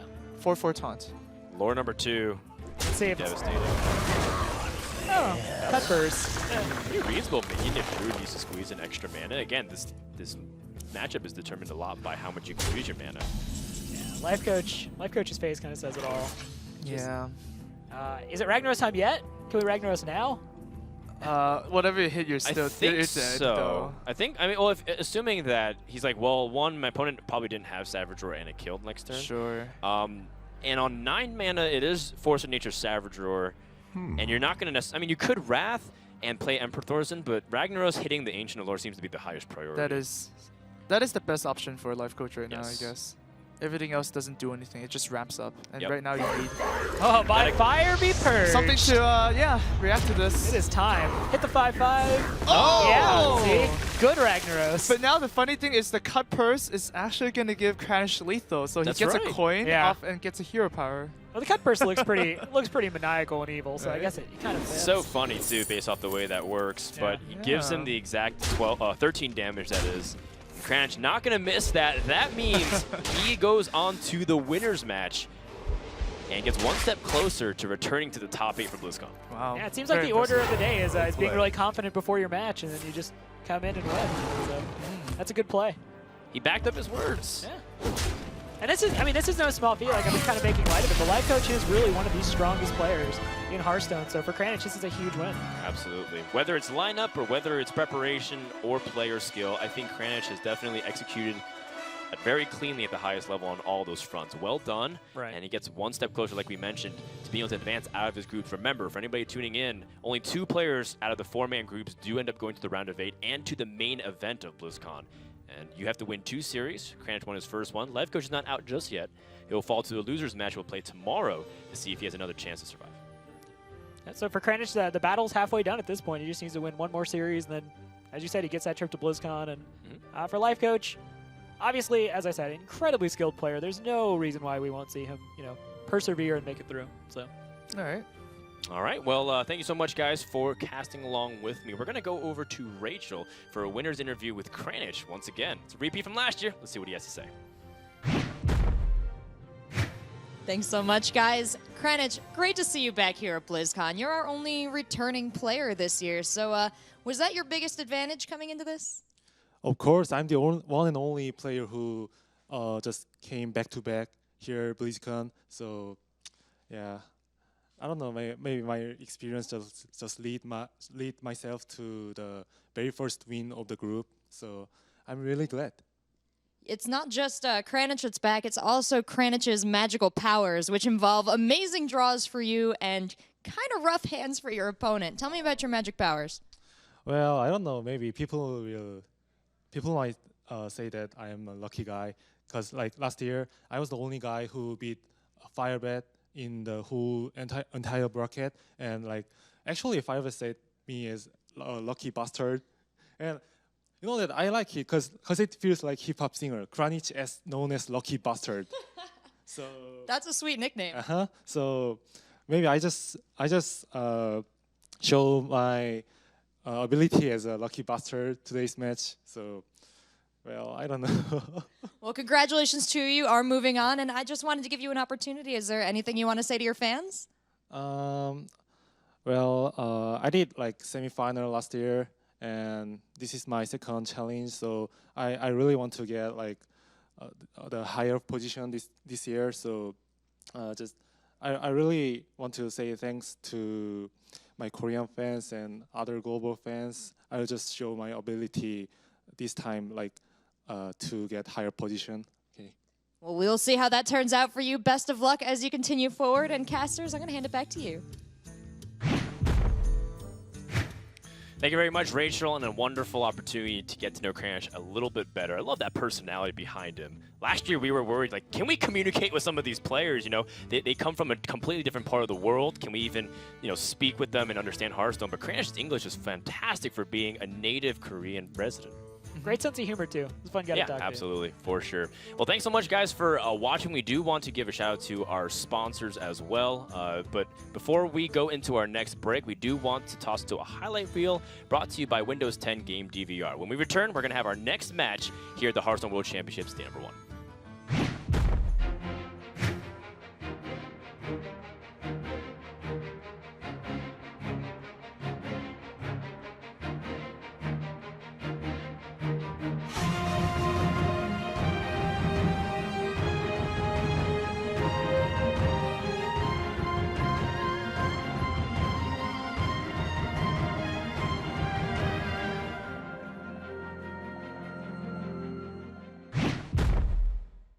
The 2015 World Championship Series Global Finals is brought to you in part by Intel, Windows 10, MasterCard, and T-Mobile.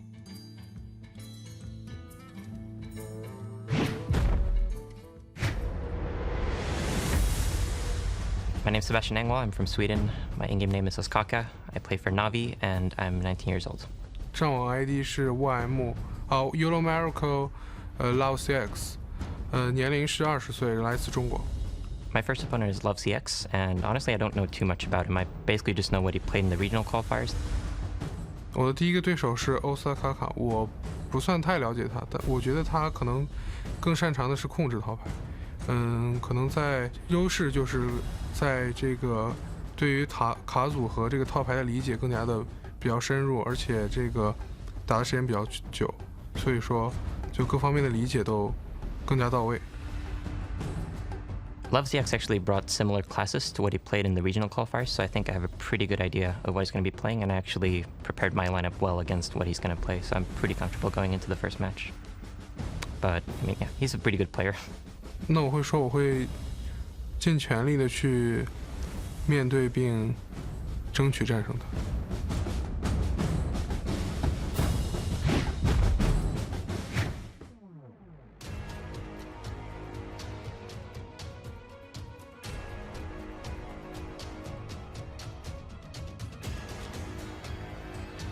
LoveCX versus Oskaka!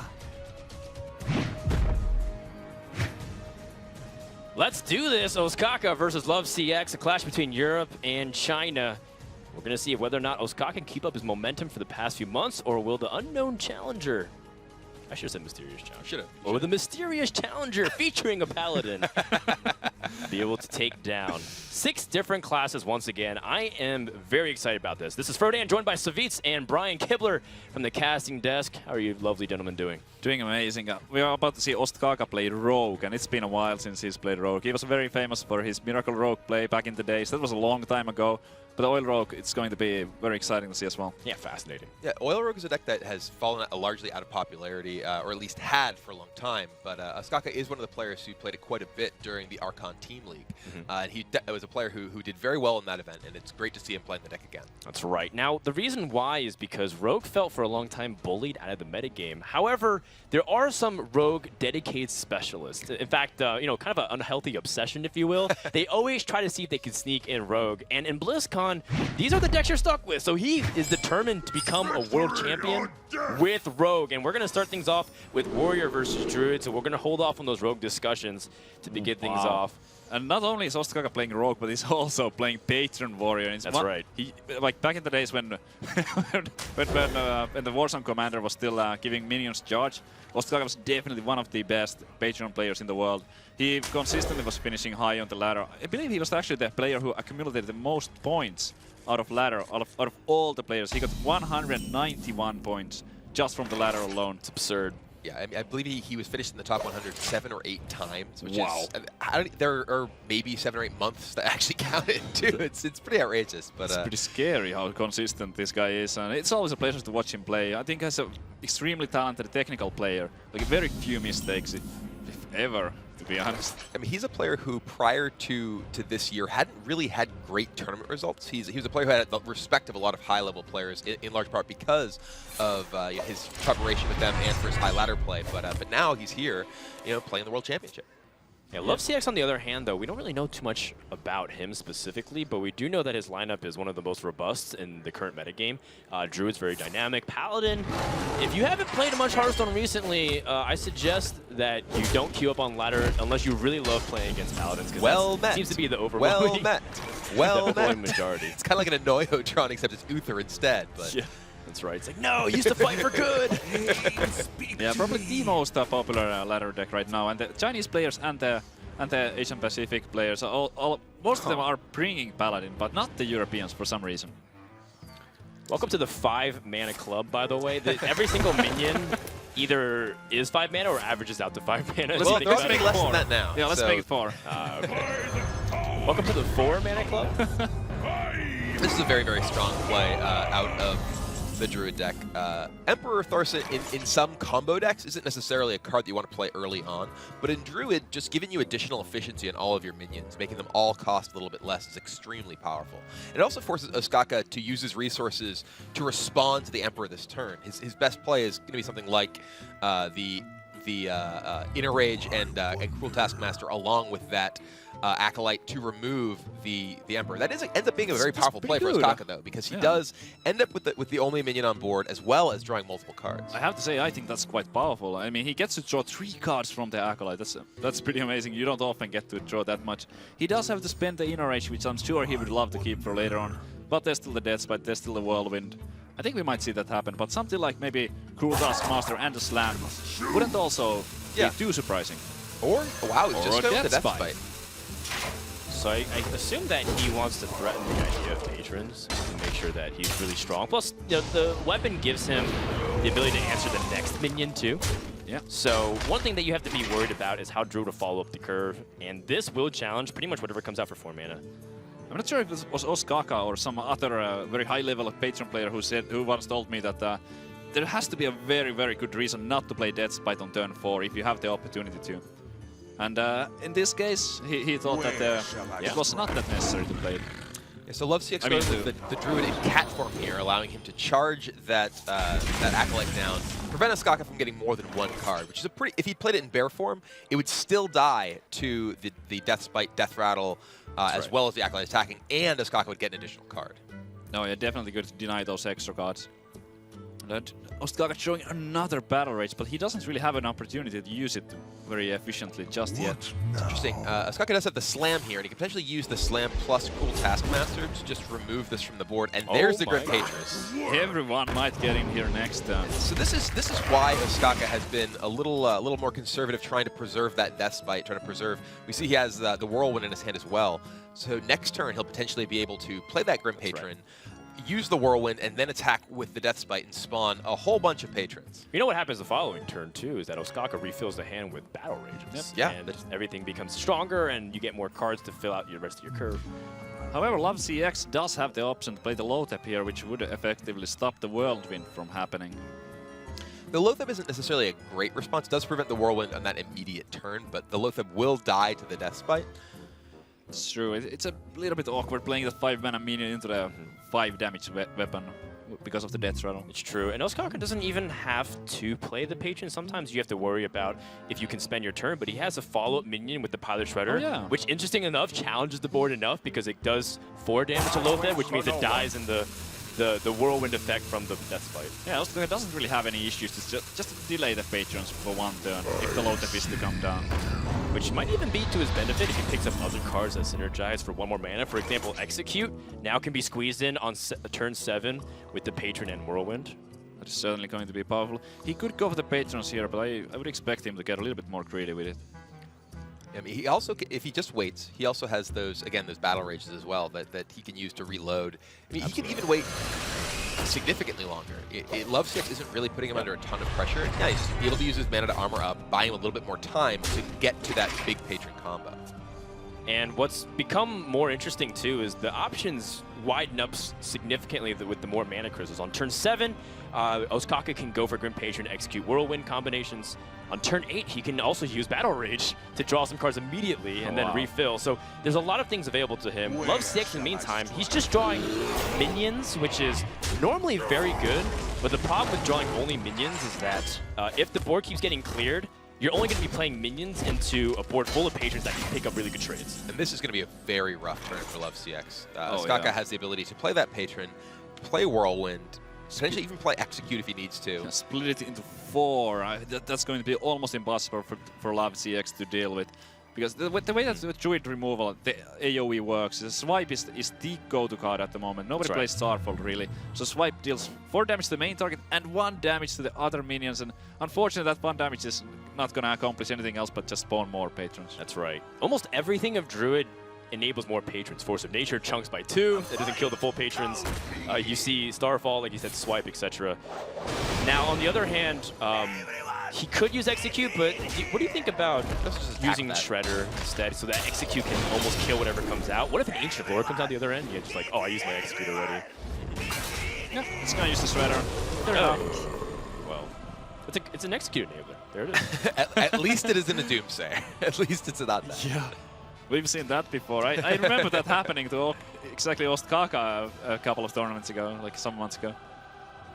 Now, on LoveCX's end, he has Ancient of Lore to try and draw other things, but this is where you start getting a little bit desperate because the patrons, no matter what you do, will pick off a really good trade and then start damaging you right back, and you still haven't dealt with the patron flood.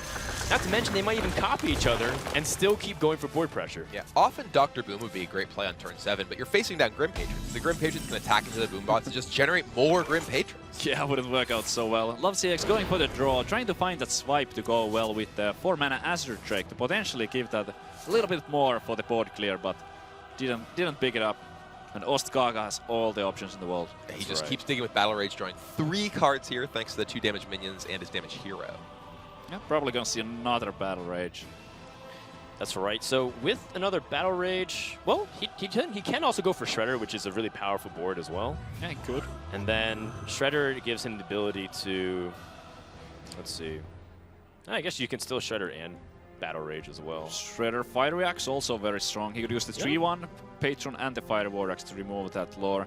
I don't think there's any real reason to use the Execute just yet, because the trades are already so powerful. So many cards. Yeah. If he chooses to play the Death Smite, he could also develop the 0-mana Dread Corsair. It's true. That does give him the ability to protect his patrons a little bit better, because the 3-1 doesn't get challenged by the hero power. And then that Lance Carrier, you know, doing his job, taking one for the team, heading in there. Yep. Not too bad. And takes down that tree. Yeah, now Oskaka he's just in a fantastic position here. He has a Death Smite primed for next turn, where he's able to potentially generate additional patrons. He also just picked up an Armor Smith. Ooh, LoveCX does pick up the Swipe. There's still going to be 1 patron spawning, but it does help a tiny bit. From his point of view. It does something, at least. Yeah, it does do something. It's Whereas not that strong, actually. Without the Swipe, he's facing down just so much damage. I mean, it's not clear that Swipe is enough, even. Yeah, I don't think, looking at Ostkaka's hand, that Gromage coming next, and with the Execute for potential taunt, I don't really see a way out. Yeah, if for LoveCX does play the Azure Dig and Swipe, he will just die. Yeah, but looks like every other play also results in the same thing. Yeah, there's no big taunt minions to absorb everything. Ancient of War used to be one of the things that you could try to look to if they don't have Execute. Yeah. However, it's very optimistic, to say the least, that you swipe here and expect to survive, considering that Oskaka has so much more ammo as well. That is going to do it. That's right. The inner is just to rub it in.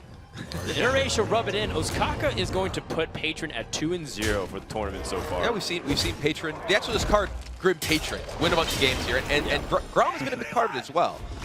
They don't have the big 70 damage combo kill with Warsaw Commander, but Grom, 10 damage in many cases, it's enough to close things out. Yeah, Father Berserker has been relegated to being a cheerleader on the bench to try and cheer on its its sister and Grim Patron. Much like that Murloc, just cheering Oskaka on from back there. Yeah, so he's got Bears and Murlocs on his side, fighting over a weapon apparently. LoveCX is going to have to win with all 3 decks still. Will he change classes? Will he end up staying on Druid? Those are all options available, considering that he has to face off against Mage and Rogue. 2 classes that I'm not sure if he was anticipating. Yeah, knowing Oskaka, the Mage is likely to be a Freeze Mage. The Rogue is likely to be a Oil Rogue. I don't really see, especially for the Rogue, I don't think there's any other like viable options. Pirate Rogue. Pirate Rogue. Eh? Dragon Rogue. Ooh, I like where you're going here. I like where you're going. It's not going to happen, though. Dragon Rogue. Oh, man. Well, I mean, Sviz was climbing to Legend to it, so it's possible. but not likely. It's gonna Not be on really a stage like this, it's not that serious of a deck.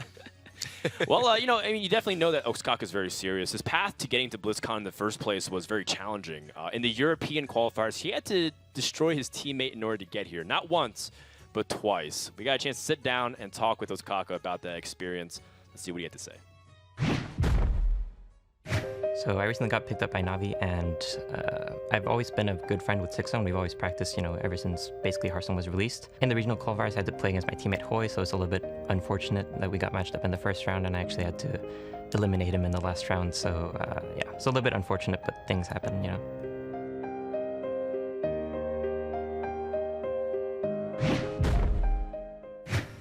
But things happen, and he's $5,000 richer with potential for more. If he goes all the way, Oskaka could win up to $100,000 and the right to call himself the best for this year.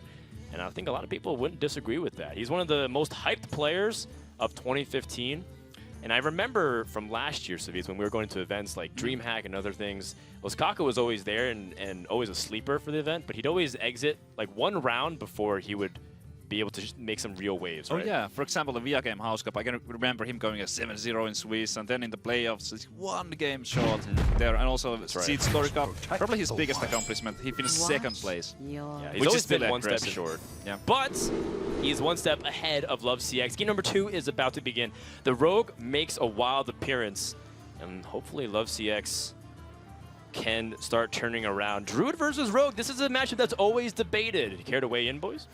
Well, the Rogue experts will always tell you that the Rogue is favored, but the Rogue experts will probably tell you that Rogue is favored against basically every deck, as far as I can tell. Based on the statistics, though, it does favor this Druid. I believe Druid is something, even slightly over 60% in this matchup. Wow. I mean, this is a matchup, the Rogue deck uses its health total as a pretty significant resource, thanks to using weapons as removal.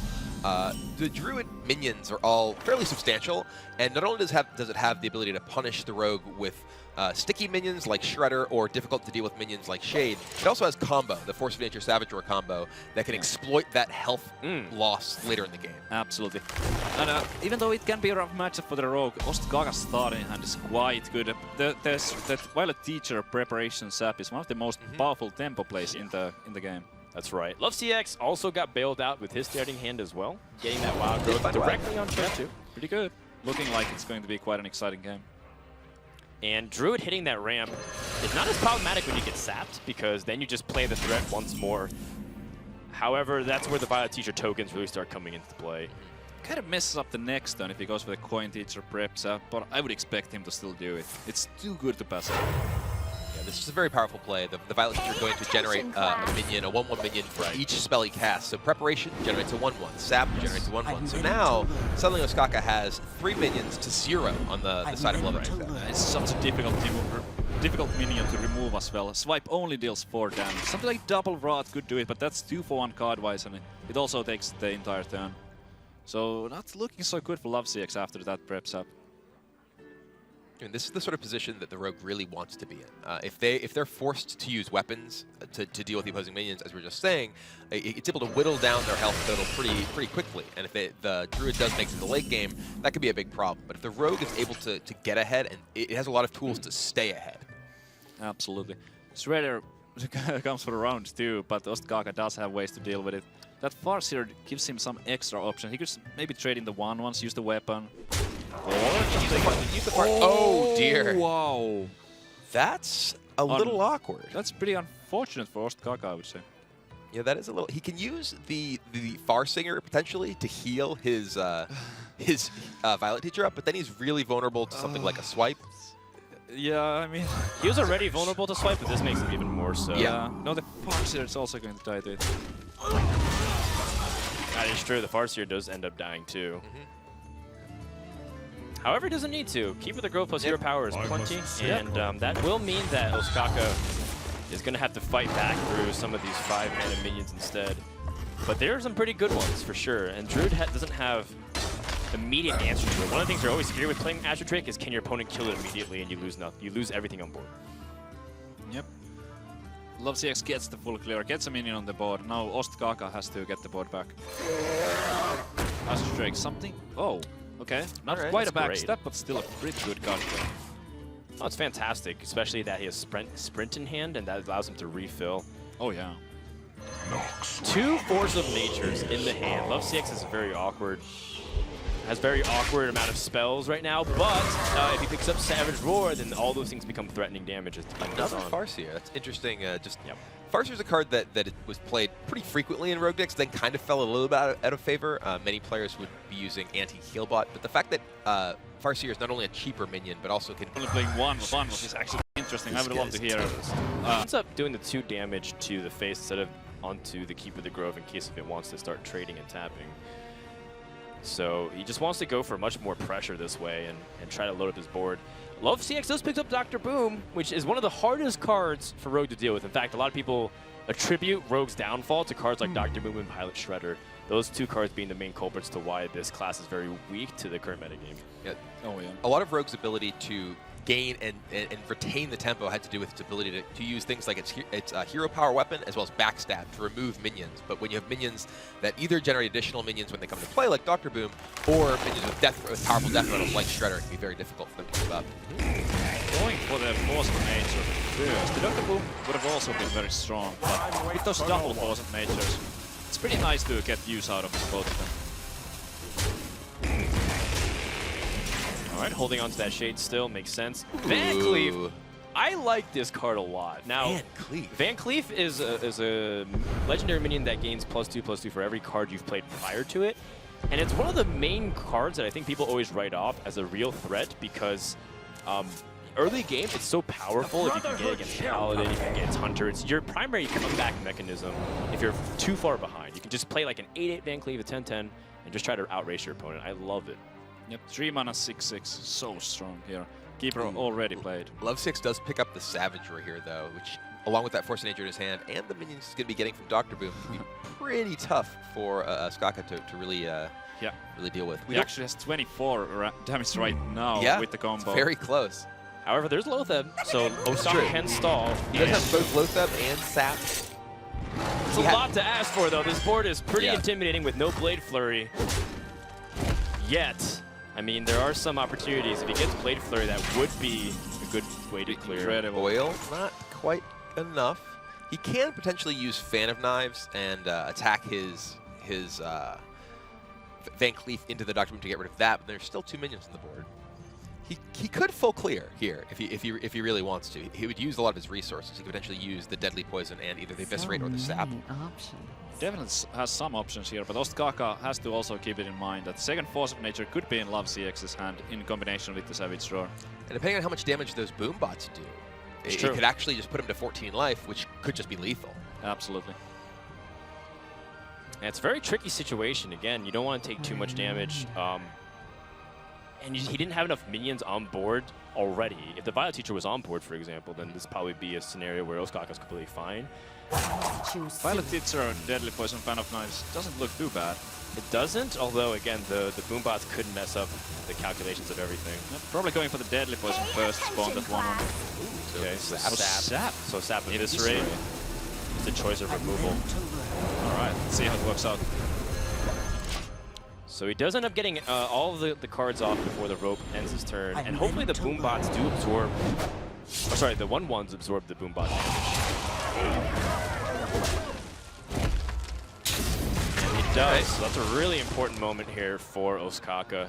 And if LoveCX spends his entire turn playing Dr. Boom, then he'd be able to answer it more efficiently. That's a very interesting draw from LoveCX there. The Refreshment Vendor. So that's clearly a nod to aggressive decks. Druid is a class that can somewhat struggle against aggressive decks simply because a lot of its interaction is relatively expensive, whereas Refreshment Vendor is a reasonably sized body that lets you fight for the board, but can also help you regain some of that lost health early on. Here, not really what he was looking for because he wants to close the game out. No, in this situation it doesn't really do anything, but in some other matchups, maybe against Hunter, getting that 4 extra health can buy you the extra time. And here, LoveCX using his second copy of Force of Nature as it looks like as a removal effect. Either that or he's going to go super ham, but I think he's going to remove just because he's really scared about having Rogue with so many minions on board and a Violet Teacher, #2. Yep. But it is his second Force of Nature, so he's going to have to win with just using Dr. Boom, and I think that's where he feels like he can be at his best. He's like, well, he couldn't really deal with Dr. Boom, so maybe if I can just use minions alone, I can win.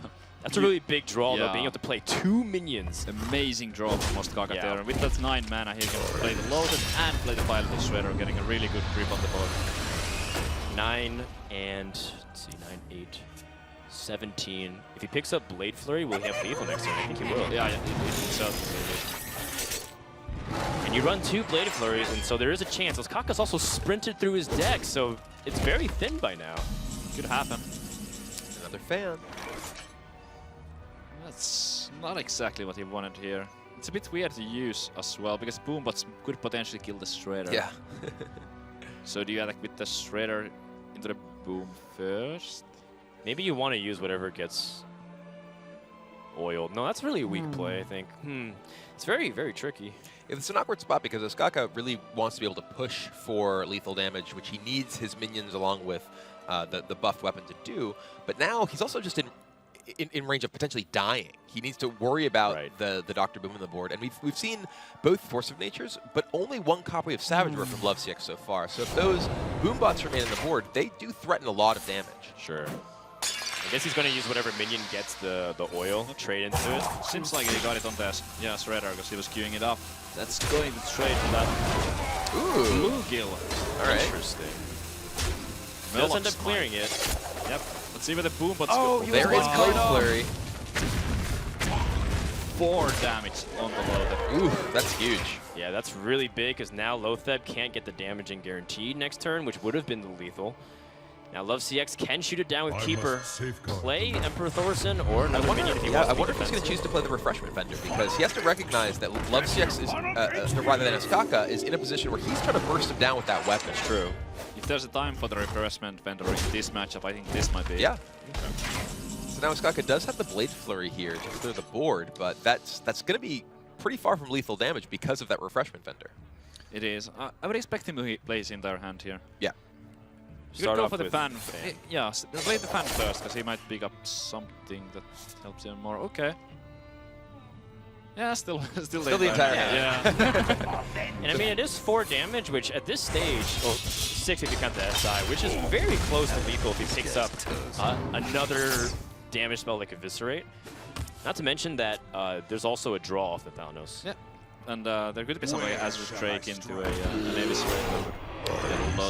The Loatheb is going to help close things off the possibilities for Oskaka a little bit. So that wow, that's not going to do it this turn. And because of the Loatheb effect, it's going to be difficult for him to possibly combo that. Ooh, well.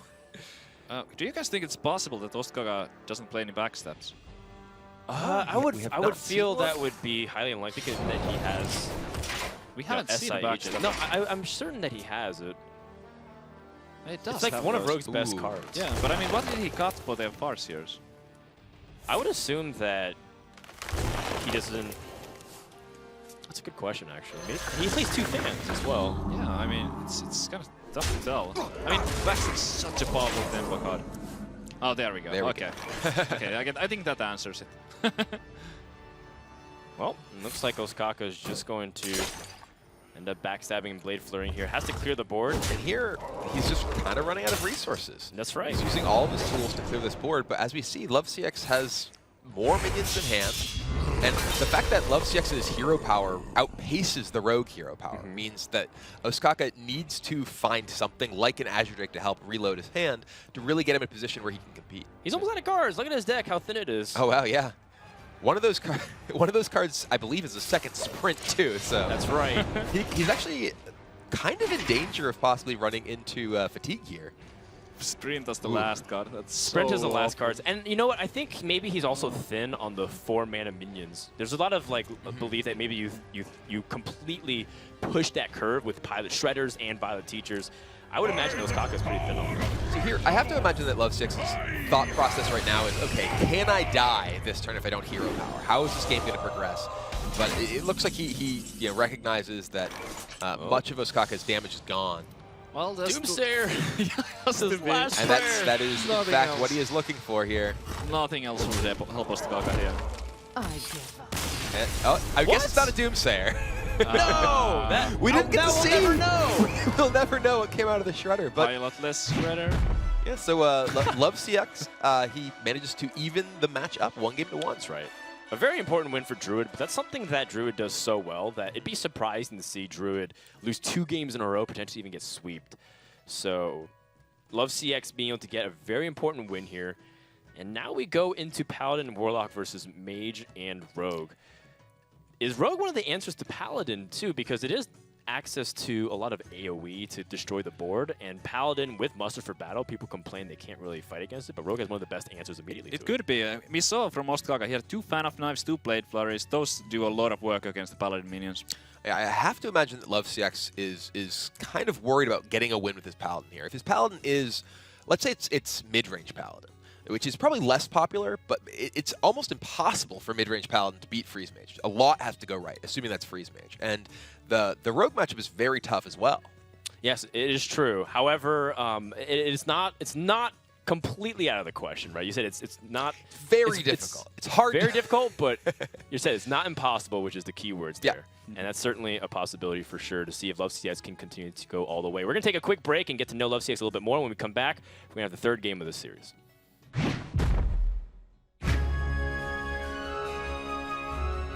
我这个 ID LoveCX 的意义是，CX 是尘嚣，也是一个模特。然后我之前呢就是比较的这个喜欢和这个关注这个尘嚣。如果我赢得了 BlizzCon 的冠军，我可能会更多的去留和请尘嚣吃饭。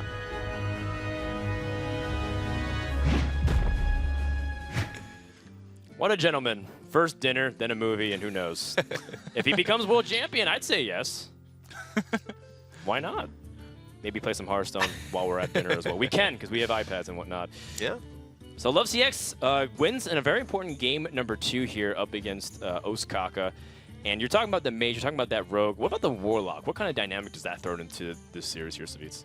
It's really tough to tell because we don't know if LoveCX is playing the Handlock or Demon Lock or maybe Zoo. It could be anything. So it kind of depends on that. Something like Zoo is not very good against Oskaka's lineup, and there we see the Zoo. Yeah, it is. Yikes. But the deck card is Lothep, so that definitely helps against Freeze Mage. Huge. If he knows it's Freeze Mage, if he's done his research, he'll know. Yeah, the information is there. I have to mention the players done their research. Coming into an event like the World Championship, you have to look and see the Mage decks that Oskaka has played in the past, and he is a player who has played a lot of Freeze Mage. Not maybe as much as Tice, who I literally see Mage in the lineup from Tice. I'm like, that is Freeze Mage 100%. I'd be shocked if it's anything else. It's true. And he does end up keeping it, so very sharp senses here. LoveCX not going to forget what he's prepared. He throws away Doom Guards, gets a second Doom Guard. That's kind of what happens usually, right? That's kind of what Mulligan does. Yeah, I believe it is shuffle this card into your deck, put it back in your hand. That's right. Or draw it off on turn 1. So Oskaka keeps Doomsayer because he knows the possibility of Zoo being very high. Ends up throwing back some of the other things because he wants Mad Scientist. He wants some early game plays like Loot Hoarder, for example. Yep, good call from Oskaka. The Doomsayer not that efficient against the Handlock. You definitely would want to prioritize the card draw over that. He's got the Frost Nova Doomsayer combination, which would be very useful later on. LoveCX, in the meantime, has 2 Imp Gang bosses. Some of the most annoying minions for Freeze Mage to deal with, because the more you damage it, the more minions come out.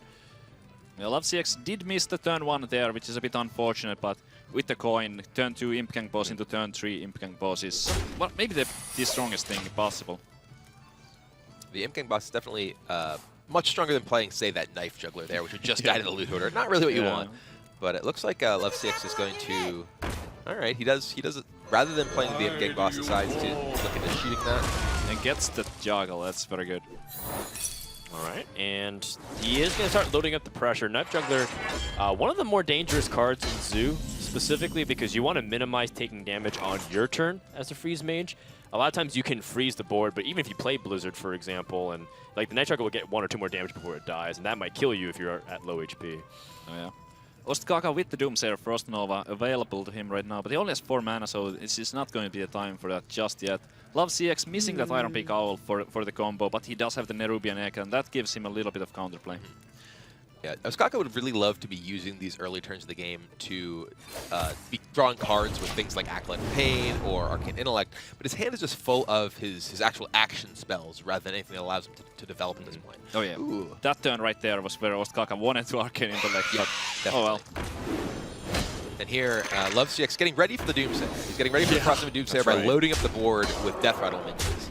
So even if Oskaka does use his next turn to Frost Nova and play Doomsayer, LoveCX will. That's good. Yes. One turn too late, but it's still good. It's pretty good still. Is he gonna go for it? Wow. Yes. Immediately, so that way he can shut this down. Yep. And by doing so, like you said, it's going to spawn some minions, but he still has a follow-up Blizzard in case things get too dicey. Yep. I think Frostbolt Arcane Intellect would have been another option. Only LoveCX would have only had 4 power on the board afterwards, but then Doomsayer Nova. Like, that's a powerful move. How can you say no? Yeah, big moment indeed.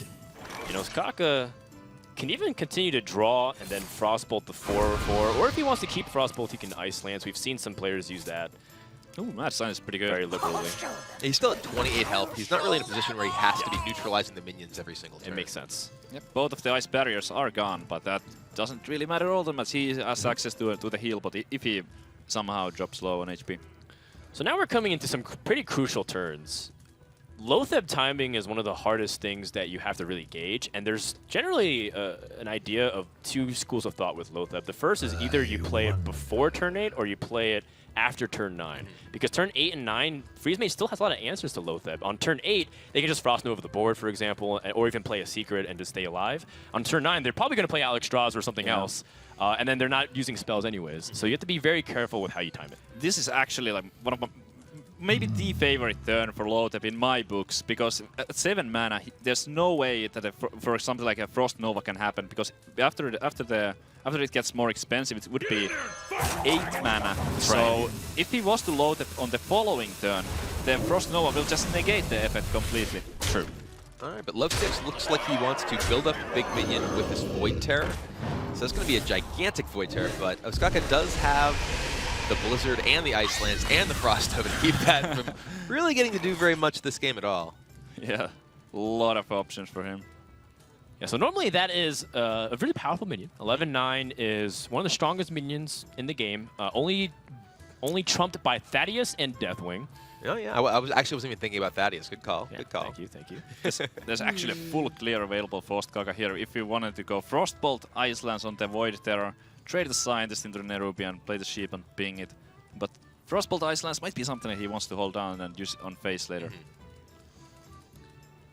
Well, he could also just potentially Blizzard, leave that guy frozen, and I mean, he does have the Blizzard and the Frost Nova and the Frostbolt, as we were saying, to keep the guy neutralized for a long time if he wants to. Though LoveCX does, will be able to deploy additional pressure as well. It looks like he's going to go for the clear. He's going for it. Yeah. Wow. I wonder if it's because he wants to set up an opportunity to play Antonidas or something else and make sure that not only is it threatening,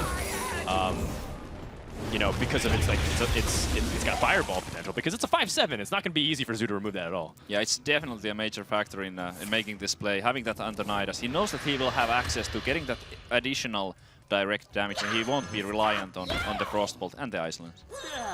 Also, one of the very amusing things is as the game gets drawn out, even though Oskaka's used some of his direct damage, Zoo does lower its health naturally for you. So maybe you don't have to Alex Strauss aggressively. You can just Alex Strauss yourself, and then, oh, he's at 17 health, 16 health, I'll just kill him. I mean, he kind of just flame him to his own face for 3, so... And like life a tap. Frostbolt. And Yeah, life and tap. the life tap, 5 damage.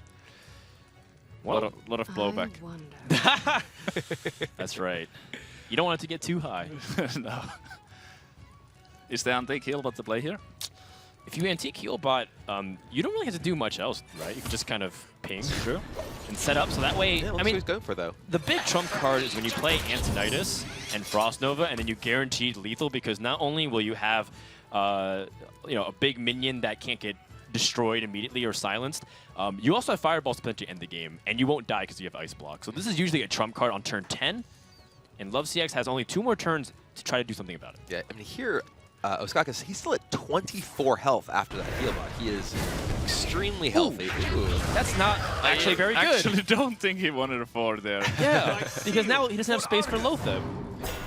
Although Blizzard will kill some of those minions. There was one barrier. Okay. Yeah. Oh, oops. I apologize. I thought that was Ice Block for some I thought it was reason. so as well. All right. Well, it's actually kind of interesting here. So Oskaka can potentially Blizzard here. That would open up the opportunity for LoveCX to play his Lothab.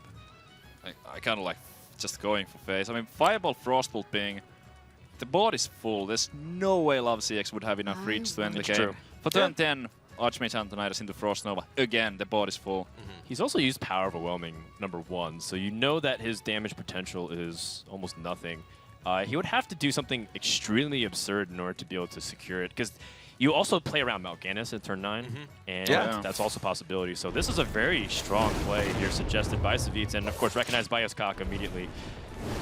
He's keeping his options open even more in case he needs Frostbolt to stall. So this is a very conservative play, which is completely appropriate, because if Antonidas can just get one Fireball, this game will be over. I love CX completely helpless here. There's nothing he can do in this situation. Doesn't want to tap either. It is pretty funny that his Implosion rolling 4 Right. was actually a drawback. Sabotage. It's interesting. Yeah. It's very interesting there. That's right, because Implosion for 4 is what often causes people to roll their eyes. They're like, well, if it rolls 4, I lose the game. In this case, you are correct. It rolled 4 and it lost you a game, the person who ended up playing it. Yeah, and Oskaka perfectly setting up the ability to just end the game, and there's nothing LoveCX can do. He is locked out by his own minions. Unless that card is Twisting Nether, and even wow, then, he's not going to do it. That was taking game 3. Yeah. That's a really interesting situation coming up that game. Oskaka recognizing correctly. I'm just gonna go right to your face.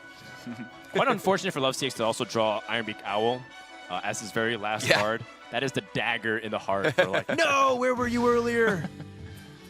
That's why you always RSVP ahead of time. So LoveCX, he knew it was Freeze Mage. He had Lothab in the opening hand, yet he still couldn't stop that. I think a couple of decisions, interesting turning points that you mentioned. Was there an opportunity to squeeze in Lothab earlier? Absolutely. Would it have changed the outcome of the match? Who knows? We could always talk about the Implosion rolling for 4 and definitely being the worst of all cases there. But again, even if he got Lothab down, would he have been able to survive, right? Would he have been able to kill his opponent before the fireballs come? Very hard questions and very difficult answers. I'm going to look forward to see what's going to be happening, but before we go into our next game, let's sit down with Oskaka to talk about his friends and family and all the support that he had getting to this point. Let's see what he had to say. So my family, they were a little bit questionable at first. Obviously esports is new to them, but after some explaining and, like people flying me out to different parts of the world, now I'm qualified for the World Championship, so that's a big deal. I mean, my friends are pretty interested, of course. I mean, they really, really think that it's cool that I'm traveling and doing all this cool stuff.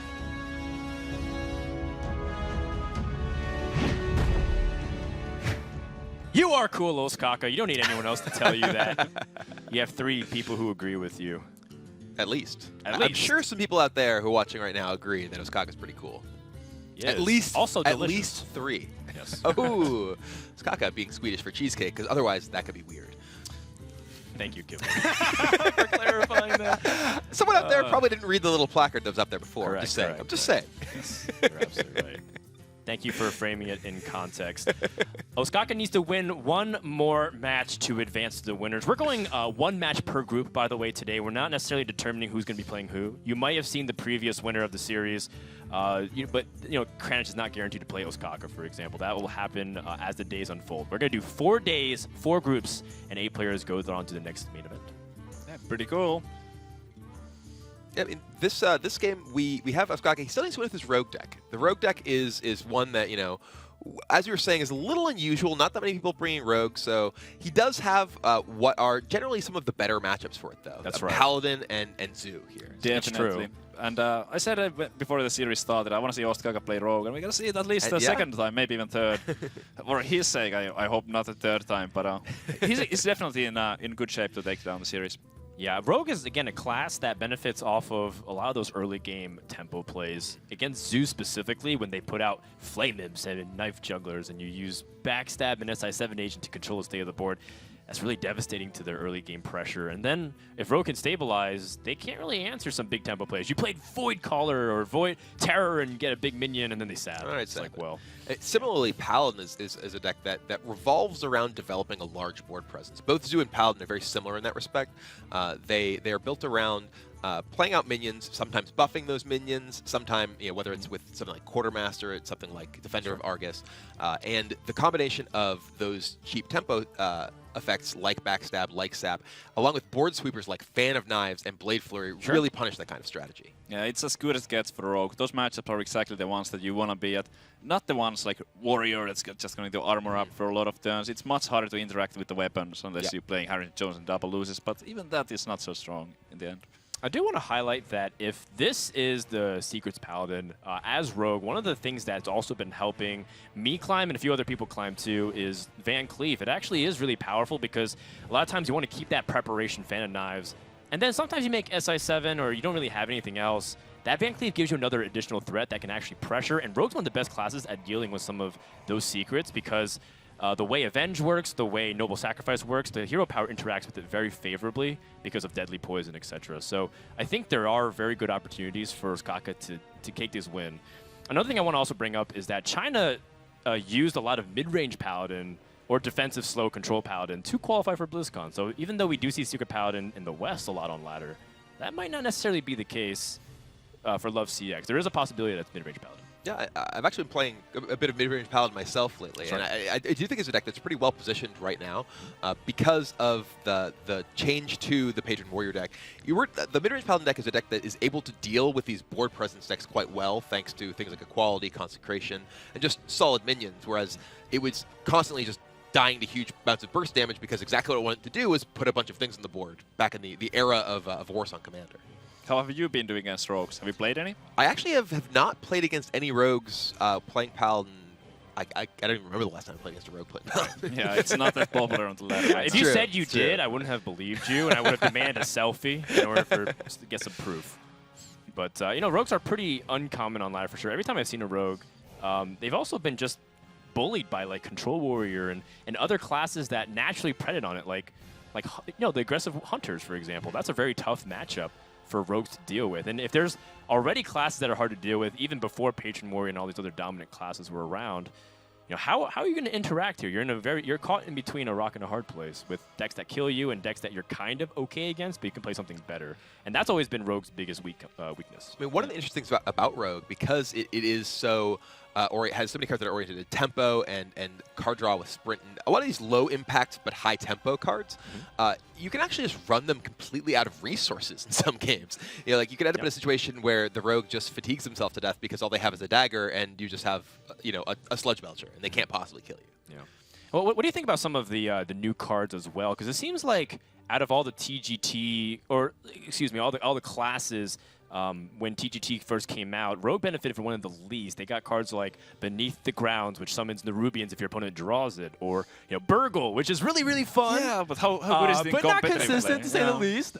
So where do you think, is there any room at all for some TGT innovation in a class like Rogue? I mean, I think that you can put some of the TGT cards in Rogue decks that are not really like the Rogue decks that we're seeing right now. I think that cards like Beneath the Grounds, like Burgle, they're good cards if you're playing a more control-oriented Rogue deck that's planning to go to a late game, not really playing the same tempo style. But in that case, many of the best Rogue cards just don't work in your deck. So I think that in order for those cards to really find a place in the metagame, there need to be more support cards for that style of deck. Or if Tavern Brawl lets you play Poison Blade and just completely destroy your opponent by using Inspire and getting a new hero power every single turn. That was probably one of my favorite moments because I did use Poison Blade, and I got like a 5 to 6 game win streak without losing once. It was pretty sick. Really? Yeah, I did, because what it did was there's a Tavern Brawl mode that every time you used your hero power, you gained a new one randomly, and it was really fun because you could use it unlimited in turns 7 and 8. You can have 6 or 7 hero powers. You have Meat and Lake, and then hit attack and Blade Flurry. I played against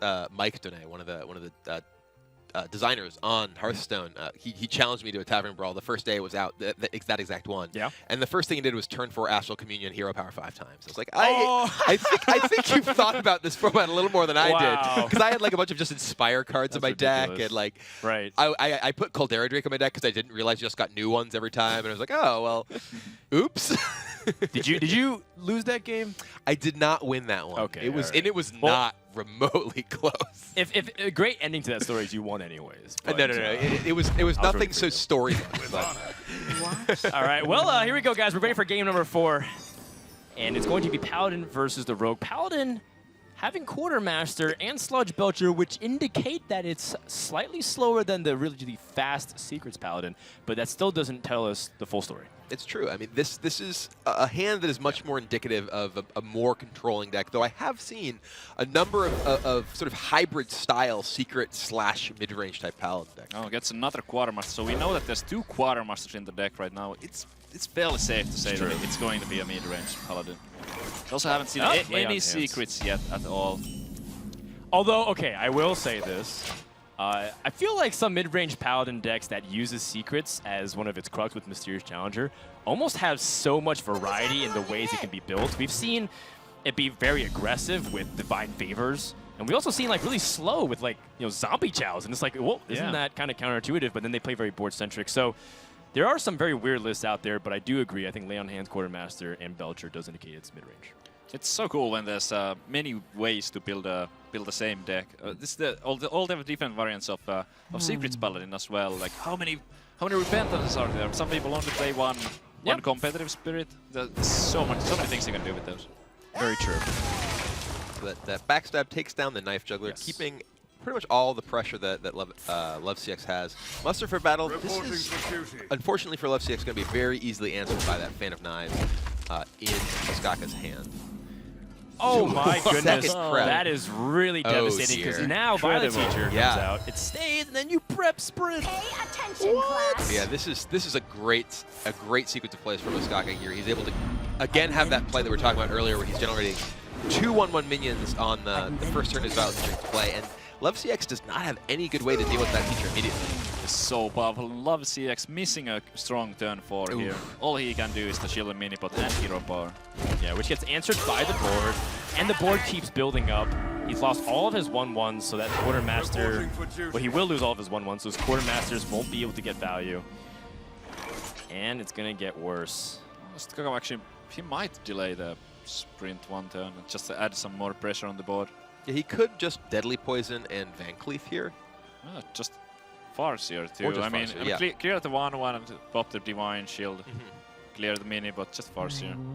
What that does do is it keeps the Violet Teacher healthy enough so that way it doesn't die to True Silver Champion, and it becomes even stronger as the game develops. It is very awkward on curve though, and I think for his future turn's sake, he really wants to do it. It's true. Abomination is a card that deals Is 2 damage when it dies. Hearthstone. Yes, it is a Hearthstone card. I have a voice in my head saying that's a card. Wherever did that come from? That's right. Going for the bread sprint. Did you know? Today I learned.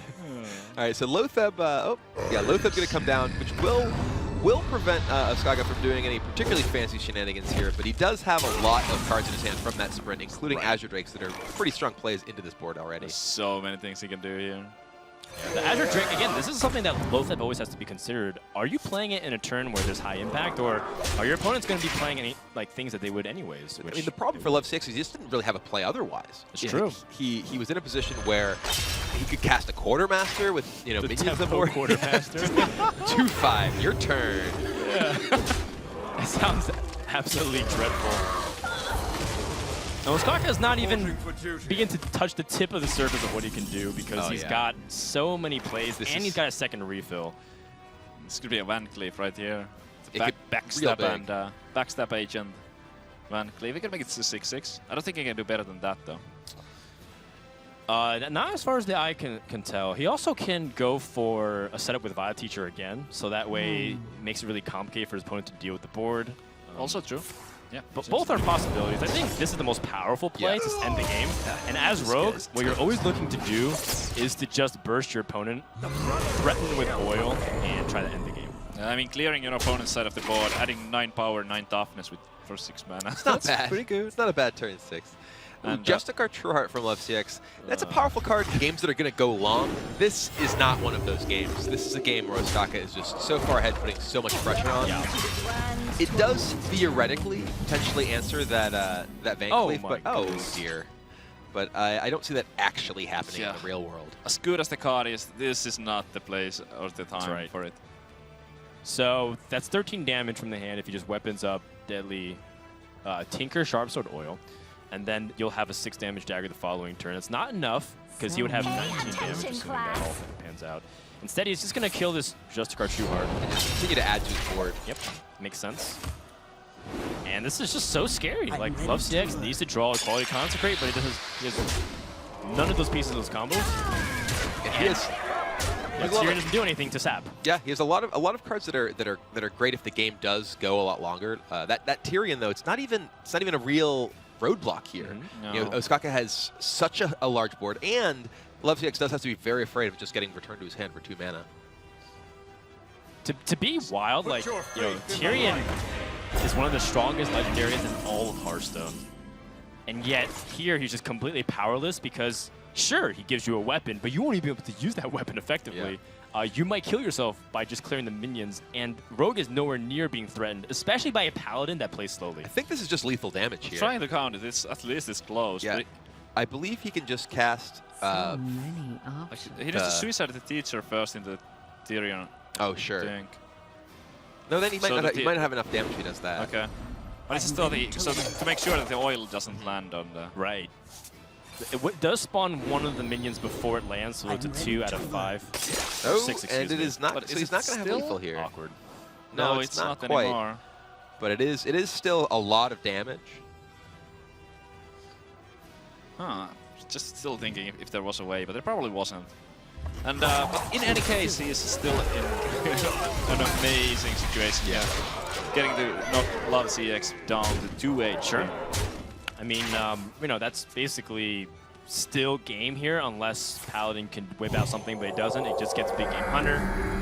Land hands usually pretty powerful, but here you're facing down way more than 8 damage, and Oskaka is going to take the game and the match.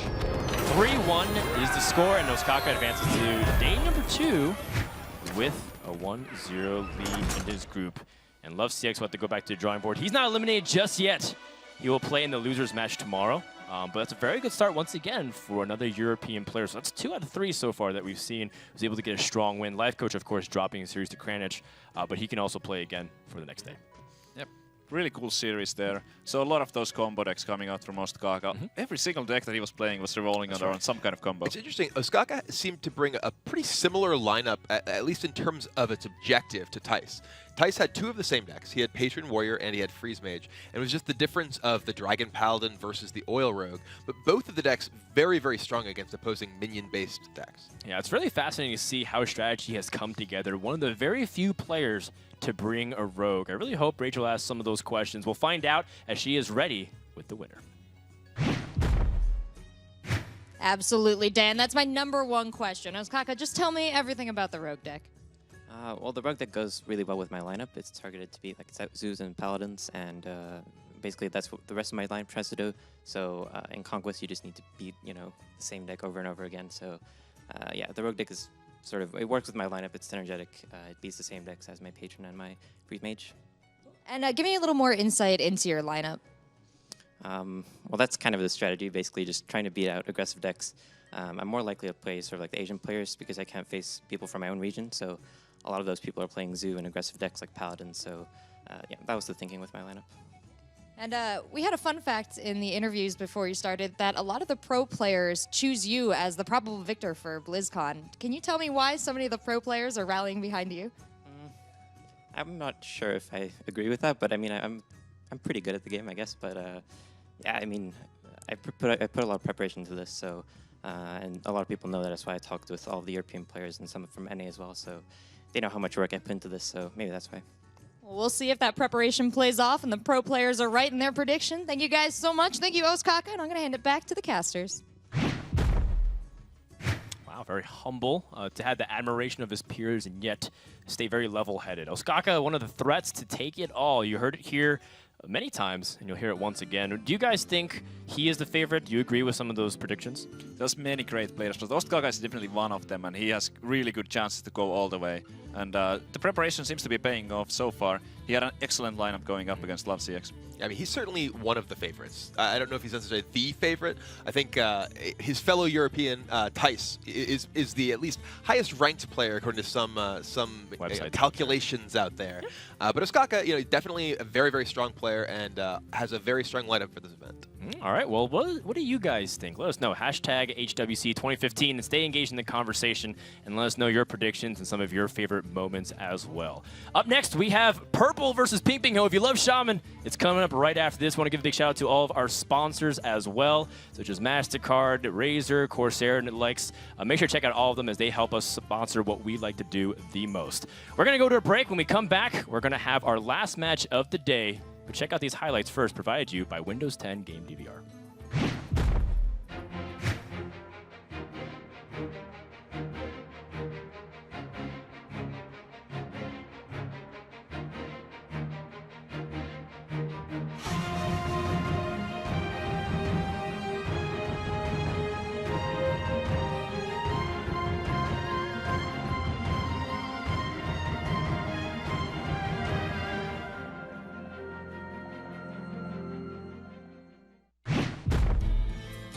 The 2015 World Championship Series Global Finals is brought to you in part by Intel, Windows 10, MasterCard, and T-Mobile.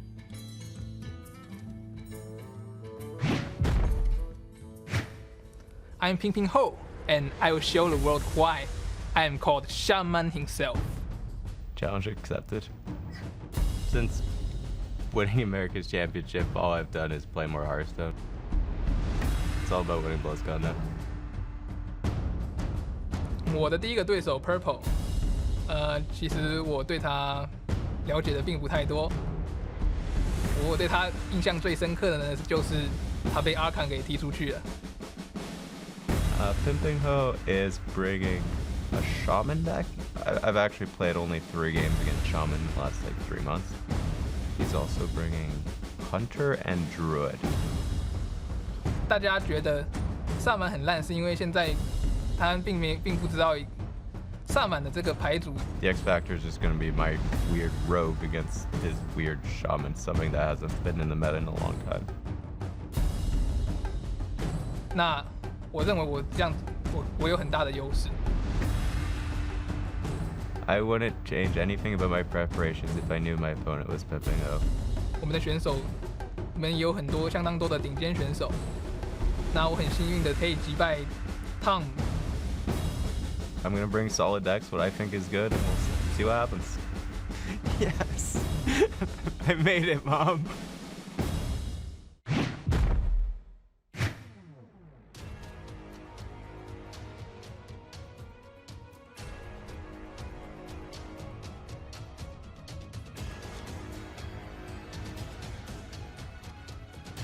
Pinpingho versus Purple.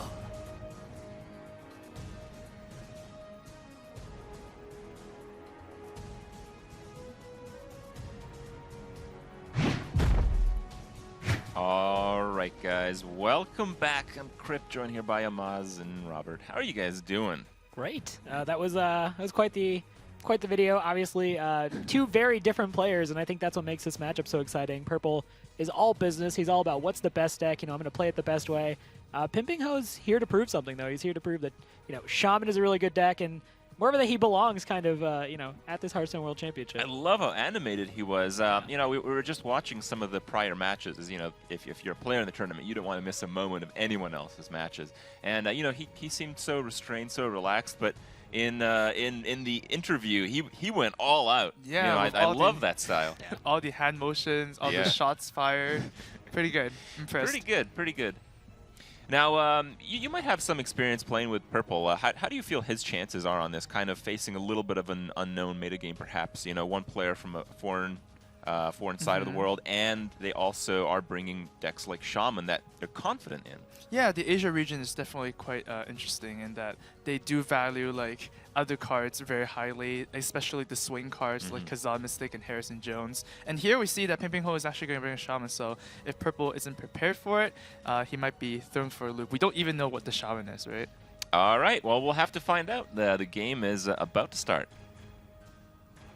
And there they are, the handshake. The good manners.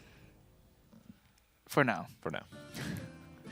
Both players bringing in the Druid, so that's pretty standard. Pinpingho with the Hunter. But Purple with the Rogue. We saw Oskaka's Rogue do fair. I mean, we can't say it dominated, but it did did okay. Oh, I think it dominated You think against it the dominated? Paladin. Yeah. Yeah, but it was a mid-range Paladin. How many of those decks can you expect That's to face? true. And it didn't win against the Druid. It was very close, but it didn't quite go all. But would you say that the Rogue matchup against the Secrets Paladin is by any chance any good? My experience with that, and that's obviously fairly limited compared to a lot of the players here, but Secret Paladin just has so many different ways to just repopulate the board to where your Fan of Knives, your Blade Flurries that you would usually use against other slower minion-based classes to clear the board, it just doesn't really have as much impact. So against Secret Paladin, not so great, but I like what I've been seeing from Rogue so far. I think it's kind of a wily pick, and it's something that is very much reacting to the Grim Patron changes. So that's true. I don't know. I think Oskaka played it very well. I know for a fact that Purple plays Rogue extremely well. Yeah. So, Well, the funny thing how this worked out is we have one player playing Shaman, and this is something people that don't actually know because it never actually happens. But if you are the Rogue and you're playing against the Shaman, you're extremely favored. Extreme, yeah. Even with the Totem Shaman, right? Right. I mean, if we're expecting... Probably especially the Totem Shaman. Yeah, but if it's a Face Shaman, like the one with just the Mech Shaman, right? I think the Mech Shaman is a little bit favored against the Rogue. Rogue needs a little bit of time to develop stuff, and then, stall off the board. Possibly, but by Pinpingho's comments, he talked about how people just don't know how to build and play Shaman. Sure.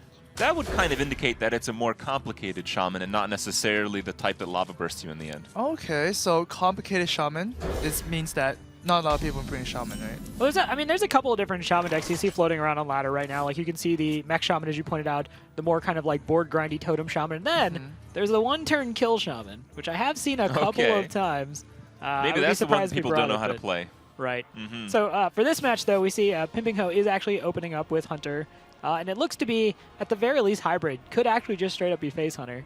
And then we see Purple, opening up with the Druid. I like Purple opening up with the Druid. Druid is kind of one of those decks that doesn't have any just, clear counters, so it's not just like you're just going to pick into something that's just going to destroy you. So very solid. He has a good opening hand as far as the Wild Growth, the Innervates. Keeper of the Grove is very, very good against Hunter.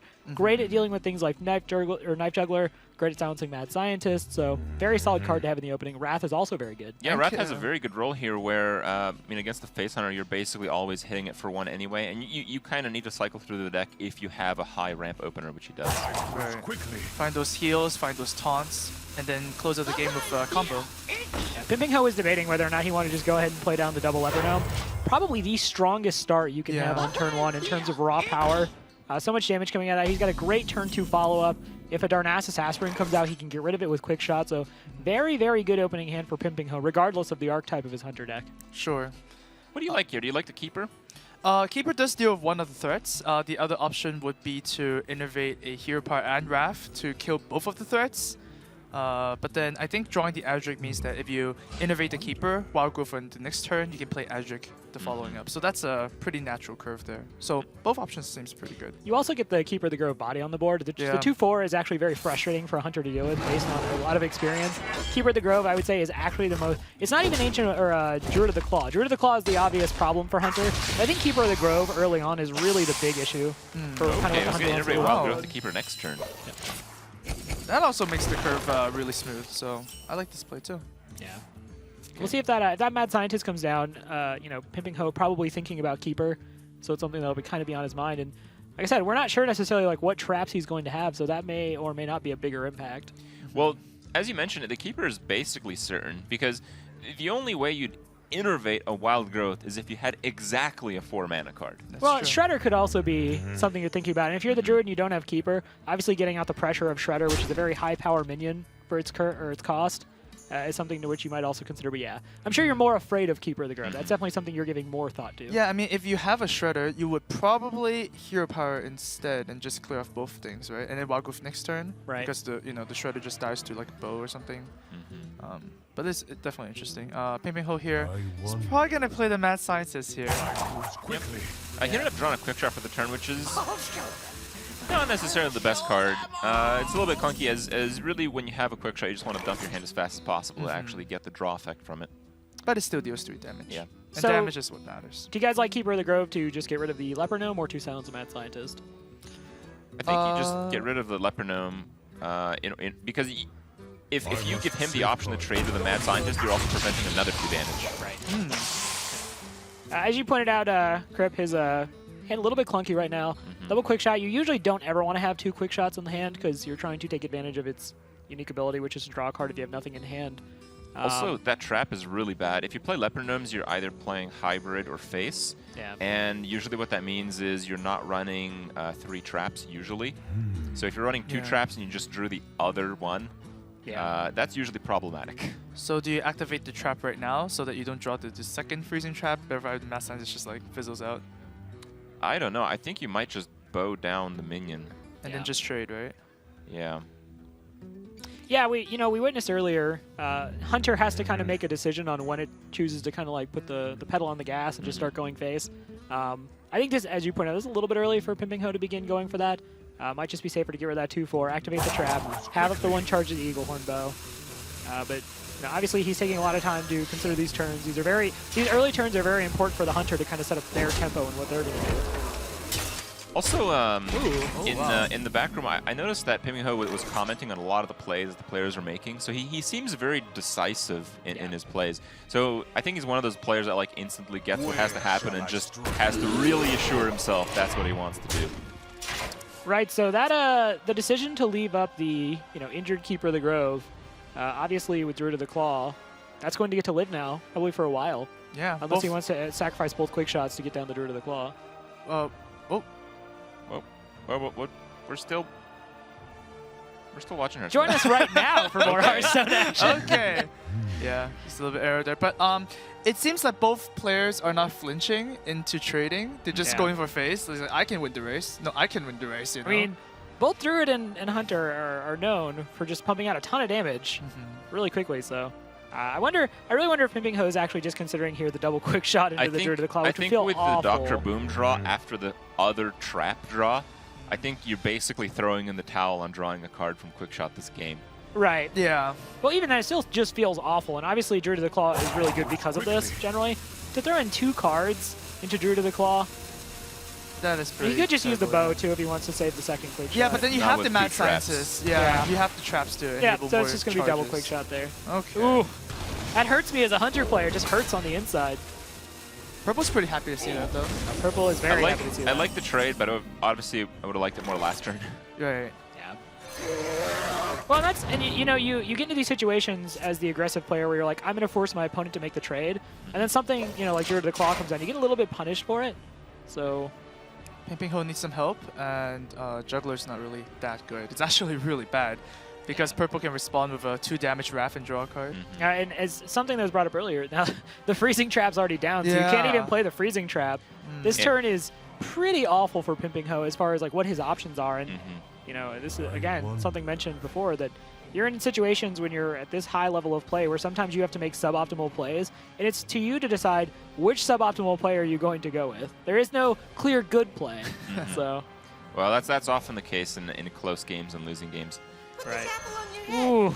You got to do it. You got to keep going. You got to keep pushing for the board. It's why he made the Mad Scientist trade.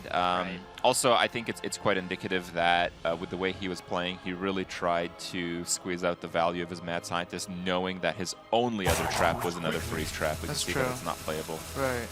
This is going to be great for Purple. He can now Wrath for 2 to draw a card if he wants to get rid of the Night Juggler and cycle a card. So.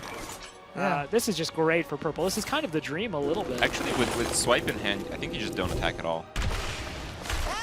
Yeah, the spell power it's worth a lot against a Hunter, but no, go ahead and pops the trap first. I don't like that too much, and that is going to get punished.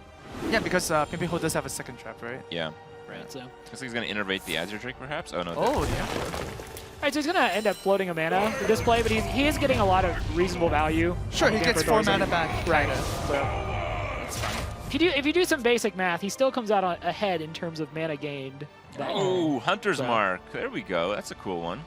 That's yeah, this is the second time we've seen it. And Hunter's Mark is a card that not all Hunters are running, right? So it's kind of one that it goes in and out based on what you expect to see in tournaments. And if you're expecting to run into a lot of Druids, which I think is a very fair assumption, I think including 1 Hunter's Mark is totally reasonable. You're going to run into Druid of the Claw. Maybe not Ancient of War in most decks now, but you're going to at least run into Druid of the Claw. You might run into Thaurissan, something like even Dr. Boom. The ability to get rid of the 7/7 body is really big. Also good against another good set of matchups like Handlock or Warrior. It comes in handy. I mean, he really is playing like the weirdest hybrid hunter, right? Like he's got leopard gnomes in this deck. We can't forget about that part. Yeah. Well, leopard gnome, I think. Like I was about to say that it's like a pure control hunter, and that's cool, but there were leopard gnomes earlier in the game. Well, I think. So this is kind of a weird list because you brought up like hybrid hunter. I believe does run leopard gnome, so it runs leopard gnome over web spinner. But yeah, the one hunter's mark is very like. It's a meta read, right? It's not necessarily something that comes standard in Hybrid Hunter, because Hybrid, the big differentiation is it just runs faster than mid-range. Yep. Because you have like those Argent Horse. Right. Yeah, so. Well, Pinpingho definitely wishes those leopard gnomes were like web spinners instead, since he's just like. And they did not prove to be very effective with the extra damage that they did. Yeah. Pinpingho forced to make a difficult decision here. Do you play Dr. Boom or do you play Haunted Creeper? Okay. What would you do in this situation, Amos? I would think a bit first. Sure. Like Pinpingho is doing now. Absolutely. But what would you land on? I guess I would land on the Dr. Boom. That's a pretty good. Yeah. That's a pretty good card. It's okay. Crip, we all agree we like Dr. Boom. Well, Dr. Boom could get like BGH or something, right? Oh. Yeah. It's true. Your Spider can't. Haunted Creeper does not die. And you also press the hero power button. Right. Yep. That's 2 damage. That is No, I think Pinpingho is one of those players that actually has a very quick decision and often just reflects on the repercussions of what's going on, the future turns, the possibilities of your opponent. Kind of like the LifeCoach style of things. I think LifeCoach actually makes like all the possible decisions very quickly and just goes into the details of the results. Well, that draw was really good. My theory about bombs and Azure Drake holds. All right, 2. 4? No. Oh, I've been saying this. I've been saying this. This just happens. The Azure Drake is the like if you look at the food chain in Hearthstone, it's like Boombot eats Azure Drake. Okay. Yeah. So if you were purple, you would have dropped the Shredder first. Just to lessen the chance of that happening. I mean, I feel like it would have happened regardless, so it's not even a matter of sequencing. Okay. But it puts on a better show if it happens afterwards. It's true. Oh. It does. Well, just with the Boombot killing the Azure Drake, it seems like Pinpingho is in a pretty good position. Yeah, because the trap is still up. Yeah. But not with that draw. That draw kind of nullifies it a little bit.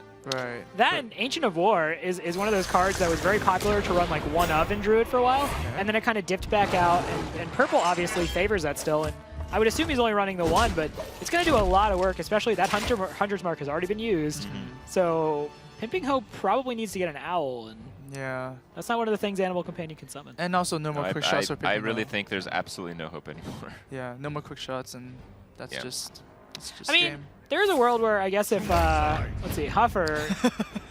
No. Oh. Ooh, a little bit of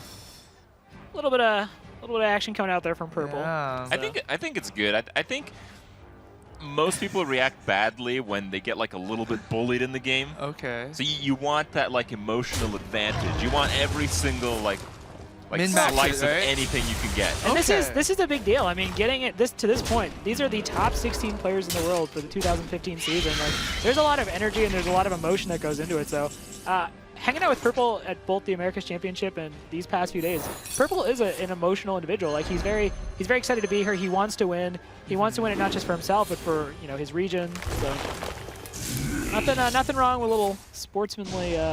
Sportsmanly, thank you. A little sportsmanly. I'm pretty sure he said sorry. Oh yeah, he's sorry. Yeah.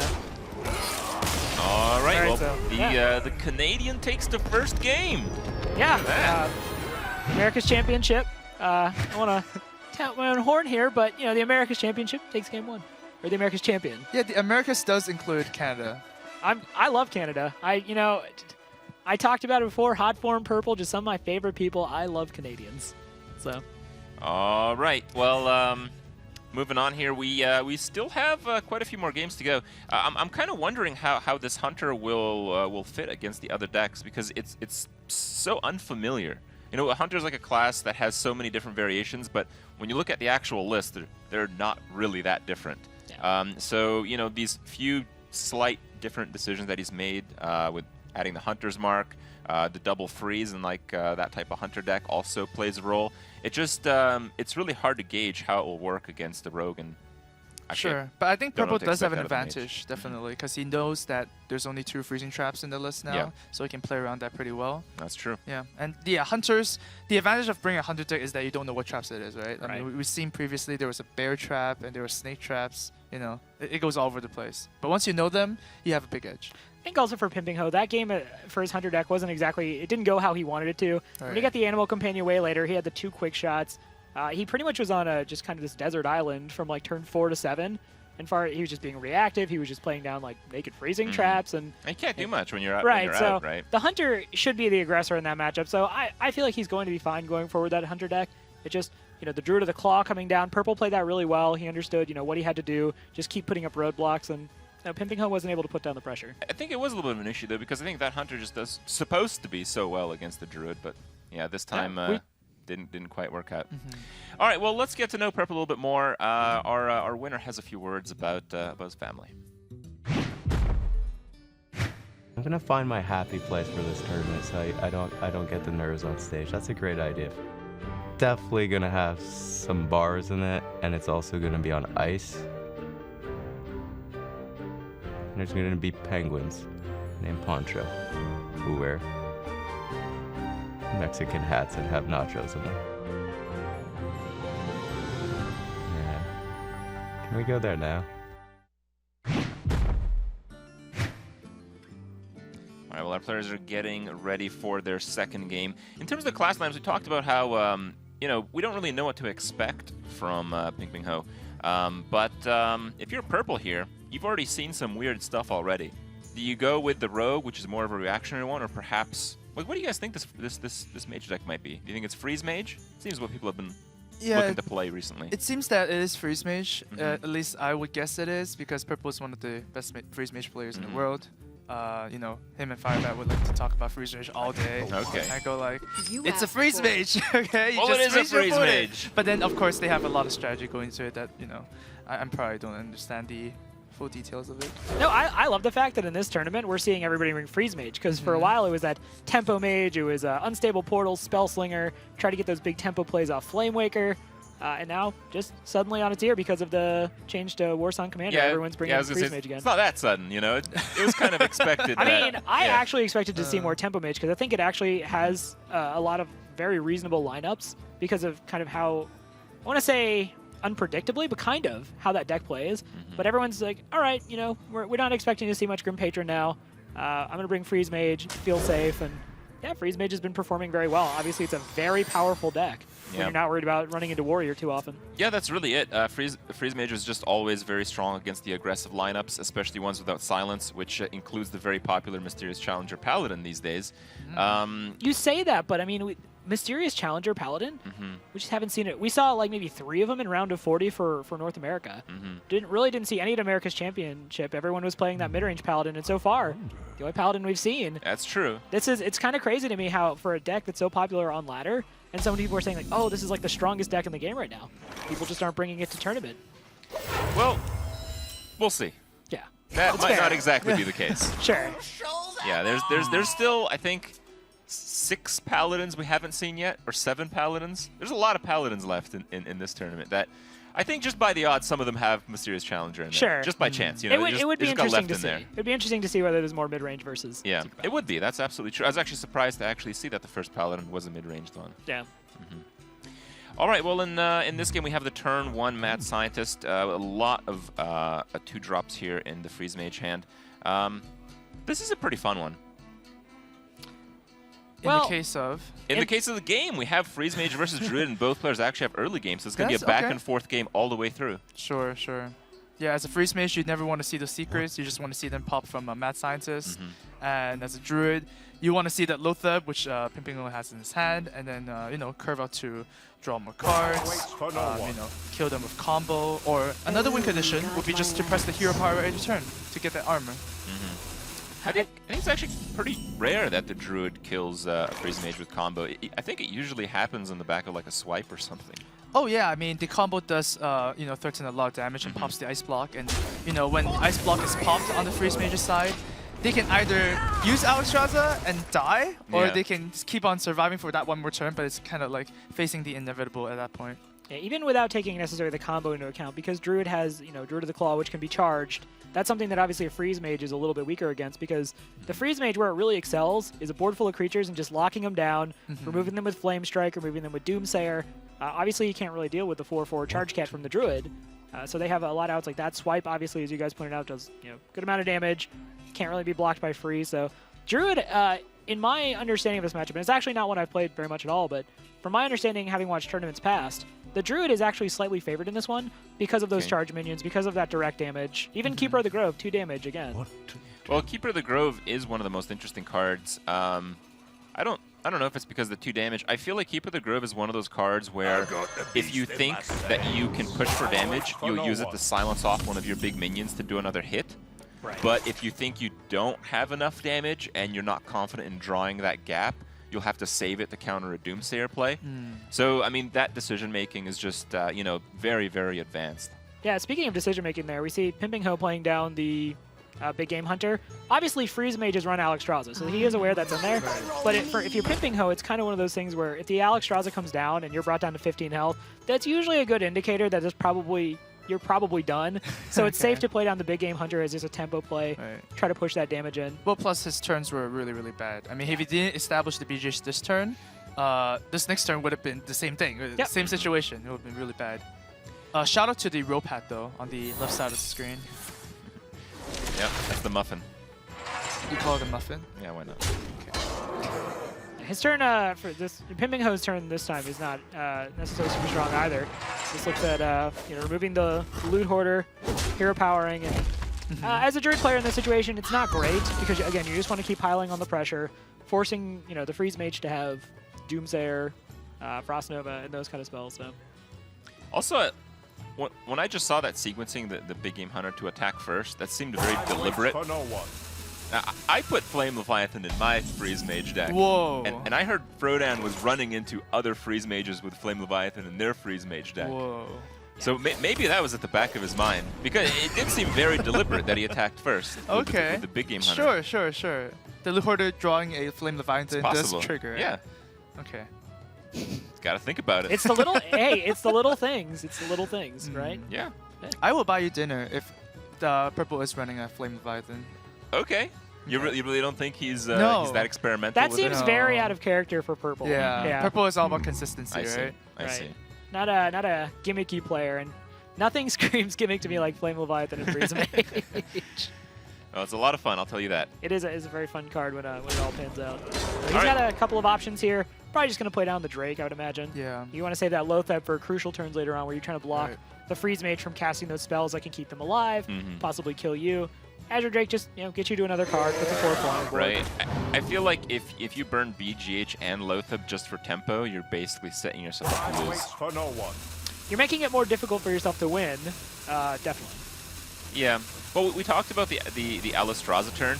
I think Druid actually is one of the least likely to lose after Alexstrasza comes down because of the aggression, but it's still very high. Sure. But Pinpingho is running 2 BGHs, so he has a backup plan there. How about that? Yeah. That's another little unusual tech choice. That's right. Now, with 2 BGHs, I guess that reduces the chance that there's a Kazan Mystic in there.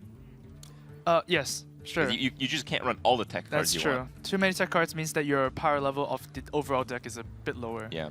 I'm pretty sure when we saw Pinpingho actually at the ESL Legendary Series back in the day, he was running Kazan Mystics as well. He was running Harrison Jones. He is a big fan of those tech cards, so not surprised to see 2 big game hunters, although it does make you wonder what he was looking to run into here.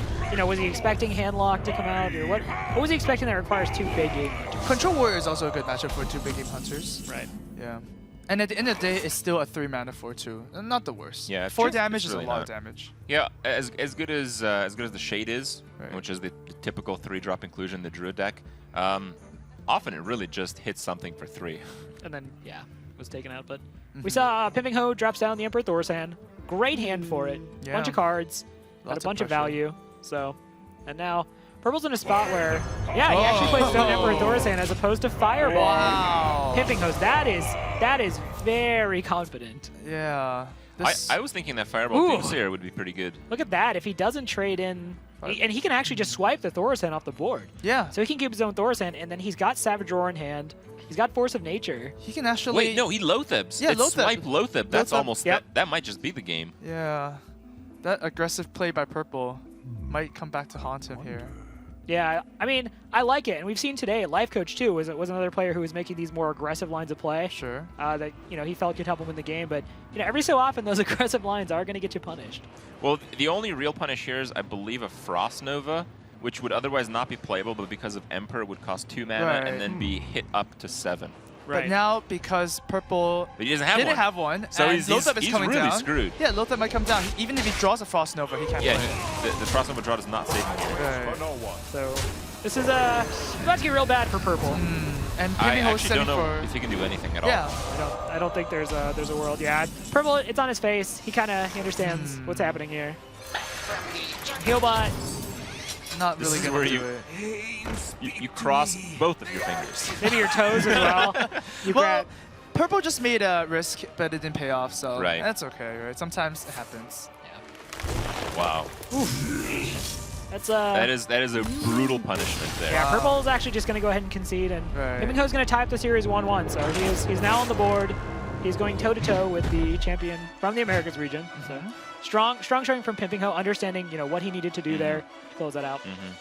Now, I think while it is 1-1, I kind of favor Purple, as he is punishing a lot of decks that have small creatures. The Rogue deck and the Mage deck both do that very well. Right. Also, I feel like that match was pretty even, the Druid versus the Freeze Mage, while the Hunter versus the Druid actually favored Pinpingho, but he lost that.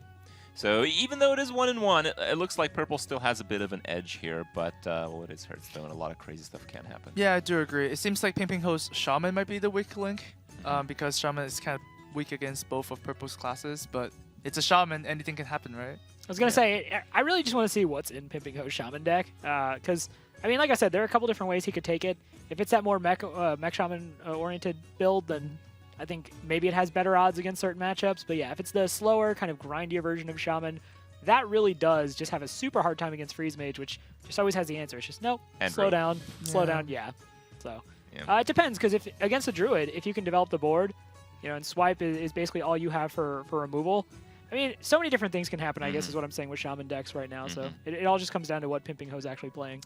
Well, we will have a chance to see.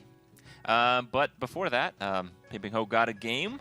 He has a little bit of a story to tell us about why Taiwan, it's so great that it's part of the Asia-Pacific region. So let's hear his thoughts. 我是Pinpingho，大家在亚洲大家都叫我萨门。对于今年把台湾并入亚太区这个做法，我觉得比去年公平，因为这样给了其他区域里一个参加 BlizzCon 的机会。Don't underestimate my shaman. It's like there's a reason why I'm called the shaman itself in Asia.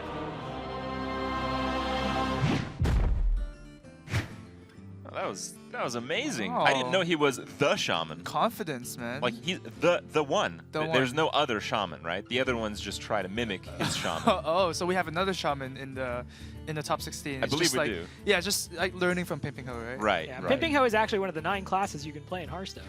He is the shaman hero. Whoa, this is spoiler? Alternate shaman skins?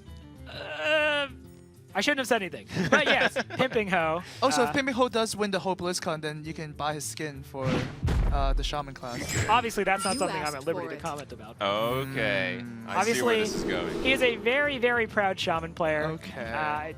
Being called the shaman, he seems to really embrace that name. Okay, but not yet. We can see if Pinpingho's No, going to choose the he's hunter teasing. first. He's waiting till the end. He's like, I'm not going to show you the shaman list just yet. Okay. So, Yeah, I'm going to go back to this mid-range hunter. The hunter does seem.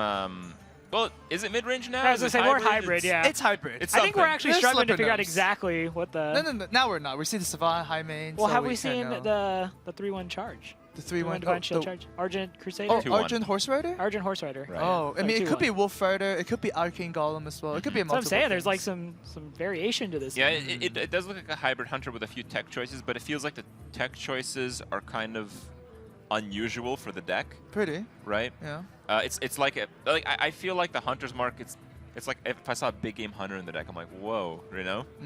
So it just feels a little bit weird, but it does feel like it would do pretty well against some decks, as we mentioned. It should have done quite well against Druid, even though it lost. Yeah. Against Freeze Mage, yeah, sounds pretty good. Yeah, Hunter's Mark is good against Freeze Mage. It's Right. kind of like Silence on the Doomsayer. Oh, that's exactly right. Yeah. Yeah, we see he chose to toss back the Haunted Creeper, which is interesting to me.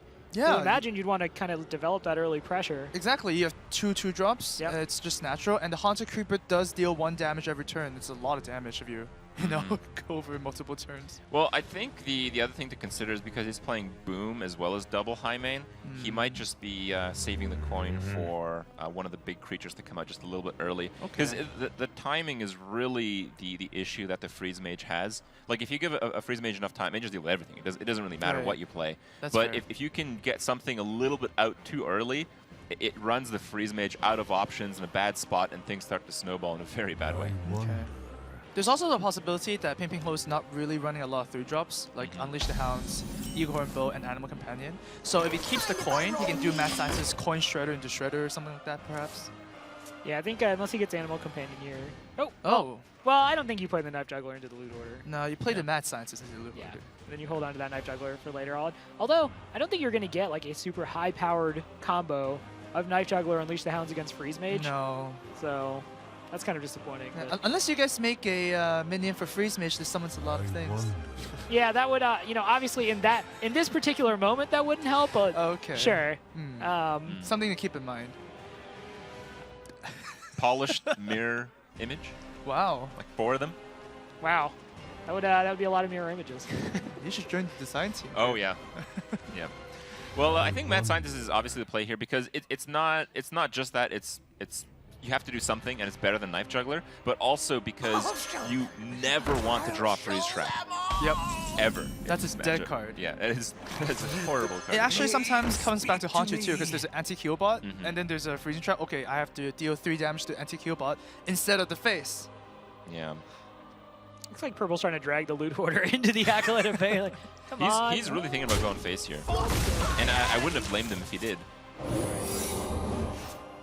So obviously the Acolyte of Pain would possibly get bounced by the freezing trap, but if you're purple, you can just start pinging that to draw more cards, get further into your deck, find those really important cards you need to win the game, and You also have the very good option of just leaving it on the board until you want to start doing that. Right. You can always change your hero power to draw a card, right? Well, the only thing I would personally consider is, do you want to just get rid of the trap before the Eaglehorn Bow ever comes out, so you don't have to possibly worry about it? I mean, it's a small consideration because as a freeze mage, you're playing obviously a little bit different win condition than most decks. Yeah. But at the same time, like anytime you can deprive your opponent of value, In the it's other something hand, to yeah. consider. Maybe they have a freezing trap that's stuck in their hand, like last game, and they can't play it.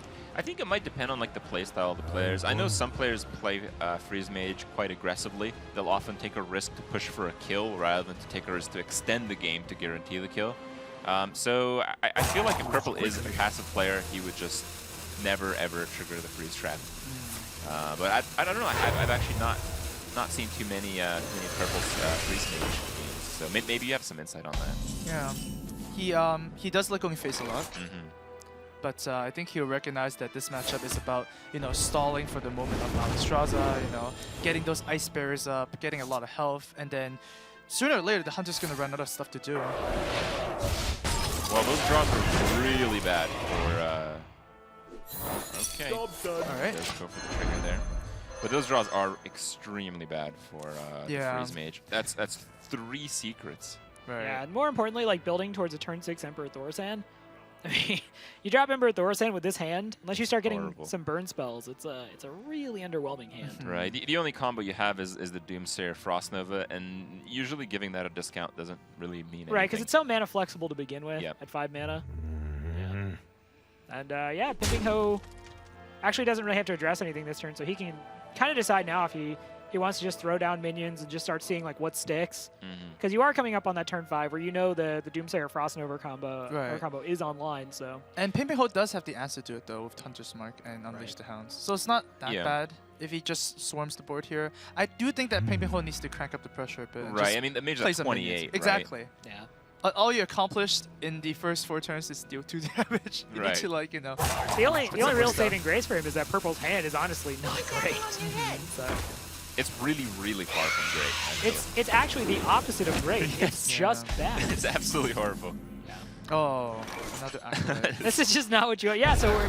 Okay, if I'm Pinpingho here, knowing this matchup, I'd probably just Hunter's Mark and get rid of the Doomsayer. Yeah, definitely. I think you're not going to really get a better... I mean, maybe you do use it to kill Antonidas later, but that doesn't really help you pressure... That's gonna be high main into Boom. Wow. That's a pretty spicy curve there. Oh man. Pretty spicy curve. Hey, High Main is comparable with Mysterious Challenger, right? It was the original. Oh, the classic. original best 6 drop. Okay. High Main, I'm sure, in a fight versus Mysterious Challenger, really wants to defend his title as best 6 drop in the game. So. Well, the Piloted Shredder is like the best 6 drop, like at the 5th of the time. Pilot Shredder? The Pilot Sky Golem. Oh, okay. That's right. Oh, okay. You get the Pilot Sky Golem into the Piloted Shredder. Right. Into the shielded mini-bot. Oh, yes. That's the dream. That is or the dream into right Hunt there. Creeper. That's wow, also it fun. just never dies. Yeah. It was Eternal. Karen before for the longest time, too. Yeah, it's just not enough pressure from Karen and as things sped up a little bit. Right, so yeah, he is going to go ahead and play down the Emperor Thorson, but There's nothing else he can do. again, yeah. Well, now he could have just played double secrets. Obviously, that would not have felt great. Oh, Fell Reaver in the Hunter deck. Wow. So, Fell Reaver, now this is the hilarious thing. Because of Pinpingho's curve, he can actually just hold on to Fell Reaver until later. Right. And just play down that High Main, play down Dr. Boom, and just keep going. And then he's got a great turn 8, where he just plays down Fell Reaver and still has 3 mana. Oh. All right. Well, he's going for some juggles. He wants to keep as much of the board as he That's a good still juggle. can. And That is a that's really good perfect. juggle. Yeah, that works out great. Yeah. The thing is, like, Pinpingho doesn't actually understand just how not good Purple Sand is. Oh, yeah. I mean, you can't. You always anticipate like an Right. average draw, right? You're thinking, like, there's fireballs in there. There's probably, like, an Alex Straza. No, it's Yeah, just you're never in the spot like, I'm kind of crushing him. I wonder if he has 3 secrets and 2 acolytes. There's the Acolyte, or no, not the Acolyte. There's the Arcane Intellect, so maybe he can.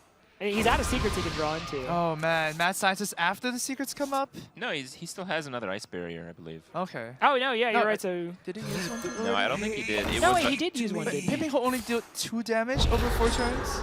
Yes, I think so. Because he dealt with the Loot Hoarder. Yep. Yeah. Oh, I it believe was Pinpingho's Mad Scientist. Yes, it was. Okay, Pinpingho did okay. play Mad Scientist in Okay, the early okay. game to get that freeze trap. Right. So yeah, But Frost still Nova not a comes good out. position. Yeah. And I think Dr. Boom, now, interesting situation we had earlier. No, I think Fell Reaver is better than Dr. Boom. I was going to say, because you lose out on 2 bombs. Yeah. Okay. So there's not enough space to play the full Dr. Boom. Well, those bombs specifically against Freeze Mage are insane. Yeah. Yeah.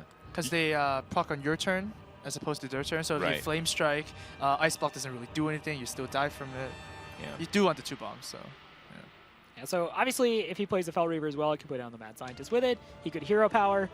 But yeah, if he plays Dr. Boom right now, not going to get full value. You can also Quick Shot, but I think you probably want to. But do you want a Quick Shot first, the Acolyte, before you play the Fell Reaver? Because the Knife Juggler might just ping the Acolyte for 1. That's true. That's, right. a big consideration. That's You really never want to let the Freeze Mage have more cards. There just comes a point where you just have to weigh out the value of giving them 1 card, or just getting that 3 damage in. Because it's really close when you beat a Freeze Mage. It never feels just. It looks like Pinpingho wants the Quick Shot to the face. Oh, good juggler. Good juggler. Yeah. The juggler knows where the place is.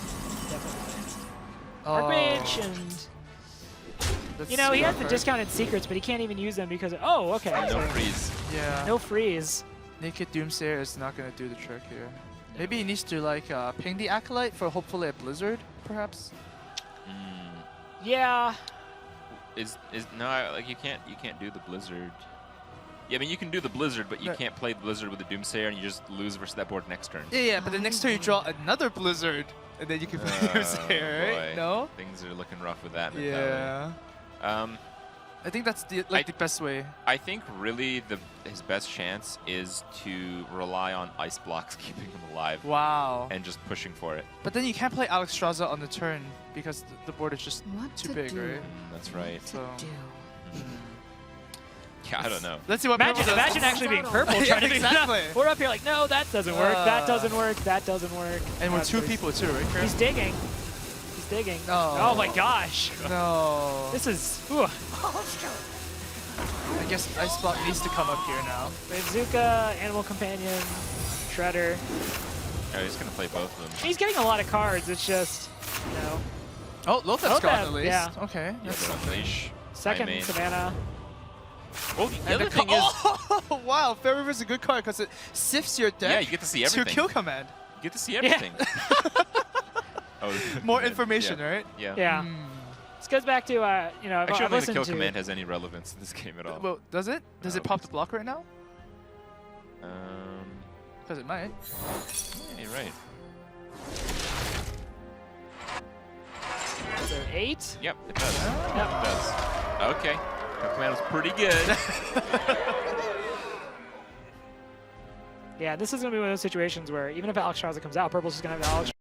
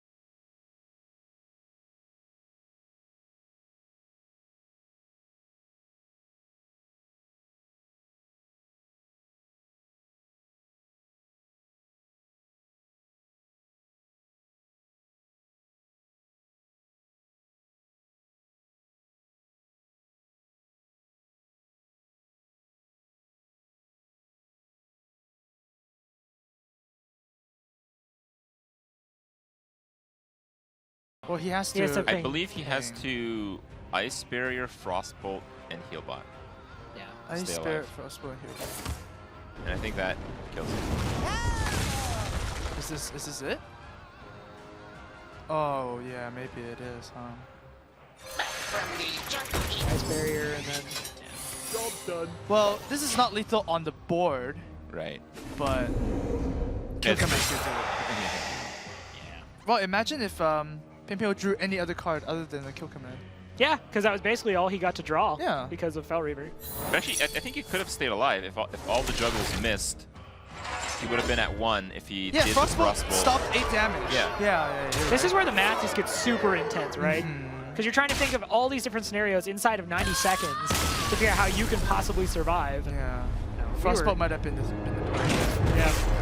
The Yeah, Pinpingho's but Hunter's goes through. The Fel Reaver deck.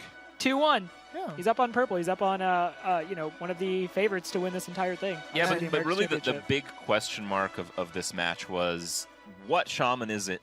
Oh! And how Yeah, bad you're is it going to right. perform against the super anti-aggro list of purple? I mean, we thought they were anti-aggro, but we just saw double Healbot and Freeze Mage. Yeah. Like this deck is meant to absolutely mercilessly destroy small It has creatures. one job to end the world of aggro. Right. That's literally just it. Yeah, and it also just ends the world of mid-range decks too. I mean, if you play a Totem Shaman, you also lose against those decks. So it seems like there's very few scenarios where the Shaman is favored against anything. Yeah, I would think Pinpingho is probably hoping to run into the Rogue as opposed to the Freeze Mage, because the Rogue, you can put enough stuff on the board, stuff like Haunted Creeper, Sticky Minion, Shredder, and maybe try to get it to where, they don't get like a second Blade Flurry or something, and you can hope to win out like that. But that Freeze Mage lineup, that Freeze Mage deck against Shaman is going to be really difficult for Pinpingho. Well, we're assuming that his Shaman list might run something that we know about, but maybe it'd be That's completely true. different, Hey, he's right? got Fell Reavers in his Hunter, so Yeah. clearly he's got some ideas. Yeah, He's capable of and everything. Shaman, it feels like it is one of those classes with possibilities. Like you could potentially run anything and be good enough in some scenarios. One turn kill Shaman. I mean, there's that. There's Shamans that have like double healing waves and you're never gonna kill them, and then Malagos comes down. Oh. Right. Yep. You're a fan of that deck.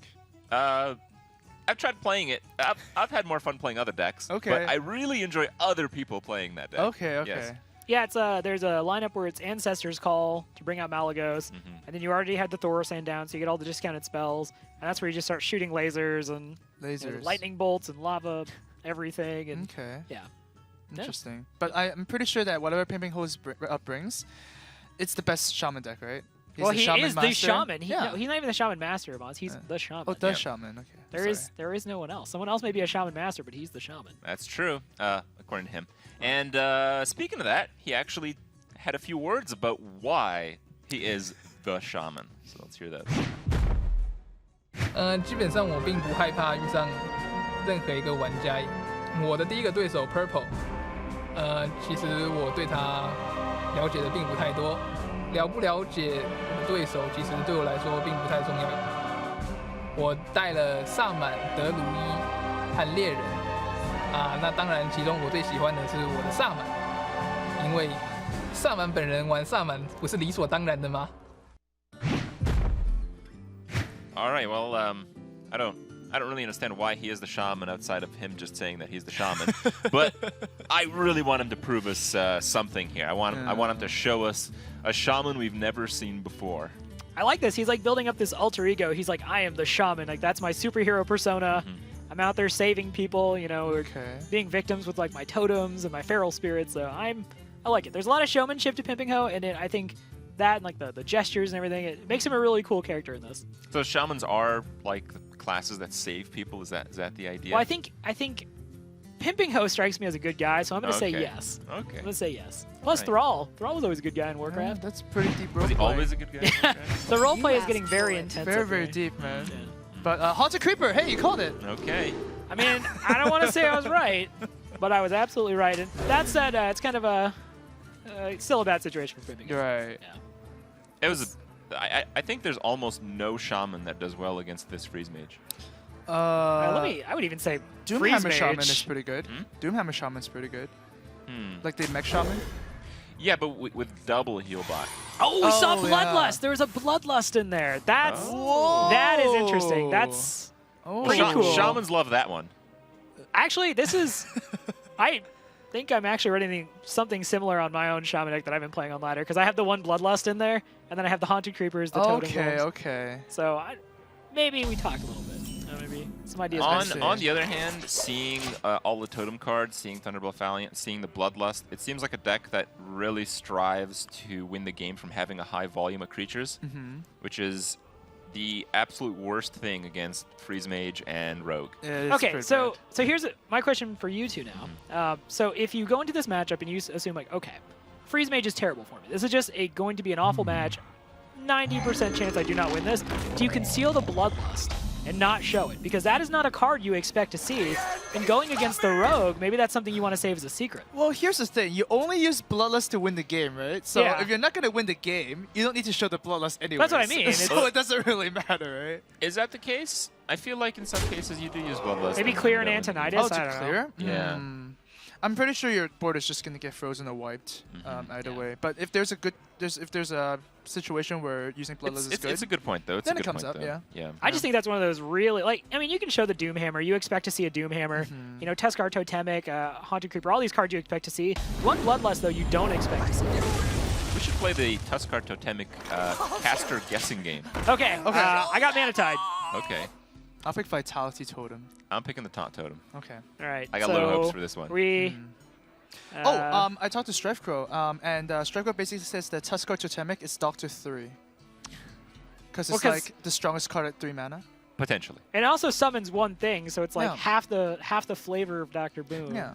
Yeah. That's a super good card. Yeah. And when you guys make a 9 mana 10/10 totem, that's gonna see play again. That's gonna be. That would really be good. ridiculous. Yeah, that would be Please really do that. Good. That'd be ridiculous. Some fish. You like some fish? I love the things he says. Oh! No, Crip wins! Crip is the shaman now. all right, all right.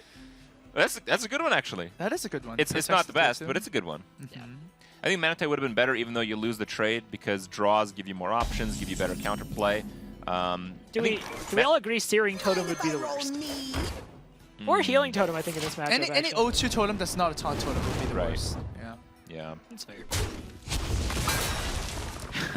Purple is out minioning the shaman. Yeah. So. What a surprise. All right. He could Doomhammer to clear both he the could minions. Doomhammer, and then you follow up with the piloted Shredder, Shredder, yeah. which is really not too bad because, as we talked about with the Mage, it's kind of difficult to make that switch sometimes from playing defensively, from drawing to actually pushing for it. And every little bit of tempo that you can get kind of pushes that a little bit further away. So if you require the Mage to ping off your 3/1, that's just fine. Sure. Yeah. Well, at the same time, Purple has a lot of time, and time is not something you want to give to a Freeze Mage. So I would still say Pinpingho is big disadvantage right now. Something needs to happen. Well, he's choosing to attack after the Secrets proc, just so he can know for sure what it is. Sure. In some cases, this does offer a disadvantage, but I don't think that's much of a risk in this situation. I think the Purple's committed to just every turn putting down something on the board, just trying to keep Pinpingho as distracted as possible. Because as you said, like the more time Purple has as the Freeze Mage player, the more likely he is to win the game. And obviously he's already got a favorable matchup, so. Zombie Chow not too good against the Freeze Mage. I don't No. think that's ever going to be played this game. No, probably not. Yeah. I think there will be a desperation point where you're just playing down minions. I see a future where Zombie Chow's on the board. Yep. I absolutely agree with It's it's not a great future. In fact, it's a very dim future for Pinpingho, but there is a future. Alright. that. Is he going to go for the kill? No. He is not. No, he's done. He's done messing around. He's like, it's time to go face. Doomhammer is 5 mana for 16 damage to the face. It's very efficient. Yeah. Yeah. It just takes a while for that to actually Yeah. come to fruition. Still a lot of damage. Both fireballs in hands, so that's pretty solid for Purple. Yeah, I mean, you have Alistraza, you have 2 Blizzards, 2 Fireballs, 2 anti-kill I was gonna bots. say his hand is a lot more conducive to what he wants to do this game than it was last game. So. Right, if you're going to play the pairs game, you want the pairs that aren't secrets. Right. Pairs are really bad in Actually, in this case, Hearthstone. it's quite strong. This one? Yeah, I feel Ooh. like Alistraza and double Fireball limits your opponent's options so much. I feel like the double Heal Bot and the double Blizzard gives you a ton of time. Okay. Do you maybe hex the Doom player here? Well, you need the Hex to respond to like a Antonidas threat, right? or- Yeah. yeah, So I would just Alistraza. kill it normally and drop the Dr. Broom. Dr. Yeah, Broom Dr. seems Broom's like so it's- strong. Yeah, Yeah. so strong. That's a very good point. I think if you didn't have the Dr. Boom, you could definitely consider that. Yeah. Actually, no, you need a 4 I would have considered the Thunderbolt Failing if Dr. Broom was gone. Just establish the Yeah, Play you're down the right. totem. Yeah. Yeah, you just have to play stuff. Play stuff. Yep. That's definitely what the shaman needs to be doing. Yeah, I mean, it's really it though. Like you can't just hex and do nothing. Right. Yep. You have to be pushing the aggression here. Ooh. Wow, Cut Purse is really popular too. And it's dead. And it's gone. And it's gone. 3 and okay, That's average. above average result. You got 5 damage out of But a that's possible. exactly average. That's exactly Is he? Yeah. I'm so bad at math. That's all right. Oh, I'm good at math. I was thinking like 4 because you think like 8 and anything above 4, but yeah, based on 2 to 8 damage. Right. There is a lot at stake. There's a lot of stake here. Steak is. That is a good stake. That is Yeah. an angry healing totem. Look at it. It's frowning. It's not happy to be here.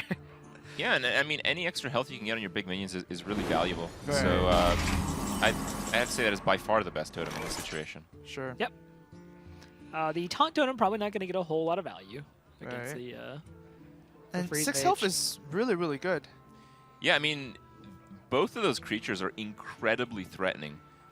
This is really where we get to test how aggressive Purple is willing to play this game.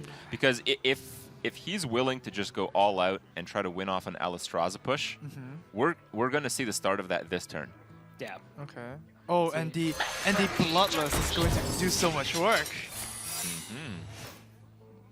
Yeah, if only only this was the olden days and Pinpingho had like an Argent Commander in here. Start pushing damage, that'd be good. But Wow, Flame Tongue Totem as well, even That's more really good. damage. what if he had like a Rock Biter plus the Flame Tongue plus the Bloodlust? I mean, that would obviously be a lot of damage, but I don't think he's really anywhere near that. But he's 12 plus 8 plus 9. You have to assume though, if you put down that Drake is just going to die next turn. You're already in the range where you are begging He has 29 to get Flame damage. Strike. Yeah, no, it's very close. He has yeah, that's a lot of damage. And Oh, I also, think he's just going to push it. the Flame Tongue Totem gets buffed by the Valiant as well. Yeah. Whoa.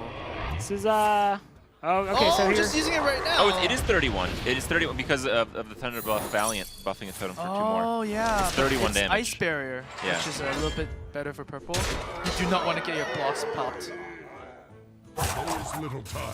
On the plus side, purple is heading into the Alistraza turn, and what you want to use it on your opponent. I mean, it does bring you back up to 15 health, so You don't want to die. you definitely don't want to die. That would be a real problem for him. Okay, he's Keeping choosing not the to attack. Doomhammer. I think that's very revealing. It doesn't have another weapon. Yeah. Interesting. Or maybe saving it for the Rock Rider too. What? That's I mean, true. purple has Blizzard, and you have to expect that comes out here. But if he did not have Blizzard, this would be a very bad circumstance. Yeah, and the Ice Lance actually does pretty well in just removing one of the threats. Yeah, possibly the Valiant, because it actually summons, you know. Yeah, it summons more threats as the yeah, game happens. yeah. It's like a super Paladin hero power. This is actually going much better for the Shaman than I had hoped originally. Yeah. Yeah, he has a. I mean, if you look at it, he got to play Dr. Boom on turn 7. He started getting value off the Valiant, and yeah, as you said, it's definitely a lot closer than you would expect this matchup to have been. Purple's also, you know, he's got the burn in hand, he's got the heal bots. Doesn't have a Flame Strike though, which I'm sure he'd like to be able to find because, you know, playing against a Shaman, you expect that board to just get filled up again. Right. But if I'm purple right now, I'm just going to set up for the Alistraza Fireball, Frostbolt kill. Yeah. So in that case, there's no chance to use the Ice Lance properly. So just might as well use the Ice Lance now. Yeah. Yeah, I agree with that. But I think you might be thinking of just playing the Acolyte. Yeah, and this is safer. And, you know, again, the overall thing here for purple. Oh. Oh, yeah, so you can't use the Doomhammer now. Oh, okay. Aggressive. That was a good Ice Lance. I did not expect it to go that position. Well, if he had I don't drawn know if it was- Rock I don't know Rider. if it was objectively good ice, but it was an aggressive Ice Lance. Okay. Yeah. Oh, more totems. Okay. More totems in the Shaman deck. More totems. If he had gotten like Hey. double Rock Biter, what? It is a totem, Hey. okay? Yeah, it is a totem. But if he, you know, if Pinpingho had had something like double Rock Biter and the Ice Lance hadn't gone to the face, then purple would just be dead. Wow, that's that very is aggressive an use of Hex. I would say that is an ambitious Hex. That said, purple doesn't have a Flame Strike. He doesn't have. It's not. Let's see. Okay, Frost. Oh, so do you have to play down the Acolyte and ping? Oh man. Are you digging? Are you digging now? Wait, even if he guess puts it so. down, all he could get into, all he could find would be Frost Nova. Frost Nova. Well, he's not dead if he kills the Boom and the Valiant. What to Even from the. Is he? Oh yeah, he is. He does have exactly 11. The Doomhammer killing the frog, and then 2 + 3 + 6. Or the creeper killing the frog. No, You know- the creeper killing the frog is 1 short. Minor thing, the frog's expression is always super exciting to me because he's like, I don't want to be here, and he's like looking at this board right here. Yeah. It's like Dr. Boom, a dragon. The only time the frog wants to be on the board is when you have a Houndmaster in hand. Yeah. Or kill command. Kill command. Frogs can kill, man. That's true. Deadly frogs. Deadly frogs. Runs out on me. But yeah, purple needs to solve the situation. And I mean, there's so many different ways to Purple go about was it. so though. favored, and right now he's on the verge of elimination, and he's looking at some really bad options. Well, it's, you know, I'd have to look exactly at Purple's list, but I mean, we haven't seen. I think there's just 1 Flame Strike in his deck, 2 Blizzards, and 2 Frost Nova, so it's totally possible. He needs that Flame Strike right now. Yeah. Wow, the Argus is a pretty insane draw too. You can pump 2 creatures up to 5 health. Yep. Yeah, this is Purple has tools in his hand, but Alexstrasza being used reactively is just not what you want to do as the Shaman player, or the Mage player, rather. The issue right now is that for purple to win, you basically need to play Alexstrasza and Ice Block on the same turn. Yeah.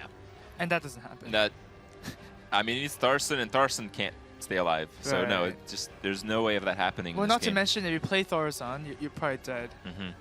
Really, the only decent circumstance that I see purple having is getting a Flame Strike now. Okay. Yeah, I think there's 2 chances for it with the Acolyte. Right, at least 2. Yeah. it's worth noting just how much work that one Bloodlust did. Like, it really shifted the game, I think, in Pinpingho's favor. Yeah, 31 All damage that in one damage just turn. came out in one turn. Yeah.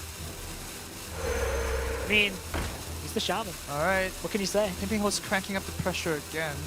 But it's not quite enough. Do you drop Mana Tide here? Oh, I guess you do. That's but, a bit weird. That's a bit of a little bit of a sequencing. Yeah, sequencing thing. Let's see if he gets something like a Rock Spider here. Yeah. Nerubian Egg, wow. That's... All right, let's draw This that deck card. is very interesting. So first we I think you want killed to the- attack. You want to attack the Creeper, right? with the 3/3 first. No, with the 1/3. No. Draw a card. Well, I mean, you're gonna kill everything anyways, right? Oh, that's right. You want to play Right. the Mad Scientist. Okay, let's see what this card is. Okay. All right. So you go for 2 chances. Yep. Instead of the To get ping the on the Flame Acolyte for Strike. 1, right? Yeah. And if you don't get it, you can still Fireball your Mad Scientist through Ice Block. Wow. Oh. It's not over. Fireball the Mad Scientist That is the just- play. That's so It is really Purple. bad because then even if you... Oh, it's the it's next one card card! away. Oh, he's okay. He got Frostbolt. He can Frostbolt the Mad Scientist now. Oh, clever. Okay. That's a forcing play. Yeah, but now the issue is he needs his other Ice Lands to stay alive against the Doomhammer. Because the block is going to be procced without Oh, the yeah, weapon. you're right. Oh, man. So now he needs the Ice Lance as well. Exactly, Ice Lance. Because Yeah. both Frostbolts are already used. Yep. The last remaining Ice Lance. But it actually doesn't look like he has much of a deck left, so that might not be that unlikely. Yeah, he's drawn a lot of cards. And if the he really tea comes has. out? Yeah. This has just been such a very troubling crazy match. Wow, Shaman is in such a good position. I would have never imagined this scenario. No, but I'm telling you, it's the Bloodlust that turned it around. Like, doing all that damage at once, as Crip pointed out, now you're not just trying to like stay alive, you also have to really work hard to stay alive and still try to find your win condition. And he has cards that lead to a win condition in hand, but now every single turn has to be about making sure he can't die. Yeah. Hexing the Acolyte as well. That's really clever. Like when you play the Shaman, you don't ever want to, like it's never supposed to get to that point, right? You're never Right. supposed to be hanging around like 10 health. You just keep controlling the board. But Pinpingho's ability to just put all that damage out at once is I think the Argus is really important here. Wow. Oh, wow. No Argus. Oh, that is... Wow. Wow. Wow, All right. And Purple can Alexstrasza himself next turn. Yeah. Does Pinpingho have enough resources to make one final push in building a board? Wow, you're right. Actually, the Argus wasn't very important. Yeah. Because if Pinpingho would have played the Argus, then would've there had would to be not ping. enough mana. Yeah, Yeah. exactly. You have to ping or Ice Block. But he's got Alright. Doctor 3. Well, let's see what Doctor produces. Okay, Wow. 1 point for That's- you, Robert. Hey, so I'm on the board. Sorry, I'm on the Maz. board. All right, Purple, please win so we can see another game. Amaz, you need to step up your totem guessing game. Oh, man. Vitality would have been sick, though, by the way. Yeah, Yeah. it would have been pretty good. This is still really solid to get the Mana Tide totem. The Shaman, obviously, normally not great at drawing cards, but getting a second Mana Tide totem for free off a 3-drop is pretty nice. Ooh, Fire Elemental. All right, so you have to, Alexstrasza yourself. You're still going to eat a what bunch kind of of damage are we looking at right now? So That's we have lethal. No, that's lethal. 10. Oh, no, it's only one charge. One Well, charge. okay, I Yeah. thought it was two charges would So have been it's lethal. two damage off lethal. 2 damage off lethal. I just want to point out, I don't think we've seen a single Rockbiter in this list so far. That's I mean, true. they may be at the bottom of the deck, but But really, the question we have to ask is, if he's 2 damage off lethal, how does the mage stay alive next turn? And if he can't, which he can't, I don't think he can. how does he Wait, no, win no. this Purple next has turn? one more anti-kill bot, right? No, he played both of them, I thought. no, I think I've only seen one this game. Yeah. Oh, perhaps. But then if you play anti-kill bot, Even that's 5 then, mana. Yeah, right? it's still, it's 8 health. Like, you're not really, you don't have any tools to clear the board. Sure. This is again, it's all the moving pieces of the Freeze Mage deck. You have to stay alive, clear the board, try to kill them. It's just a whole bunch of chores you're trying to juggle. And No, actually, that's exactly right. I think Flame Strike is the only card. Yeah. The second one? He has to draw the other Flame Strike to clear the Assuming board he's and running stay it. alive at 2 life. Oh, Have we seen him wow. run a second Flame Strike? We No. haven't seen the I second have Flame not seen Strike. that. I mean, he does run 2 anti-heal bots, right? You had to have cut something for it. Right, exactly. Also, perhaps a Frost Nova. I don't know if we've seen 2 Frost Novas. This is interesting. Anti-Menace Frost Nova might be a thing. Yeah? Pinpingho is very well, much... Pinpingho's going for the clear here. Yeah, I think he's just looking at the deck size of the mage and saying that there's no way that I'm losing this. Okay. Just play it safe. I don't know if that's true, but we'll see. Second Fire Elemental's really Oh! There's the Frost good. Nova. And then, oh, wow, okay. Alright. This makes things more interesting. Well, if Pinpingho actually went for the face, the Fire Elemental would have ended the game. Let's see. But I just don't know. Like, still Purple is in that spot. How does he stay alive Wait, and win at the same how many time? more freezes does he have? None. No. None? No more? It's double Blizzard, That's it? double Nova. I think we've seen double Blizzard and we've Oh. seen double Frost Nova. Okay. I think he's got like a Doomsayer in there, which is a really bad draw. No, no, you don't want that. Yeah. I think Pinpingho's arriving at kind of what you said, Amaz, that if he'd gone face here, he could have Fire Elemental. Yeah, for the win. exactly. So no, he's not confused now. He knows where he's going. Okay. Ruby and Egg, But solid. still, very commanding position, right? Yep. So we basically kind of have to see a second Flame Strike here. Okay. Here we go. Oh, that's a mini Flame Strike. You need a full-size Flame Strike here. You don't need Yeah. half the calories. You need all that Flame Strike goodness. I And see. unfortunately, it's just a sheep. So you have to draw here, I guess. Yeah. You could. Well, are you dead? You can kill 2 Fire Elementals, and then you can attack into 1, 2, 3. And actually, you're not dead. You're not dead. He's not dead. No, it's true. It's true. But again, you're still in that hole where you can't win. Now you have to draw the card. What is he drawing though? I'm Wow. almost out of No, cards. that's not going to be it. And Oh my goodness, Pinpingho's the going to Shaman take this takes series. it. The Shaman 100% takes the win set rate. with Shaman. 100% win rate. 100% We all owe Pinpingho a real apology for saying that this Shaman just couldn't win this, because... Oh no, it was just you. What? I knew he was going to win. Amaz, you Yeah, have the lowest totem score on the I knew he was desk. going to win. I was just supporting your arguments. You have the lowest totem score on the desk, Amaz, please. I think... Oh, okay. All right. yeah. That was amazing game. That was in a great series, and just drives home how important one different card in your list that your opponent doesn't expect can be. It's crazy. And really, we have to understand the repercussions of that game. I mean, how many Shamans are we going to see on ladder tonight? All Bloodlust. All Bloodlust. Yeah. Bloodlust is a basic card. Go put it in your deck today. Yeah. Yeah. Well, it is an amazing list. I have encountered the Totem Shaman quite a few times. I think I've encountered it with Bloodlust once, but also I think we have to credit the play as well. I mean, it seemed like he was switching from like aggressive to control constantly, Right. which made a very controlling deck that basically requires a consistent line of play to be able to react properly. Just kind of a mess.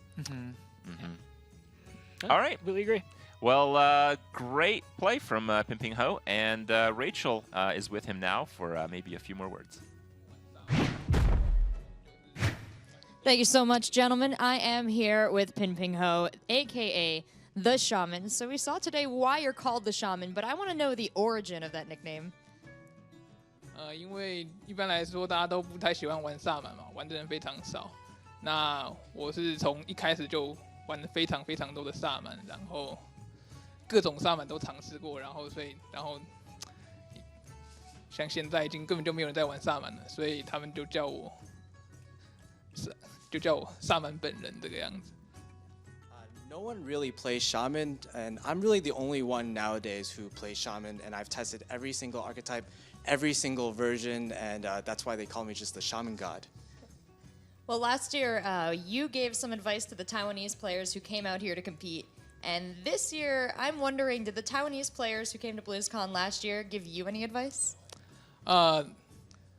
他们都给我很多的建议。基本上我有问题的话，我就会直接把问题丢在 Skype 上面，然后他们就会把他们的想法给我这个样子。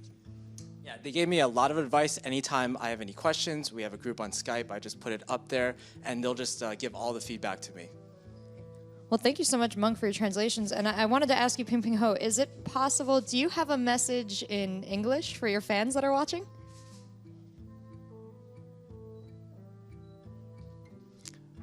Well, I think I didn't do too. I made a lot of mistakes today, and I will try my best to play to my best for the future matches.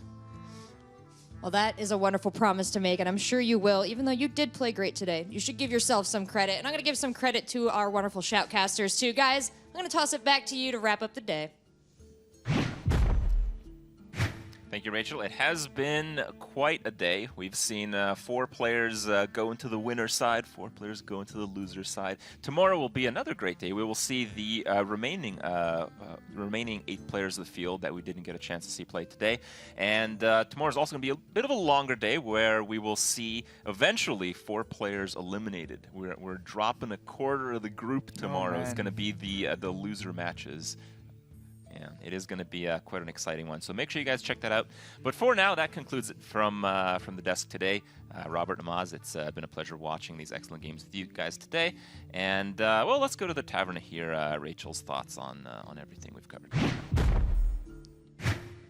Thanks so much, guys. Just like you said, it was an amazing first day here at opening weekend. We had 8 of our 16 players meet their competition. All the players are going to be back in the tournament tomorrow, and we'll continue their matches throughout the week, but we'll start to see our first players eliminated tomorrow. Tune back in at 9 a.m. Pacific to see who gets eliminated and who will continue on to the main stage of BlizzCon. In the meantime, you can check out the kickoff of the Heroes of the Storm World Championship matches at 1:30 p.m. Pacific, and you can find all the action on BlizzCon.com. That's it for today's Hearthstone broadcast. Check out the highlights, and we'll see you all tomorrow.